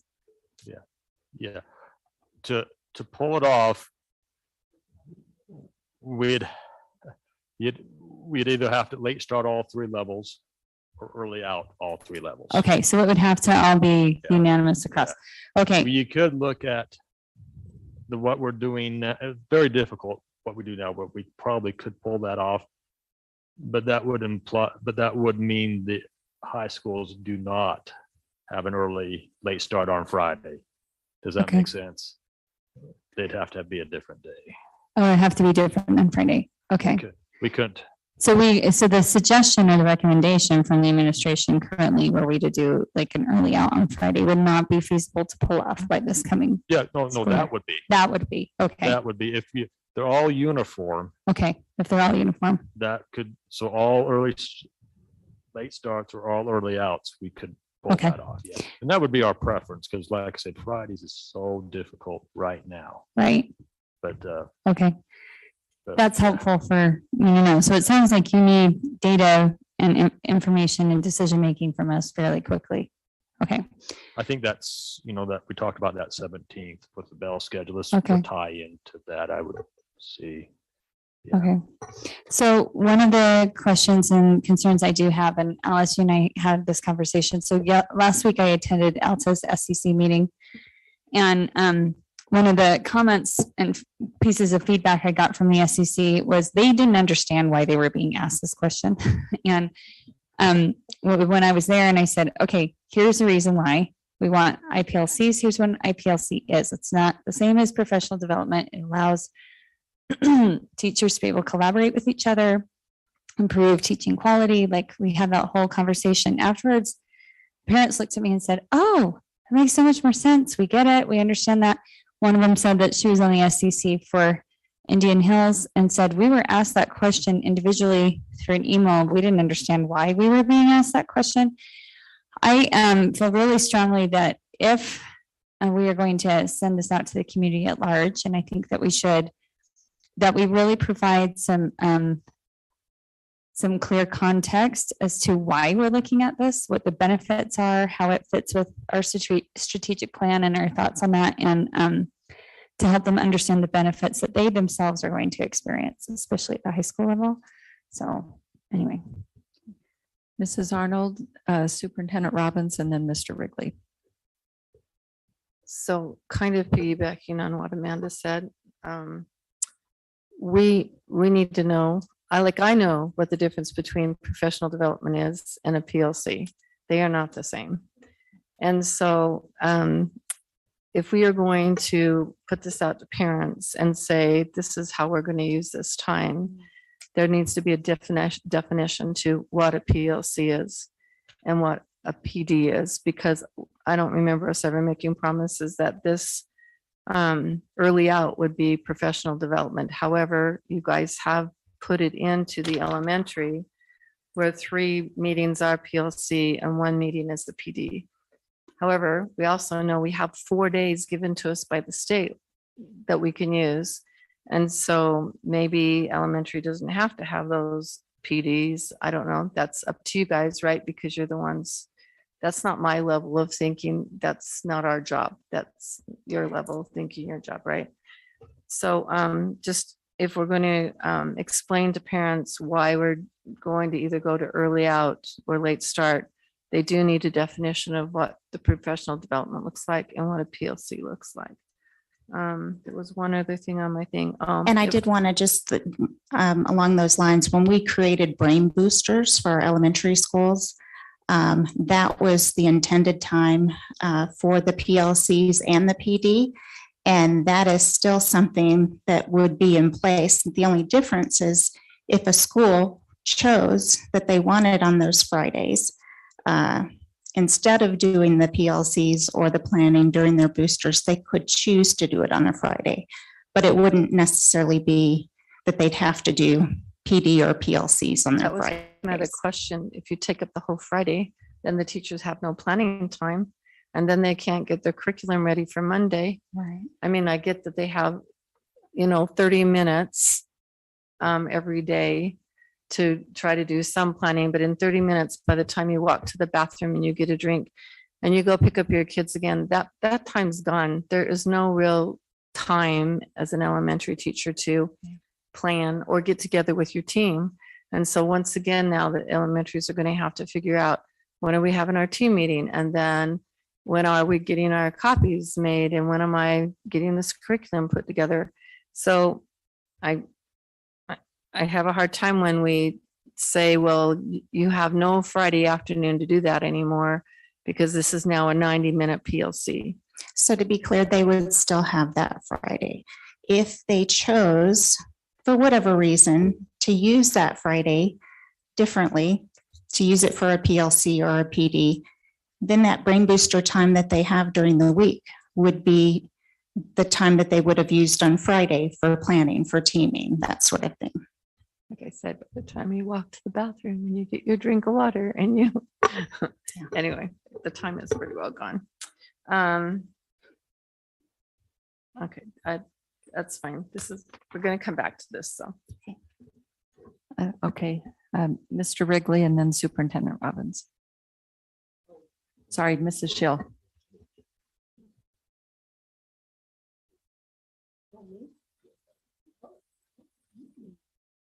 Okay, I wasn't ready. So I agree with, I think we need to maybe ask all our parents. I do have a different perspective. A member on the SEC is a Brighton lacrosse parent, and she sent out an email to all Brighton lacrosse parents. And she told me overwhelmingly parents wanted Friday and early out, and as well as students. So, and Monta always says the people we work for are the parents. So there again, this is a huge decision, and I think we need to ask our parents. And I do agree with Amanda, how we need to kind of explain why in that email, so parents understand why we're doing it. I remembered now. No, so. Okay, Mrs. Arnold. I'm sorry, I remembered it. So if our concern, which you just mentioned, was attendance, then the best thing I can think of is if we do early morning Wednesdays or after school Wednesdays, whichever one, but not take it to a Friday. And I get why parents want a Friday. My aunt gets why parents want a Friday. Right. Anyway, so I don't think we want a popular vote here necessarily. I think we want an educational, what is best for kids, how they get the curriculum that they need to get, and how we're going to get the teachers to get the PLC. Mr. Quigley. Getting late, starting to have a hard time thinking.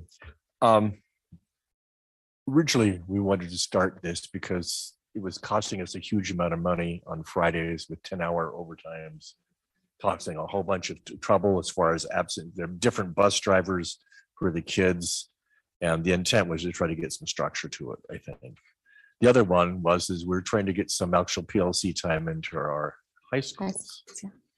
Then we run into the logistics how to do that because they're all quite different. Sports on Friday mornings. Do we have Monday morning? We have sport practice in the morning too, don't we? We don't have any games, but they are there for sport practice, and there's usually the coach there in the morning for the sport because the coach teaches PE classes, don't they? Yeah, so it doesn't really matter the morning or the evening. Right now we have 0% PLCs at the high school, so 90% PLCs is better than 0% PLCs. It is interesting. I mean, they did a straw poll here just to the schools. 36 out of 42 schools said early morning, early out. 6 said late start out of 42. Be interested to see how the rest of the parents, but that's a lot of number. And 42 out of 42 said Friday. So, and I too talked to some principals, and there is some problems on high school in that if you get out early, the kids will stick around for the games later, and you're gonna. But they said they would probably try to figure out how to do it or deal with it. I asked them on early out or late start or whatever, and they said something's better than nothing. And that whatever we decide is going to be difficult, and then we'll have to try to figure it out. I think if we go to an late start on Wednesday for the high schools, and early out on Fridays for the middle schools, elementary, or early out, yeah. Then we still have the same issues on bus drivers on Wednesdays. So we haven't really solved the bus driver issue. Now we're just doing it on Wednesdays rather than the other day. So we just exchanged the day of the week. And a lot of people didn't really like Wednesdays. Some did. There's no really win-win on all this. So we probably need to come out with the best possible option that we can as far as busing and as far as being able to get the most amount of people in the middle schools and high schools. The middle schools have been doing a late start in the morning. It doesn't do much as far as the kids. I mean, I had 5 kids. Every single kid just stayed up late on Thursday and they slept in on Friday. So it really didn't get much extra sleep because it was only one day versus being 5 days a week. They just thought it was a party day. So extra sleep on Friday doesn't do much. And some of the time they said on the late starts, it's a real late start because you get up late and you just don't go. And then again, if we got kids coming in a late start on Friday and they're leaving an hour early out because of games, you said they have very little seat time. And I guess it's an educational thing if they're a game, so we meet the 990, but their education on a Friday is going to be really, really low if there or any day of the week if they're coming late and leaving early. So there's no good answer. Thank you. Superintendent? Thank you, President. Just a clarification on the strategic vision. It's all educators participate in professional learning. We didn't define that as all employees. So I don't know, that's probably still a question to be determined, but that says educators. So if we infer that as employees, that's one thing. If it's inferring that as teachers, that's another, but just to clarify that. So I met with the region PTA group. So this represents all of the PTA leadership across the district, overwhelmingly in favor of a unified schedule. I know that probably mostly represents elementary, right? That's on that group, which they're on early out on Friday. So whether we do early out or late start on Friday, they would prefer it to be the same. In my opinion, having done this many, many years, early out or late start on Friday, there's going to be issues with attendance. These are high school kids. If they don't have to come to school till 10:30, they're not going to show up, many of them. If they get out as an early out, many of them won't, right? But there are things that we can do to put in place that if you participate in extracurricular activities to be eligible, you come to school on Friday. There's ways that you can motivate kids to be there, and lots of directors and advisors and coaches, these are kids that are motivated, that want to be to school, will be to school. Secondly, just in fairness in what was asked from last meeting to this was to get input from SECs. There was nothing about an official survey. So I'm just in credit to what was asked of Alice to do. It was not to ask for an official survey. It was simply get feedback from SEC. So and I agree. I think a decision this, impactful, we probably should have more data that way, but that's what was asked. We went back over that request after that meeting, and that's what was asked of us. So those are just the three things I wanted to share. Okay, Mr. Wrigley, then Mrs. Neubauer. Forgot one important question. What time would the elementary start on a late start? Because we were talking 9:45, 10:50 being a part of busting time. It'd be 10:30. So we're getting towards. And again, this is just an example. Every school's slightly different, but that's going to be about the start time. I think, Steve, I think we're looking just moving everybody back 90 minutes. Does that make sense? Everybody. Yeah, it's because I talked with a couple parents also in the elementary, and their thing was it's easier to get their next door neighbor to take care of the kid after school if they're having to work than it is to try to get them in the neighborhood, get them kid up in the morning on the bus and everything else. It's just easier to have them come home and just walk to their neighbors. And that doesn't impose on the neighbors much. Now, if we're having their middle school kids there and they just happen to have a bunch of middle school kids, we're fine. But if we don't, so as I said, there's no good thing. I think we'll just have to try to figure out what the best option is and go with it. But if we change the times of starting times and stopping times, so I don't know how we even kind of decide this until we've decided the busing routes and the times of starting and ending, because then that changes all of this and what it looks like. And so, yeah.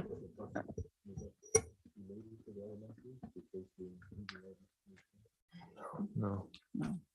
So Mrs. Neubauer, and then board, we do need to wrap this up and need to summarize. So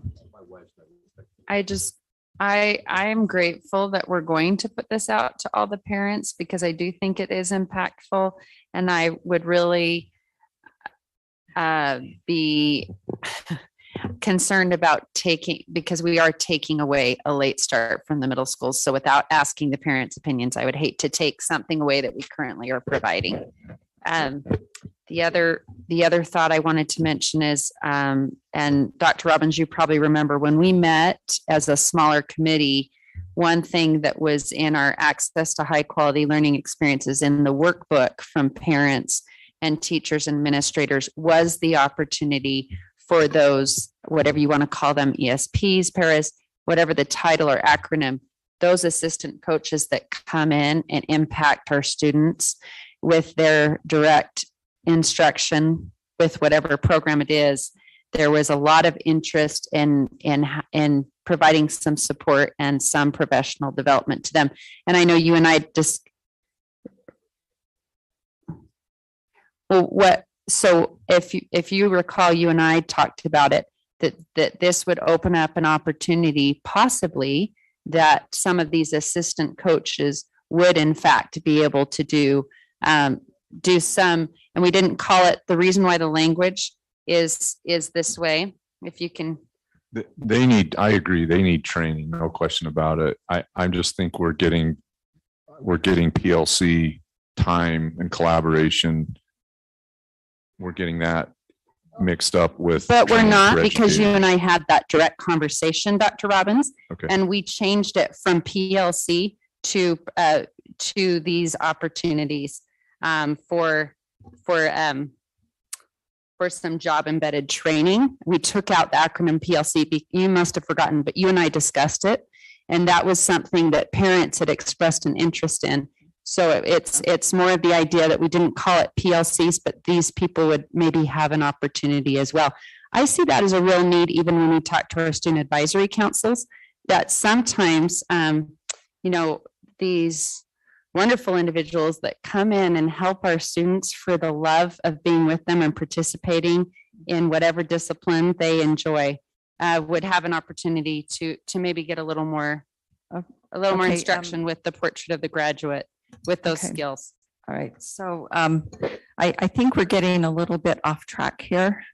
Right now, we're just looking to create a structure that would allow some of these things to happen in certain ways. And I feel like we need to, let's just kind of pull it back and talk about the idea of having 90 minutes in each school level that could be used by the school for these collaborative teams.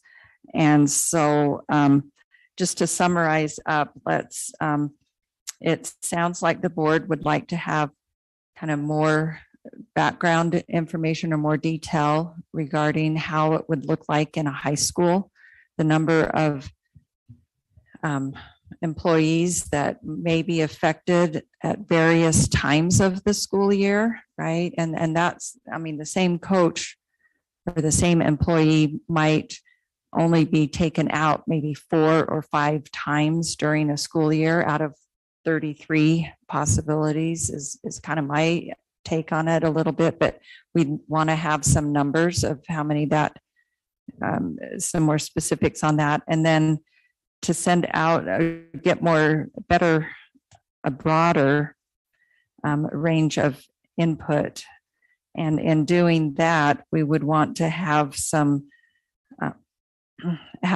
context and explanation for how this time would be used and why it's something that, and how the benefits that would be seen from this time that would be seen in the classroom, right? And in the educational experience. So as far as timing on this, Mr. Wilcox, you indicated that a decision by the March 17th meeting would still be feasible to implement. No, May 17th. So within that time frame, then we would want to, not only gather this information, but send out a community input. And I'm kind of guessing that the board may want to get some of this more detail in information before we can even determine what options we want to put forward in a survey. Or am I not reading that right? Is that correct, Mr. Milliberg?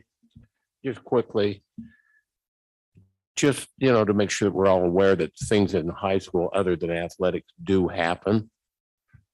Right, so it would be as you look at information. yeah, as you look at what teachers would be drawn away, look at robotics, look at debate, look at other activities such as that as well, to determine what percent So, would be able to yeah, attend. anything that as of now holds a before school or after school activity. And if it's once a week, if it's every day. Yeah. Okay, I don't know if SBOs are pulled out early or late as well, or if they just have their class. most of them have a class period, but So, but you know, yeah. I'm just anything, looking at it. each school would saying- know, each school knows what's before school and after school. Are there games and clubs too that teachers would have to go to attend? Yes. So I guess those two. Again, yeah, anything that's before or after school.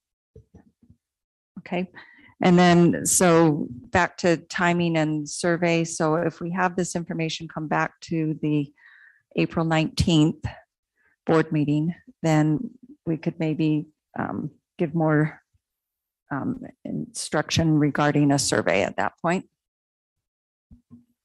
Everybody okay with that? Okay. All right. Anything else? All right. Thank you so much. This was really great information, and it's important. It's a big deal and we need to get it right. So thank you. Okay, next on the next item is Draper Park schedule discussion update. I will turn time over to Cindy Hansen from School Performance. Yeah.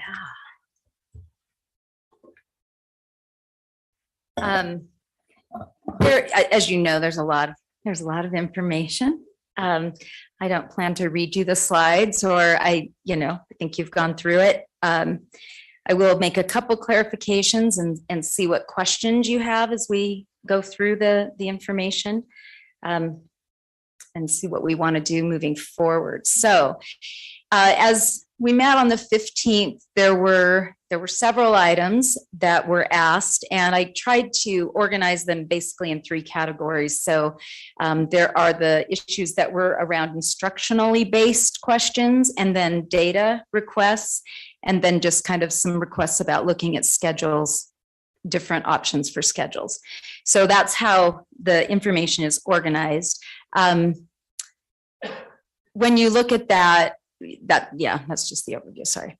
Okay, so the first part, this teacher capacity, this was really looking at gathering feedback primarily from the principals in response to whether or not teachers were able to accomplish all of the instruction that they needed to in that 7 period versus a 6 period day. If that loss of that 10 extra minutes, how did that impact, or what were the ways that we saw this? So this part, we didn't do a big survey or anything like that. I had the principals all gave me feedback on how they saw as advantages and challenges for their 6 period, 7 period day. I reached out to the teacher content specialists. We have 4, well, not 4, we have 4 core, and then 3 or 4 that are elective content specialists, to see what kind of feedback or what kind of questions or challenges that they have in working with those teachers. And then also, we did have one group of teachers, they talked about it in one of their meetings, so they emailed me a bunch of stuff. So these were just the summary of the most repeated advantages and challenges, because as you know, this issue is very complex, and there's no way I could represent every single thing, but these were the main ones. So in a 6 period, one of the clear advantages is that it maintains teaming most completely. And in the middle school, that teaming is that interdisciplinary core that is able to have the same students that they can kind of nurture as they come into middle school. They do their SST kind of referrals through that. They have interventions. They send out information to parents. So it's a way to really make sure that those kids are getting what they need, not falling through the cracks. And it's been a really powerful part of our middle school philosophy and the work that we've done. So that was one of their clear advantages.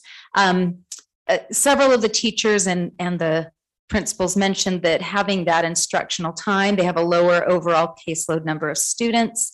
That allows them to build better relationships, time for face-to-face, et cetera. The interventions is more of a review, that extra 10 minutes. It's not an intervention like the class would be, but it's time for review, fewer papers to grade. Again, we know that we've had conflicts with elective options, so that's one of the challenges. Sometimes students struggle with 60 minutes, at the middle school and staying engaged. And then with the math intervention, the Math 180, typically they have those on the AB as an elective. And so they don't have as much time on their intervention. Draper Park has it every day, but it's a semester. So it's still not quite as often as some of the others. So with 7 period, again, same kind of process. Students are engaged, 50 minutes goes fast. They can keep them interested, more electives. The interventions, they schedule them carefully so they still have some elective choices. The teachers adapted to the schedule, and you can see some of the data, what that's going to look like. And they're able to do their math interventions every day. Depending on enrollment, teaming can be reduced. Sometimes your teachers might have to have additional preps. They don't necessarily teach all one kind of subject. Some of the teachers, especially in math, felt like their instruction was rushed. They didn't have as much time for the review or some of the closure pieces. Elective and core teachers with lab-based kinds of activities felt like it was harder to accomplish that in that allocated time, and less in-person face-to-face time with that 10-minute loss a day. So with the interventions, I just wanted to let you see that two of the things that we've really been utilizing at the middle school that are part of that kind of broader schedule, because our interventions and our acceleration are the classes that really kind of sort out kids and take some of our extra FTE with interventions. But we've used Read 180 and Math 180, and then Systems 44 is kind of a level down from Read 180. So our lowest level readers start in a System 44. And these are both scripted. They're programs that the teachers are trained and then they utilize. So I'm not going to go through all the data, but just so you know that it gives you the average for each school, the average Lexile gain. So 100 would be a full year's growth. So you can see that you have the Read 180 students, and the N is how many students are in that class or took that course, and then the whole school's Lexile gain. So you can kind of compare those pieces. And then they divided it. So those were the 6 period days, and then the 7 period days here as well. I think there is a question. Oh, sorry. On that. Oh, wait till the end. Okay. It's going to be so long, you might not remember. Okay, it's all right. Math 180, just so you realize, Albion, those are 6 ACC students. They don't have a Math 180 class. So they're the only middle school that doesn't have a course. So again, you can see some really positive growth. We haven't been doing Math 180 as long. Got to put a shout out for Mount Jordan there, 95, close to a year's growth. And I know in one of their DWISBAs, they were second behind, it was Draper Park or Albion. I mean, we've got some great folks there. We have great folks everywhere, just so people know. I was principal there, so. Anyway, got a smile for my Mount Jordan people. Okay, so acceleration, the other kind of half of this, we have, you had asked just for what the acceleration options look like. So I've listed those. It's primarily math and ELA in 7th and 8th grades, and then advanced electives. So they have electives that maybe are tryout classes or that are more advanced versions of certain skills-based classes. The exception is that Indian Hills has 6th through 8th for honors, and then Midvale has the SALTA program. So they don't have honors. Also, they have SALTA in their core classes, and then they have their general classes. 7th grade, there is an intensified math course that's open to all 6th grade students. And so what happens is that it's optional. If they're interested, they get letters sent out. Rachel Marshall, our math specialist sends letters out. Between March and June, they can complete online coursework. They have 8 unit tests that they have to pass at 80% or above by June 30th. And doing this course basically advances them through 7th grade math. So they would start their 7th grade year as an 8th grade math student. So it puts them a year ahead in math for those 6th graders who are advanced.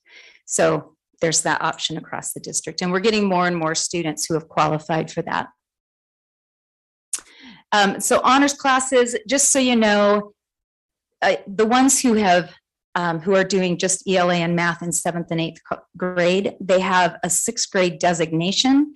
So typically in math, the illustrative has additional kind of future or further learning questions that they complete as part of their honors for math. The ELA classes kind of vary by school. Some have additional readings that they do, or books, or project kinds of things. So they have a designation that each quarter for honors.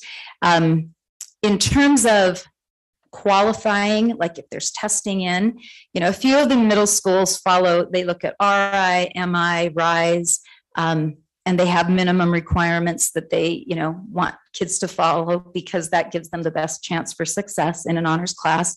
And so they follow those, and then depending on how many students meet those requirements, they can build their board.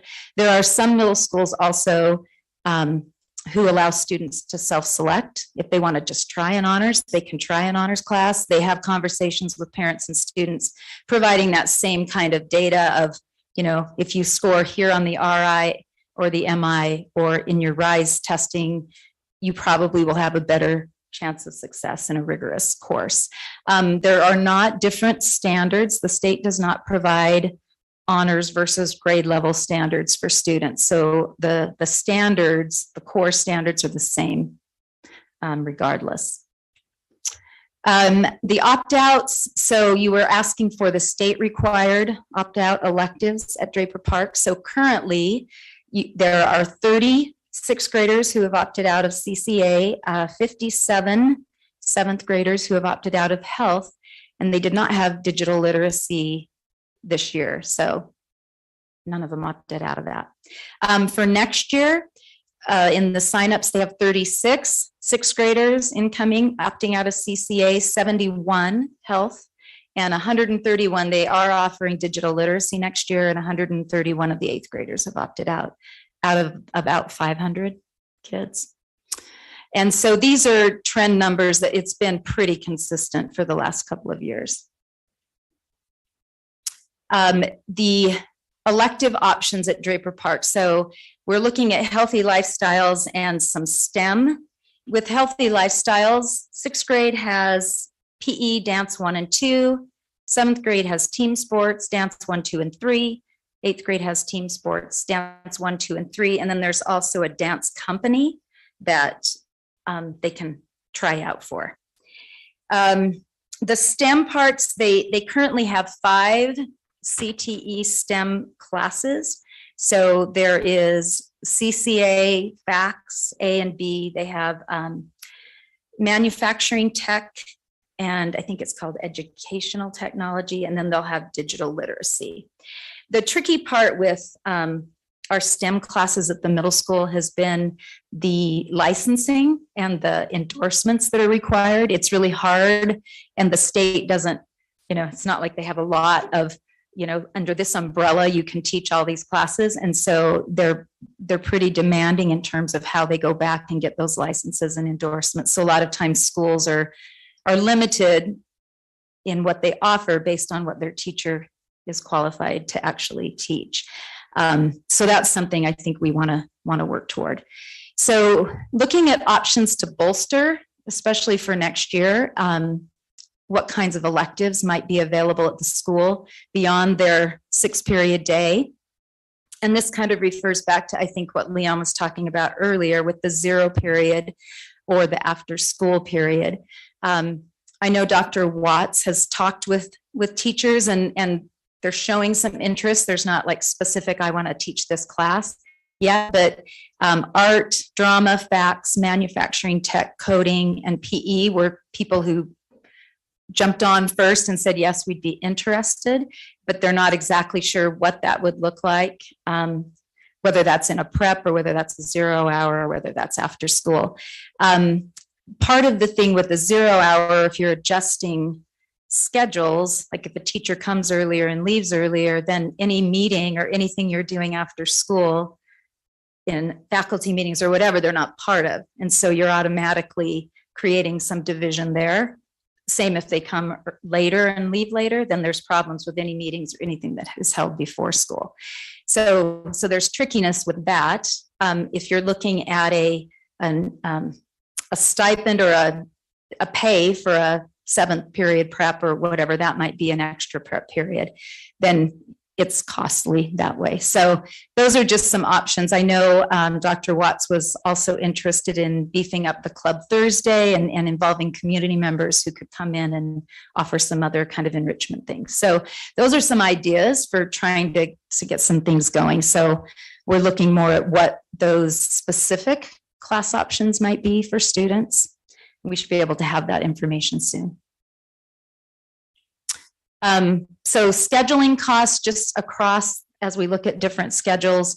There's so many factors that go into a schedule that it's not just this schedule costs this much money. It just kind of depends on a lot of different things.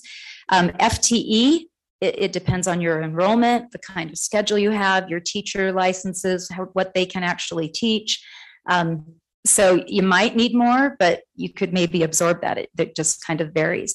Same with filling a teacher's schedule. Often if you have more, for example, more elective options or more periods in the day, that teacher has to teach more periods. And sometimes it's hard to fill a schedule. So you may have to have multiple preps for teachers. Class sizes can increase, and there's a lack of teaming. Often you kind of sacrifice that teaming a little bit depending on your numbers and things like that.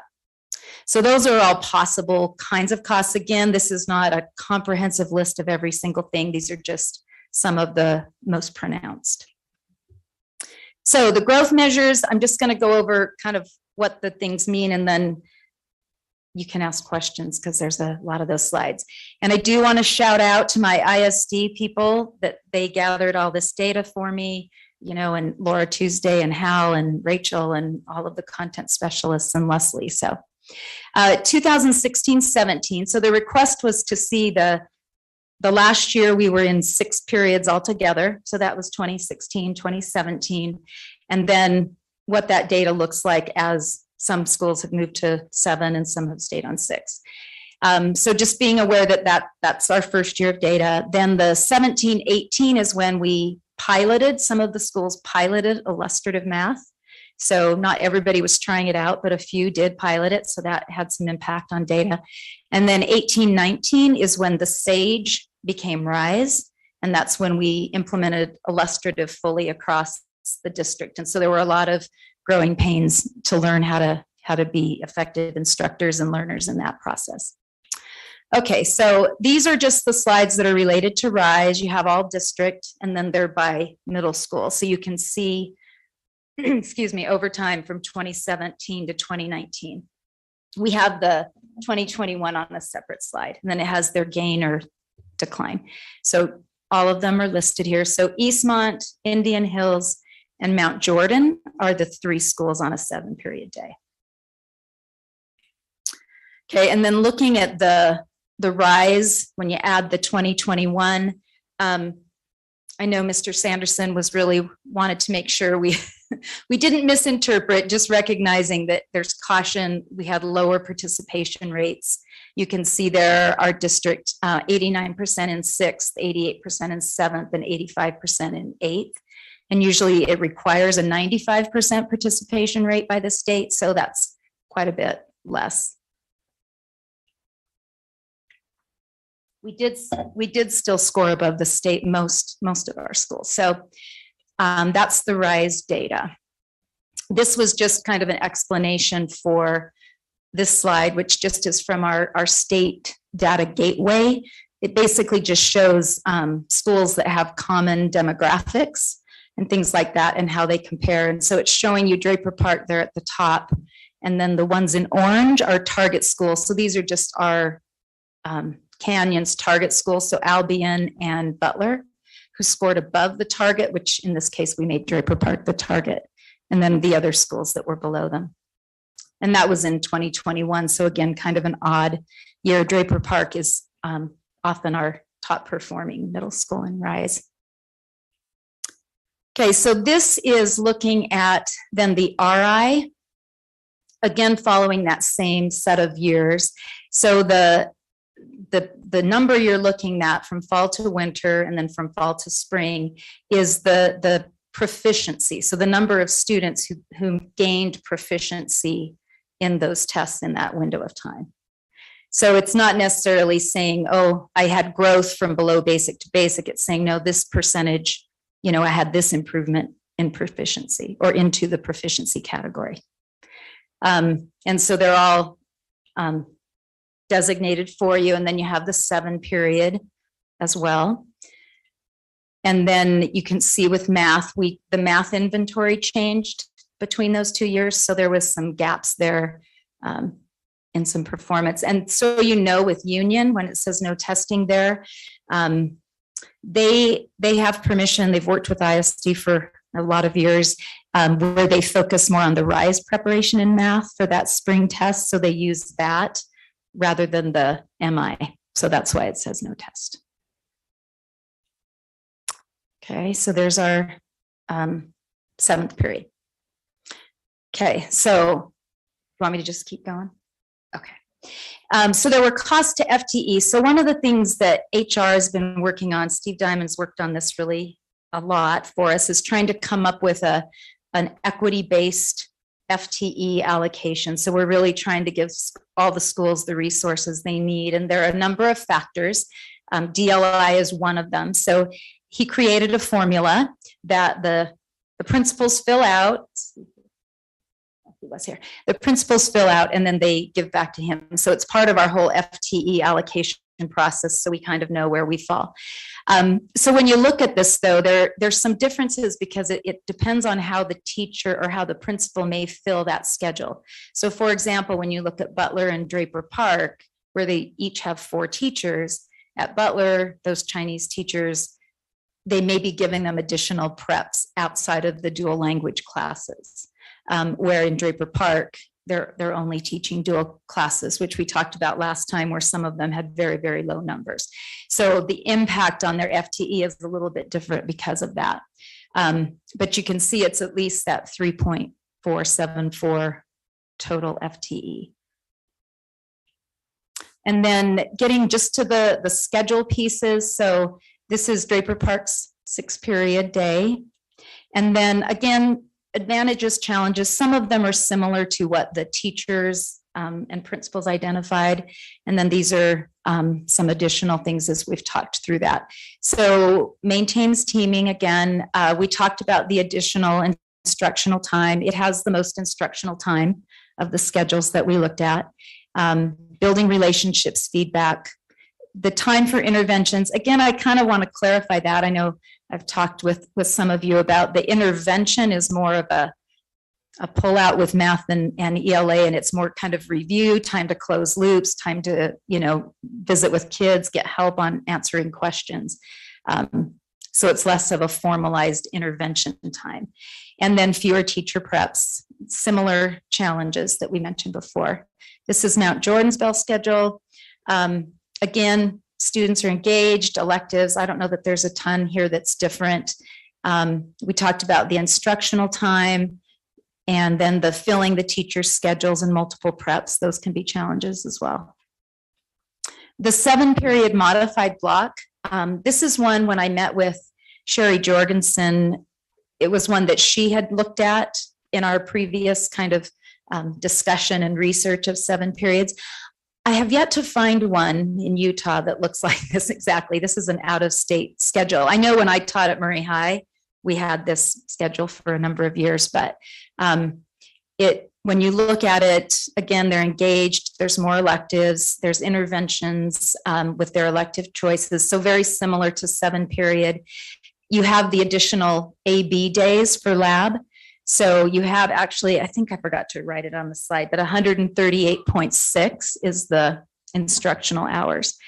But you do have a high teacher caseload, higher, and then similar challenges as the 7-period day. This is viewpoint, and I apologize. McKay said, Cindy, you need to put the Wednesday day. And I'm like, there's 39 slides. I think that's enough. Anyway, there is a Wednesday early out at Viewpoint. This is the Alpine Middle School schedule, and it's the same across the whole district. So they have a AB block, and they have Jurassic, they're the Raptors. So Jurassic is their kind of advisory period. And then they do have an 8-period early out at the end of the day for PLCs. We met, Dr. Watts and I went and visited Viewpoint, met with the principal, and he said they don't do teaming. So they don't have that at all. They have the PLCs are just content. The content teachers work together in their departments on that time. But they do have, more elective choices, things like that. So as you look here, the class periods, I believe, are 75 minutes. So they have some additional time to intervene or review or do those kinds of things. Felt like it was a good preparation for high school and the schedules that they would have. Most of their high schools had a block period. They had time to complete their labs and any kind of longer activity. And he really felt like management of their classes only focusing on 4 in a day instead of 7 or whatever was really helpful with the kids. Said it takes the kids a little bit of time at first to remember that what day it is and what they're supposed to be doing for that day, but that they catch on quickly. In this particular model, the teachers only have a prep every other day. And they have a kind of a productivity thing, but they only have a prep every other day. So that would definitely be a challenge. You could make it an every day. I know our AB blocks, they do have a prep every day. It just raises your class sizes more because you take that one class and now spread it out over everything else. The instructional time is 118.6 hours. And when I give those hours, it's always a full year. So if it's a semester class, then it's going to be half of that. Higher teacher class caseloads, 195 to 240 students. So when you think about grading and relationship building and all of those things, there's some challenges there. Like I said, they didn't team. Multiple preps for teachers, so that filling their schedules challenging. The 5x5 block, this is an example from Centennial Middle School in Provo District, and this is another one that Dr. Watts and I visited last week. And so they have 5 periods a day. They also have what they call, I can't remember what they call it, but they have a block of time. Well, it's plus there, where they have that time Monday through Thursday that they have some time off, or not off. They have it for like an advisory kind of thing. So in the 5x5 block, they have a lot of elective choices. That board just made me dizzy.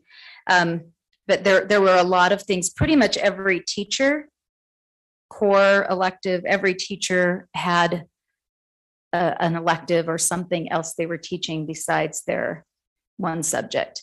In the core classes, they were mostly classes that were related to their core. So for example, in English, it was debate or creative writing or journalism. In social studies, it was current events or what have you. So a lot of different options and flexibility. One of the things they do is double block students.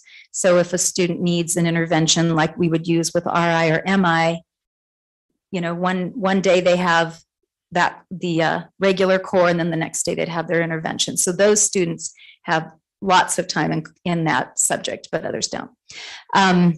So it allows the school to have some flexibility, again, familiar with block schedules, but this becomes tricky filling teacher schedules when you've got to fill 8 periods now out of 10. Less instructional time. It has the least, if you're not in a blocked class, it has the least amount of instructional time.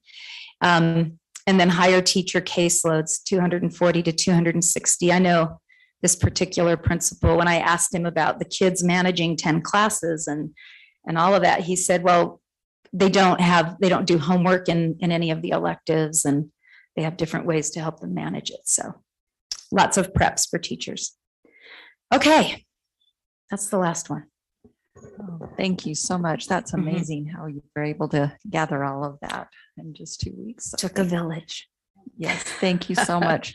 Superintendent, would you like to say something before? Just real quick, I want to Board members. tell Cindy thank you for her work, and Alice as well. The amount of effort and work to pull this together in that short amount of time is nothing short of amazing. So thank you, Cindy. And I know how much I bugged her just myself. Took a lot of her free time to do this. So much appreciation. I think, talking with cabinet and really looking at where we're at, and I know I've talked to many of you as well about this. We've already done FTE allocations for the upcoming year. We've already done transfers. Most of the master boards are pretty locked in already. I would not recommend any schedule changes for next year.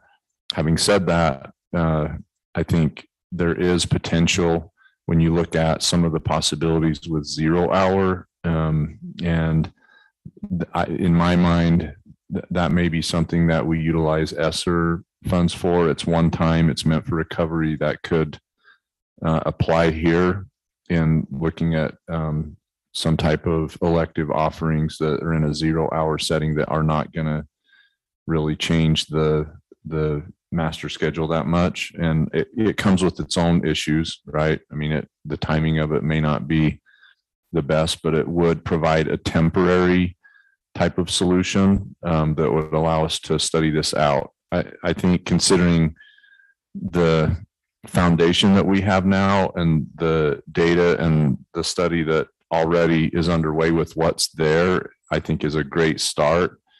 But if we are truly thinking about looking at schedules, this would probably be a fall beginning, and then, with a full study and a task force assigned to this, and then come back, as Leon said, maybe in January or February with some recommendations, if the board, wanted to take that up as consideration. And I think one thing too, to make clear, engagement with students and looking at all of our achievement data, no matter what, let's celebrate the fact that there's so much growth there and there's so much positive there. And when you see our school's performance, compared to the rest of the state, even through the pandemic, let's not forget that, and this is a tribute to MTSS, ISD, all the training, school performance, all that's gone in to really supporting great pedagogy in Canyon School District remains. So, let's start from that premise, is that we're not fixing something that's broke. We're trying to enhance our students' experience. So we'll start there. Anyway, thank you. Thank you, Mrs. Arnold, and then Mrs. Oaks. So just a couple of thoughts that have been going through my mind. I recognize this is like a huge, it's late, whatever the word that comes before. Thank you. Undertaking. I got taking, couldn't come up with under. It's a large undertaking. So I know that Molly Hart has an elective will. The Kids exploratory get arts. way more electives in her 6 periods than they get in other middle schools. In the 6th grade, yeah. Right. And so I'm wondering if there's a way that we could look at that and I don't know, but actually put it in place in all 6 grades where all the schools have the 6 periods, which would give them opportunities, students opportunities to have more exposure to more electives. I'm just trying to think out loud on how we get some of these students to have some. The other thing is I know in the elementary that we go over and over and over these interventions. I mean, like walk to read and reading straight, explicit instruction constantly for years now. I've been here almost 8. And yet they get to middle school, we get these kids to middle school and we're saying, oh, you still need more math interventions. Oh, you still need more reading interventions. And we're going to take an elective from you. That doesn't keep them in school doing math twice a day. It really doesn't keep them in school doing reading twice a day.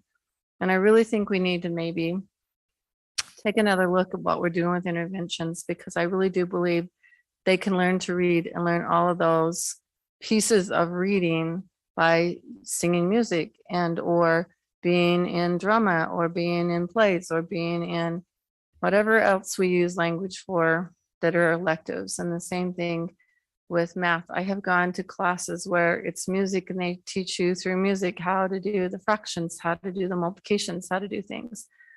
I just kind of feel like we have to break out of this box that interventions are the only answer. And yes, I know that Hattie says that interventions is like a 0.64, but the intervention may not be reading the same book 5 days a week. It might be learning that song and rewriting your own song. I'm just trying to figure out how to give these kids more opportunities and maybe a reason for coming to school, a little more of a reason than to go to my intervention math class. Mrs. Oaks and then Mrs. Schill.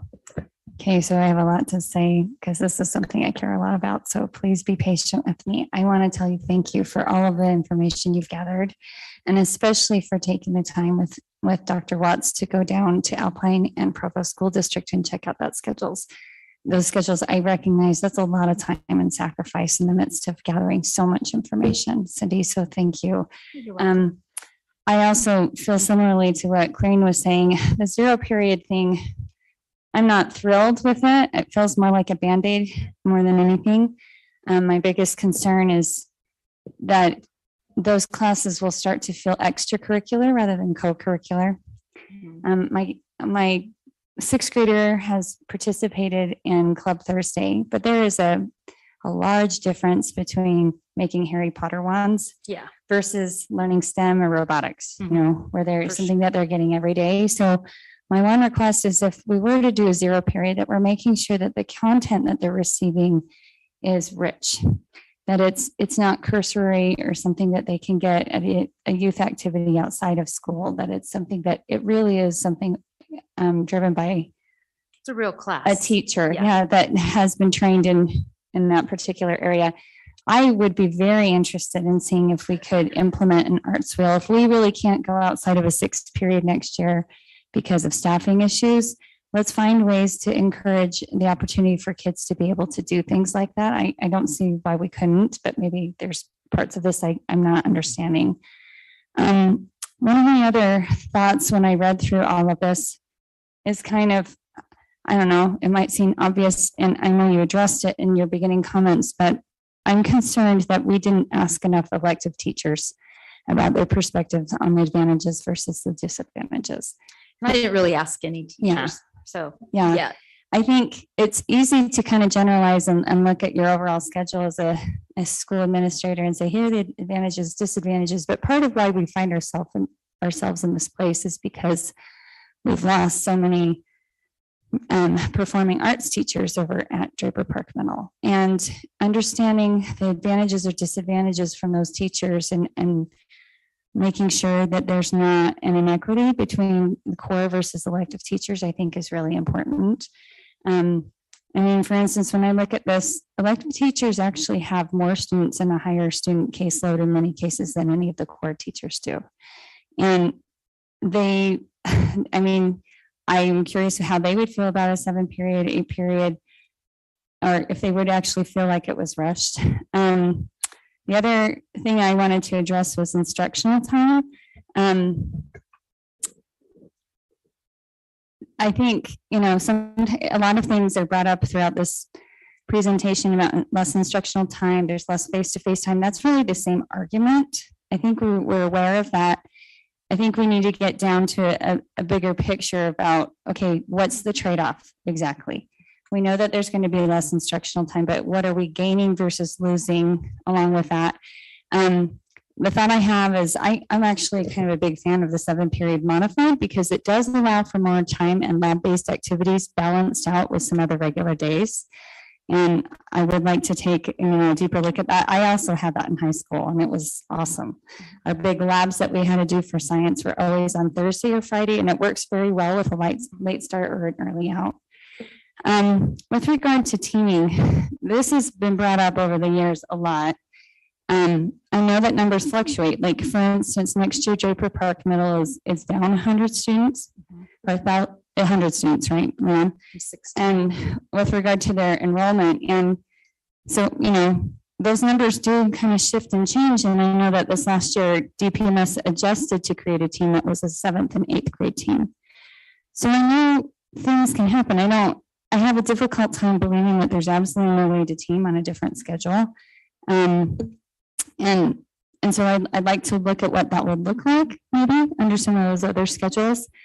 With regard to schedule costs, and I'll defer to Leon in a second, but multiple preps depend upon the amount of teachers you have, really. And so fewer teachers mean multiple preps, right? So much of that is how many teachers you have on your staff. And your overall student enrollment. Right. Yeah, all of that. So, and the DLI costs, I did have a question about that. And I maybe you did fully address it, there was such a large variance between Butler versus DPMS. Can you help us better understand why?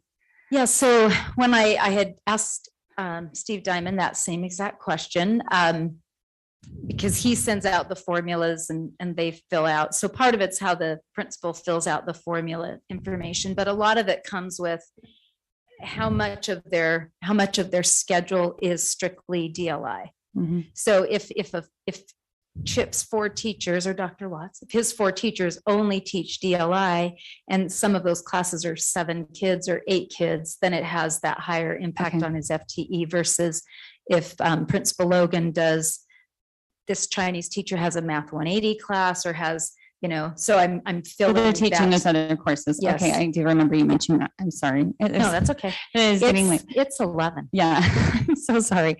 With regard to the RISE data, something I noticed is that Indian Hills, Eastmont, and Mount Jordan did make some gains after moving to 7 periods. Mm-hmm. And that Midvale decreased even though it went to a 6th period. And I think it's important to recognize so much of that comes down to quality of instruction, right?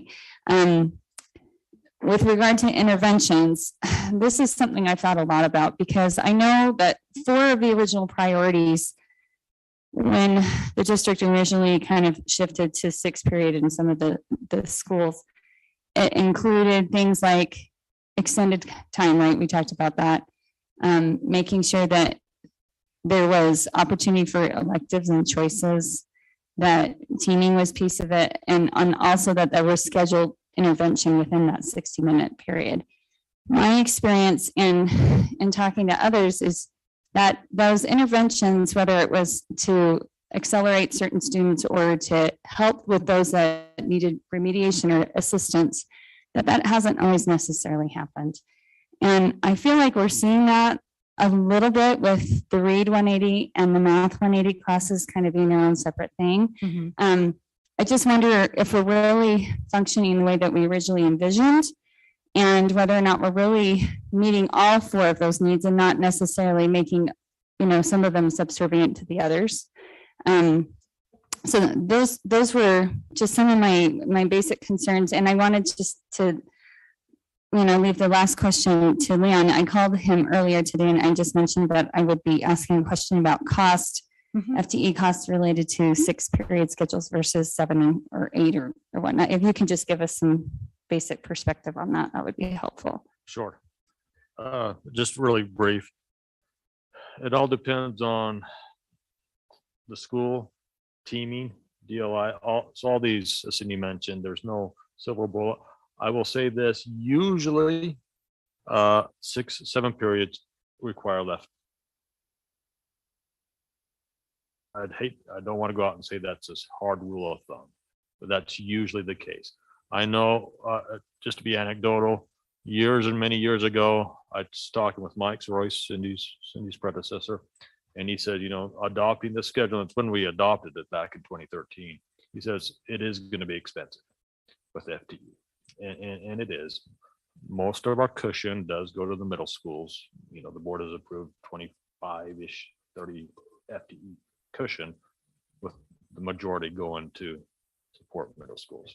So, but I cannot say on the block schedule because we don't have those in the middle schools. Our high schools do pretty well, but they're so large. So it's not, I don't think, a true comparison. They usually don't need any supplementing of FTE on their blocks, but they do get covers that. So it's not a true comparison, but that does run pretty a little bit better that way on the high school, on the blocks. Yeah, I think the early years of teaming, for sure, they were kind of keeping them whole to, you know, these 24 teachers, and they were going to have, and now it's kind of evolved where teachers, the schools have had to adapt. So it's not as much that true model that took some of that initial FTE. And I know at middle schools, you have a lot of programs that aren't funded. So a lot of the FTE goes for those things, but okay, I'll get ready for my next. Mrs. Schill and then Mrs. Nybauer. Okay, so I just want to start by thanking you for putting this all together. Like last meeting, we asked for so much stuff and I really thought you weren't going to be able to do it. Anyway, so thank you for putting that together, and thank you for all the people that helped you, because I'm sure it was a team effort. So this is really good information, and I like some of the ideas in here. Like I like the zero period day idea, just because if we do that, send out a survey to parents, we can actually gauge like what do they want, you know, what's missing. My other question, but I think it was kind of answered, is what happens with the FTE from the 6 to 7 period day. And I think Leon just answered that, but most likely we would have to let teachers go, basically, because we would have less FTE.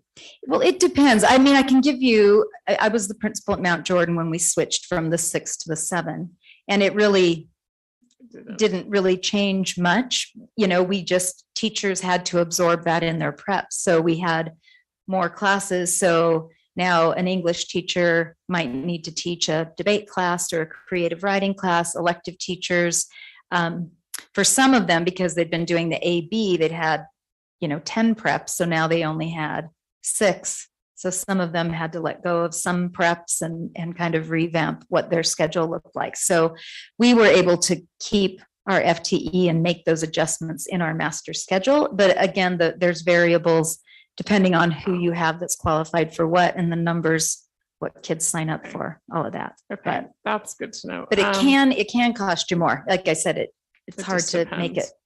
Yeah. So I mean, since we can't do this next year, I mean, I think I'd be in favor if the board, if we all want to look at schedules, to maybe have a committee.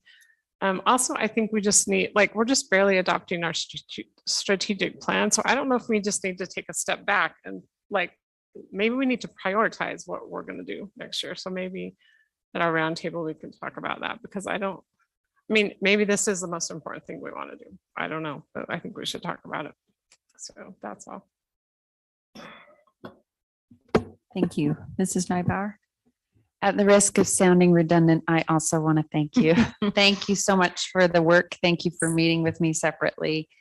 We've got a very, I just kind of think she's like a superhero, because she holds a lot of expertise, and yet she's presented this very objectively, and done just everything we asked and spent all the extra time. And I know it takes a village. So please thank all of those who helped you through this. And I feel that way about all our presenters too, by the way. Grateful for your expertise. So a couple of thoughts I have. I don't want any teachers or faculty to feel like scrambling or stressed for this next year. And so I know this 0 period idea, we're kind of addressing when we're altering that start time, that maybe that helps them a little bit. But the one concern I have when we're saying, hey, we're going to open up electives to these families, when we have 25% of the school right now opting out of an elective for sleep, I'm not sure if the class before school starts is going to be filled or, something that's going to be utilized. So I'm not sure if we just limit how, maybe just there's priority to those teachers that really need that for their family schedules and just have those ones do the ones before school because there may not be as much interest. Or I'm not exactly sure how we're thinking of gauging that and then Right. doing more after school. Is that something that you've talked about or thought about with Dr. I mean, Watts? we What talked, was his? when Dr. Watts talked with me about some of the concerns with teachers with a change in the bell schedule, Yeah. kind of the separate thing. I think he had mentioned 3 or 4. I'm not exactly sure how many teachers that impacted, but part of it would depend on what they teach. Because a lot of kids aren't going to sign up for English. Right. I mean, I would just to have more and more Creative writing. But yeah, I mean, I think they're more elective, kind of those engagement things that they don't already have access to that we're trying to get. So part of it would depend on what that teacher teaches and what that availability would be or how we could help them. So, Okay. yeah, so you could have an after school period as well. Yes, Yeah. yes. So we could maybe just do a few for the before school for those faculty that this impacts and then the Yeah. majority after. Okay. And then the other, I really relate to Clarine's statements about these kids that need interventions. I worry that our students that are pulled out for those interventions or repeats of other classes, I think they're really feeling punished because we're taking away their elective and we're giving them more time at something they don't feel successful in. And I would love for them to have an opportunity to feel successful with a class of their choice. So I do think that that is a huge benefit to a larger schedule. As far as the seat time, I've been reading a little into Hattie's visible learning, and there's 252 influences and effect size related to student achievement. And under those 252 influences, a lot of it is engagement that the teacher provides, and seat time is not mentioned, as well as there's other, educational philosophy and research with Zimmerman and Carlos, and they're saying the same thing, that seat time, we're not really seeing this relationship between seat time and student achievement. And I know there's others that say there is, but just reading into that, it does make me question if we have a longer period of time so we can do more hands-on learning and labs and science experiments and all of these things, that sometimes the setup is too long, that it makes it difficult as a teacher if you've got a shorter time period. And we're doing more engaged and hands-on, we do know the students retain that better. And so, as far as quality of instruction, that'd be something we'd really want to look into. I do really believe in the fact that students have the opportunity to prepare for high school by the same schedule and get accustomed to that. I know Leon just mentioned that FTE hours, that actually we run pretty well at the high school level and that it's not super expensive. Draper Park Middle School's population is the size of some of our high schools. So, that might be relative, there. I do think that providing more class periods and schedules, I do think that does fall in line with our strategic vision in many ways, engaging all types of learners. I see clear pathways for more class periods for both advanced kids that are behind, or even just IEP and 504 kids that maybe need other methods. So I'm in favor of harnessing the expertise in the room and roundtable and really looking at this as a priority for Draper Park. And I'd love it to look into that for district-wide in our middle schools. Thank you, Mrs. Arnold. And then Mr. Wrigley. Oh, sorry, I thought you had asked for another. Okay.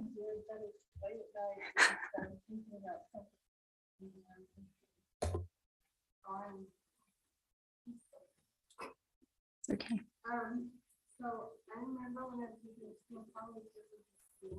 Thank you, Mont. My microphone. When I was working at Snow College, there's a school that was doing the 5x5 block. And I remember them saying the reason that they had the electives not have homework was because the students would have 10 classes of homework every night. Yeah, And or they 5 only, each. they only did it for a couple of years and then they got rid of it because the students couldn't keep up with all of their homework. Well, the first year they had all the homework. And then the second year, and the kids couldn't keep up with it. So then the second year, they said no homework for electives. And then the third year, they got rid of the 5x5. But I was just going to let you know that that I had remembered that that was part of the big issue with the 5x5, just in case somebody else didn't think or know about that. Thank you. Thank you, Mr. Wrigley. Thank you. Where do I start? When we inherited our school district from Jordan, I think for time and all eternity, they were 7th periods. One of the complaints as we surveyed our initial parents were academically, they were in the dumpers. And we needed to do something with the middle schools. So we spent forever trying to figure out on 8 and 10 and 5 and 7 and you name it. I've got huge files of it as to what would be the perfect file.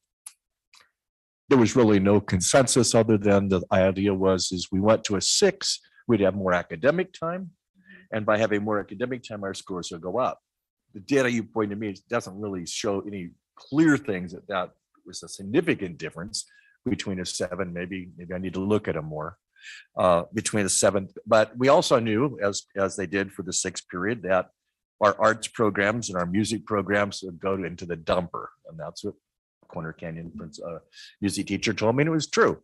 And I think Jordan's program suffered. All of the high school programs suffered because they couldn't do that. So then we started getting complaints from the 3 middle schools that are now 7th period. And we said, okay, well, we'll just take a look at this again. And we did this whole rigmarole and took a look at it. And we said, we'll just give choice. So those schools that want to go 7, go 7. Those schools that want to go 6, go 6. And those schools that had 6, their music programs and their feeder schools went up. Those schools that didn't sort of struggled, but not everywhere, because it seems like we have 5 schools with 6 different versions of the 6th period. So everyone said, well, we got 6, but this is how we do 6, and this is how we do 7. And we have 7 different middle schools with 7 different schedules, really, to be honest with you. And so, but by going 6 and getting more academic seat time, we also lost a lot of other elective times. And I think some of the kids were bored because they're just just the sort of thing we have the brain boosters. We put the brain boosters in because the kids were getting just overwhelmed with education, reading, writing, arithmetic. So, I don't know if it's really made much difference. All my 5 kids, all my 5 kids graduated from Eastmont. 5 of them have bachelors and 2 of them now got masters. So obviously the high school did a good job, but the middle school did a good job. And my daughter, because she was in the 7th period program, is now one of the top bass players in the state. So without that, she may not even have that chance to play jazz, and she wouldn't have done that. So for her and a lot of my family have been greatly affected, and the arts has been an important part for them. It is interesting because Draper Park's the only one complaining about the 6th period. And everybody else was saying, no, we're working because we have our own version of the 6th, and it seems to be working. Brighton's had some issues on filling their music program. Hillcrest has had some music on there, but they're doing better, and they're sort of figuring that out. So their music programmer is going that way. So we're really only talking about Draper. I mean, we could go back and open the whole thing up to take a look at what's the ideal schedule. And I don't think there's an ideal schedule. There is not. I know I've got binders on this. There's no, everything's got its plus and minuses and seat time. And I mean, 5 by 5 is what, 96 hours. of seat Priorities, time. and you're going to A compromise lot something. of electives, but whatever. So I think at this point, for this solution at this point, until we change the start time and make it later for Draper, because if we gave them a bunch of electives, they would be opting out of them anyway, like you said, for 25%. So, and what that means is it just cost us more because we couldn't fill the time because they're not there. I think the zero option right now is the only thing that we could probably do and see if we can make that work for next year. Whether or not we take a look at this again, I don't know. And we may just need to take a look at Draper and do another survey and find out if where the parents want to go, and they can go with a 7 or 6. I mean, 7 seemed to work well with music. Either way, our academic scores have gone up over the years. We've done a stellar job. All of our middle schools, that issue that we originally had, we do not have any longer. Doesn't matter if we have a 7 or a 6 or whatever it is. It's just the question of, is it worth giving up your electives for a little extra seat time and 3 more points on the Richter scale? It didn't make any difference for my kids. They're all successful. I think at this point, we probably need to move on and just say, go for the 0 period, and we'll try to see whether or not we want to. I don't agree. I think that Molly Hart has a program that wouldn't be that hard to implement. I think it would be as easy, maybe, I don't know. No, it'd be a little tricky for next year just because there are very specific teachers who have room in the schedule in the master board that teach specific classes. So I don't know that all of the middle schools would have that same. I didn't say all of them. capacity. I just said, we're only talking about Draper. Okay, I apologize. I thought it was for right. everybody. And Draper is pretty well in the same, is okay to say social economical group with not as many necessities of interventions like Mount Jordan, for example. So I don't know why we couldn't maybe take a look at both of those, because I think that would give more students more electives. But that's just my thought on it. LPN doesn't have a DLI program, does it? They do not. That makes a big difference. Yeah, that could be it. So, but we can certainly meet with Dr. Watson. I can meet with Dr. Hart and look at it and see what his staffing is and where he is So on I his think we board. just, what got us here was a question over what to do over Draper Park, not what to do with our entire school district academics. Because I think our 7-period programs are liking it and our 6-period programs are liking it. So I'm not, and they seem to be academically moving up. So I'm not sure opening everything up and starting over again, if we're going to come to any more conclusion we already did. Other than what are we going to do with Draper Park? That's the question. Okay, thank you. So to kind of wrap this up, what I'm hearing is that for this coming year, we are working on possible later start time, which very much may impact the number of students that are electing to opt out of the first period, which hopefully the school is prepared to, when that decision is made, they might need to do some adjusting in their master board anyway, and that to do any other wholesale change at this point in time would be just really not feasible and probably would not be received well, at all. But then also we need to, as a board, talk about forming a task force that would look at it in more thoroughly and in more detail. And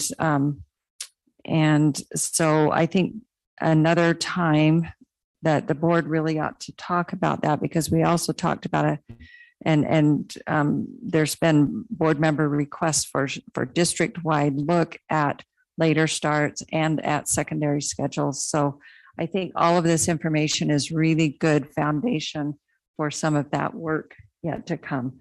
So, board, I'm kind of hearing and thinking that at this point, we ask the administration to work with Draper Park to see what they can do to kind of help. And yes, the 0 period might be just a Band-Aid, but if it is something that provides opportunity that they can make it work, I don't know that that is something that is really a board decision at this point. I see that as an administrative feasibility thing. Does anyone disagree with that?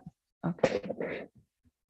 Do you want me to bring back information about what they're offering for those, or what the kind of decision is for those? I think if they get it settled into a plan, then we can, I think it would be helpful for the board to know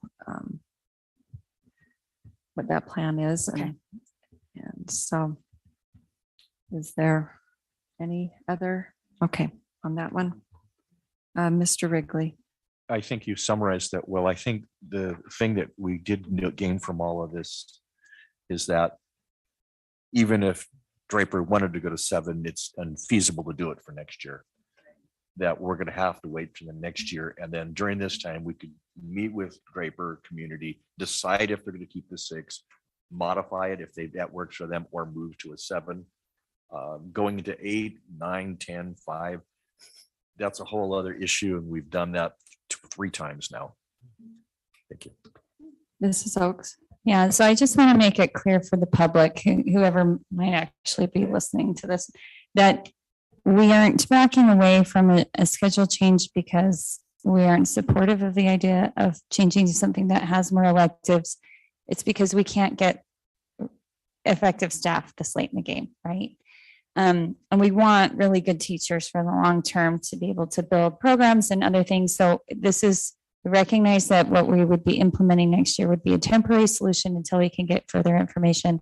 One of the things I would like to ask, in light of the fact that it does every year when you're talking about performing arts, it makes a difference of who's enrolled. I'm wondering if we could look at a 0 period option of having instrumental music or some of the other arts, because I know there are a lot of kids that they just simply can't fit it in their schedule that may likely be interested in doing it after school. I have no idea if the band teacher would be interested in that or not, but it's worth exploring. And I really, akin to what we talked about when we're looking at the wheel, if we can expand it and maybe it makes the numbers easier, maybe it makes it harder beyond just 6th graders. I mean, when I looked at the wheel, I was dying inside a little bit that my 6th grader didn't get that like the Albion kids, because I think it's such a wonderful opportunity for them to explore. So. Thank you. Thank you. Thank you so much. Okay. So much. We'll, Next steps is, I don't even have a deadline. yeah, So, yeah. no, that's So, good. We'll be working yeah. on it. When you're ready, let us know and we'll. have Yeah, you we report should back be to us. able, I mean, it'll be sooner rather than later because there's always urgency to build their boards and for teachers to know their schedules. And so, yeah. Okay. I'll let you know. Thank you. Okay, next, 2022-2023 fee schedule. This is a 3rd reading and action is requested. We have Leon Wilcox, Business Administrator, and Gary Yes, Forward, our Gary's doing a our great school job doing fees this. so he'll- specialist. Yes. Yeah. There we go. Well, hopefully this will be quick and easy since it is the 3rd reading. So we did as the board asked, and we got with communications, and they sent out a Sky Alert in English and Spanish and to all the parents and students, and talked about the following points: seeking feedback, saying that the maximums were the same as last year. There was a $30 reduction in the registration fees, providing information how to attend the board meeting, and also provided the web location where the fees are at, and then also how to get the communication back to the district. And so that was done. Thank you for communications. We appreciate their assistance in that. So all the comments we received were, as of Friday, I downloaded all the comments that we had received and put them on board docs. And as I looked yesterday and today, there weren't any other comments on the fee schedule. So Leon and I met together and we increased the supply budgets significantly for the schools so that they could provide for the consumables, since they are not allowed anymore for this year because they're considered textbooks. So hopefully that should provide enough funding for them so they don't have to dip into their TSSS or TSSP or their land trust budgets. So there have been no changes to the fee schedules, and these are the places that they can go to obtain the fee schedules. If you want to look at them, these are the master ones. And as we said, they're out on each school's website that parents or anybody can go look at them and see it for their specific school. So, possible board motion. That's what we need now, is a decision, and we have to do it before April 1st. So hopefully before midnight. Thank you, board. I'll ask quick, are there any questions or comments on this? Mrs. Nybauer. I just have a quick one that we should probably correct. So the idea that we can't charge a school fee for consumables has actually been for a few years. That was made when I was a school community council member at Draper Park a few years ago. The difference is now all of our schools are using that illustrative math that is one of our larger consumable fees. But just wanted to make that correction because it kind of, the way it's being described, it sounds like that was a new change this year, but that's been a few years back. The not allowing to charge for consumables. No, this is the first year, next year. The 2022-23 year, they made it board rule that we could not charge for textbooks. And that was part, I also described that as consumables. Before you could charge for consumables. Yes. Okay, so so it must be then land trust funds. It must be, that's what we were writing. There was a law about not being able to use money for consumables, but maybe I'm misremembering, and that was for land trust academic plans. Is that what it was? There was something we had to change because we were trying to pay for that money for the workbooks when we were piloting the illustrative math. So I must be confused. That must have been for land trust funds. We were not allowed to use it for that consumable. But anyway, go ahead. That I don't know. Sorry. I'm sure I'll find it. Yeah, I don't know that there's a specific law against land trusts and consumables, but so I'm not quite sure what that is. So, okay, any other comments or questions? I'd like to make a motion. This is, I was going to say this is action requested, so a motion would be in I'd order. like to make a motion that we approve the 2022-2023 proposed elementary, middle, and high school master fee schedules as found on board docs. Also, can you add in there CTE and CTEC? And the CTE and CTEC, I guess. We'll add that to my amendment there. Yes, thank you. Okay, we have a motion. I'll second it. Second and a second. Any discussion to this motion? Seeing none, I'll call for a vote. All in favor, say aye. Aye. Aye. Any opposed? Okay, that motion passes. Thank you very Gary. much. Appreciate all your work. Okay. Okay, next item. Long-range planning update, Midvale area elementary school boundaries. I'll turn the time over to Mr. Leon Wilcox, Business Administrator. Yeah, big thanks to Gary for all the work on the fee schedule. That's a tough undertaking that we have to do every year. So thank you to him. Just want to give you a quick update on our Midvale boundaries. We've held, and before I get going, I just want to thank several people. I want to thank Floyd. I want to thank Kirsten. They've attended all these meetings and tracked all the data. I want to thank Mont. He's attended a handful of them. I want to thank the SCCs for allowing us in. I want to thank the parents who's attended our open houses and sent us feedback. So thank you to everyone. I want to thank our principals for also helping and facilitating this. You can see the dates there. We met with the SCCs to discuss the boundaries, the dates there for the open houses. We're going to have the open houses in January, but with the Omicron surge, we postponed those to February. Board docs, there's lots of information, notes on all those, and add everything there if you wanted to review those. Again, big thanks to Kirsten for out on the communication front with social media, the text messages, the sky alerts. On board docs, we had our portal where we had about 1,600 page views, and we've got 15 or so comments back. You can see all those posted on board docs there. Of course, anytime you make a boundary change, there are statutory compliance. We really discussed this back in October then at as a proposal. So that would be the clock when the clock starts ticking. And so you have to wait for 120 days from that before you adopt. And so you have to do other things besides getting public comment, which we've had at every board meeting, but tonight and the next couple. We've also, Mont and I met with the new mayor, Mayor Stevenson, to discuss the boundaries as well. So all those things that we had to comply with, we've done so there. It was pretty much a unanimous or near unanimous recommendation that we go with option 3. Again, this is the least impactful. It's around 70 students, give or take. You can see we're shifting the cone area.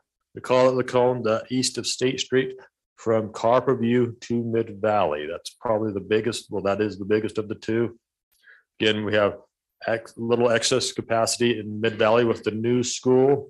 We'd like to fill that up. Also draws a cleaner line for the middle school boundary. The State Street is the middle school boundary, so they would just go into Union as where they live now. So they just follow the piers right into Union. It also keeps Copperview a little smaller, which is also what we wanted. The other one is moving the avenues from East Midvale into Midvale, and also keeping all the Jordan Bluffs growth in Midvale. So that's about 25 students or so in the avenues.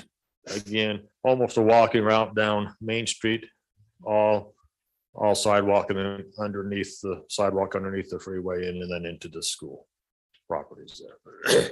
Here's our timeline. Again, we talked about the first reading. Tonight's an update.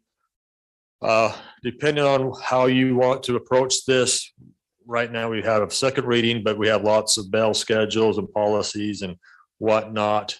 At our next, we'll have to look at next meeting, and then we'd possibly adopt on the 3rd. If you wanted to delay that because of teacher of the year, that'd probably be fine. I think sooner the better, just in case somebody with a kindergarten or first grader or going into kindergarten or current kindergartner going to a first grader wants to permit into their new school, that'd give them allowance. We want to make sure they have plenty of time to do that. And then we'll communicate out what you approve. Again, we want to emphasize this takes place not next school year, but the year after. So we want to give people plenty of time for that. So with that, that's the update. Happy to take any questions. Thank you. Any questions? Okay, so let's just go back on the timing. If you're okay, I think May 3rd would clearly give us, because right now it was on the agenda as Midvale area this time, and then next time, and then a decision on the 3rd. Everyone okay with that time frame? Okay, we will plan on that then. Thank you. That concludes the business items on our agenda. So I will now give time to Superintendent Robbins for a report, and then to Mr. Wilcox for report. Thank you, President. Real brief, this morning I had the opportunity to visit the road home in Midvale and spent about an hour there. I just want to give a shout out to Connie Crosby and all of our staff that works with our homeless students. And I got to be there early enough to see the bus pick up and see those little kiddos get on the bus. And interestingly, this morning, one of the parents, this was their first day at school, students' first day at school. And so just being part of that was pretty awesome. But all the services and everything that's done on their behalf is pretty overwhelming and humbling. So very grateful for everything that we have and especially our education system for our kids. So thank you. Thank you. Mr. Wilcox. Just a nice meeting tonight. Thank you for the board for all the discussions. And a big thank you to this week's payroll that's going out, a $300 bonus for our employees to do something next week. We hope they enjoy their time and can get away and you know, $300 may almost be a tank of gas right now. But it is, hopefully they can do something small with their family with that. So again, big thank you to the board for allowing that to happen. Thank you. Okay, board members, if you would like to give a report or comments, let's start with Mrs. Shield. No comment. It's very late, so I'm not going to say anything. Okay, Mrs. Nybauer. Thank you to all of those who presented today and for that amount of work. Also, props to Draper Park SCC. It's late and I was like, I know this. I looked up my agenda from 2019 and I guess we had heard rumors or whisperings that there was going to be a law against charging fees for consumables, and we built it into our land trust to pay for that illustrative math. But anyway, love that illustrative math and what it does for our kids. Really cool. What it does, little lessons for the advanced learners, for everyone who needs help, and helping people think math minded. I love that program, and I love what our ASD departments and other departments do to help us with our kids find what's best. So thanks. That's it. Thank you. Mr. Wrigley. I'll pass. Okay, thank you. Mrs. Oaks. Thanks. I've gotten to attend SEC meetings for Alta and Altera, attend events for Lone Peak Elementary last night, and then ran over to Corner Canyon for their wellness night. There's so many wonderful things happening. Got to have a town hall meeting and hear from constituents. I always appreciate the chance to hear from parents. I do just want to clarify one thing. Since I was on the strategic planning committee, I do not, on the best of my recollection, recall any discussion that we would provide PLCs to coaches. We talked about more training from them, but not PLCs, and discussed that there is a distinction between coaches versus teachers and their roles. So just wanted to clarify that. Thank you. Mrs. Arnold. I know it's late, but I actually really did something besides teach this week. So I have to say, I did make it to my SCC meetings, and I plan on getting to the rest of them.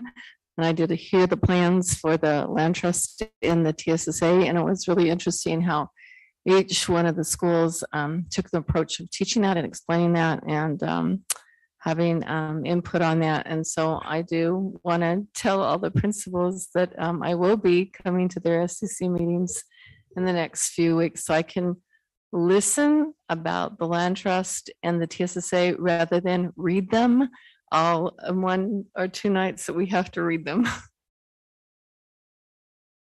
Thank you. Mr. Milliberg.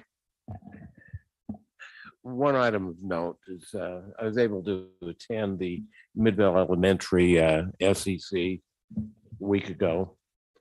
It's kind of a hybrid meeting to where Principal Reynolds was in her office conducting a Zoom in. Most people had remoted in, and I showed up at the school, and Jerry Jorgensen, the secretary at Midvale, sent me out to the what's it called, the Community Services Portable.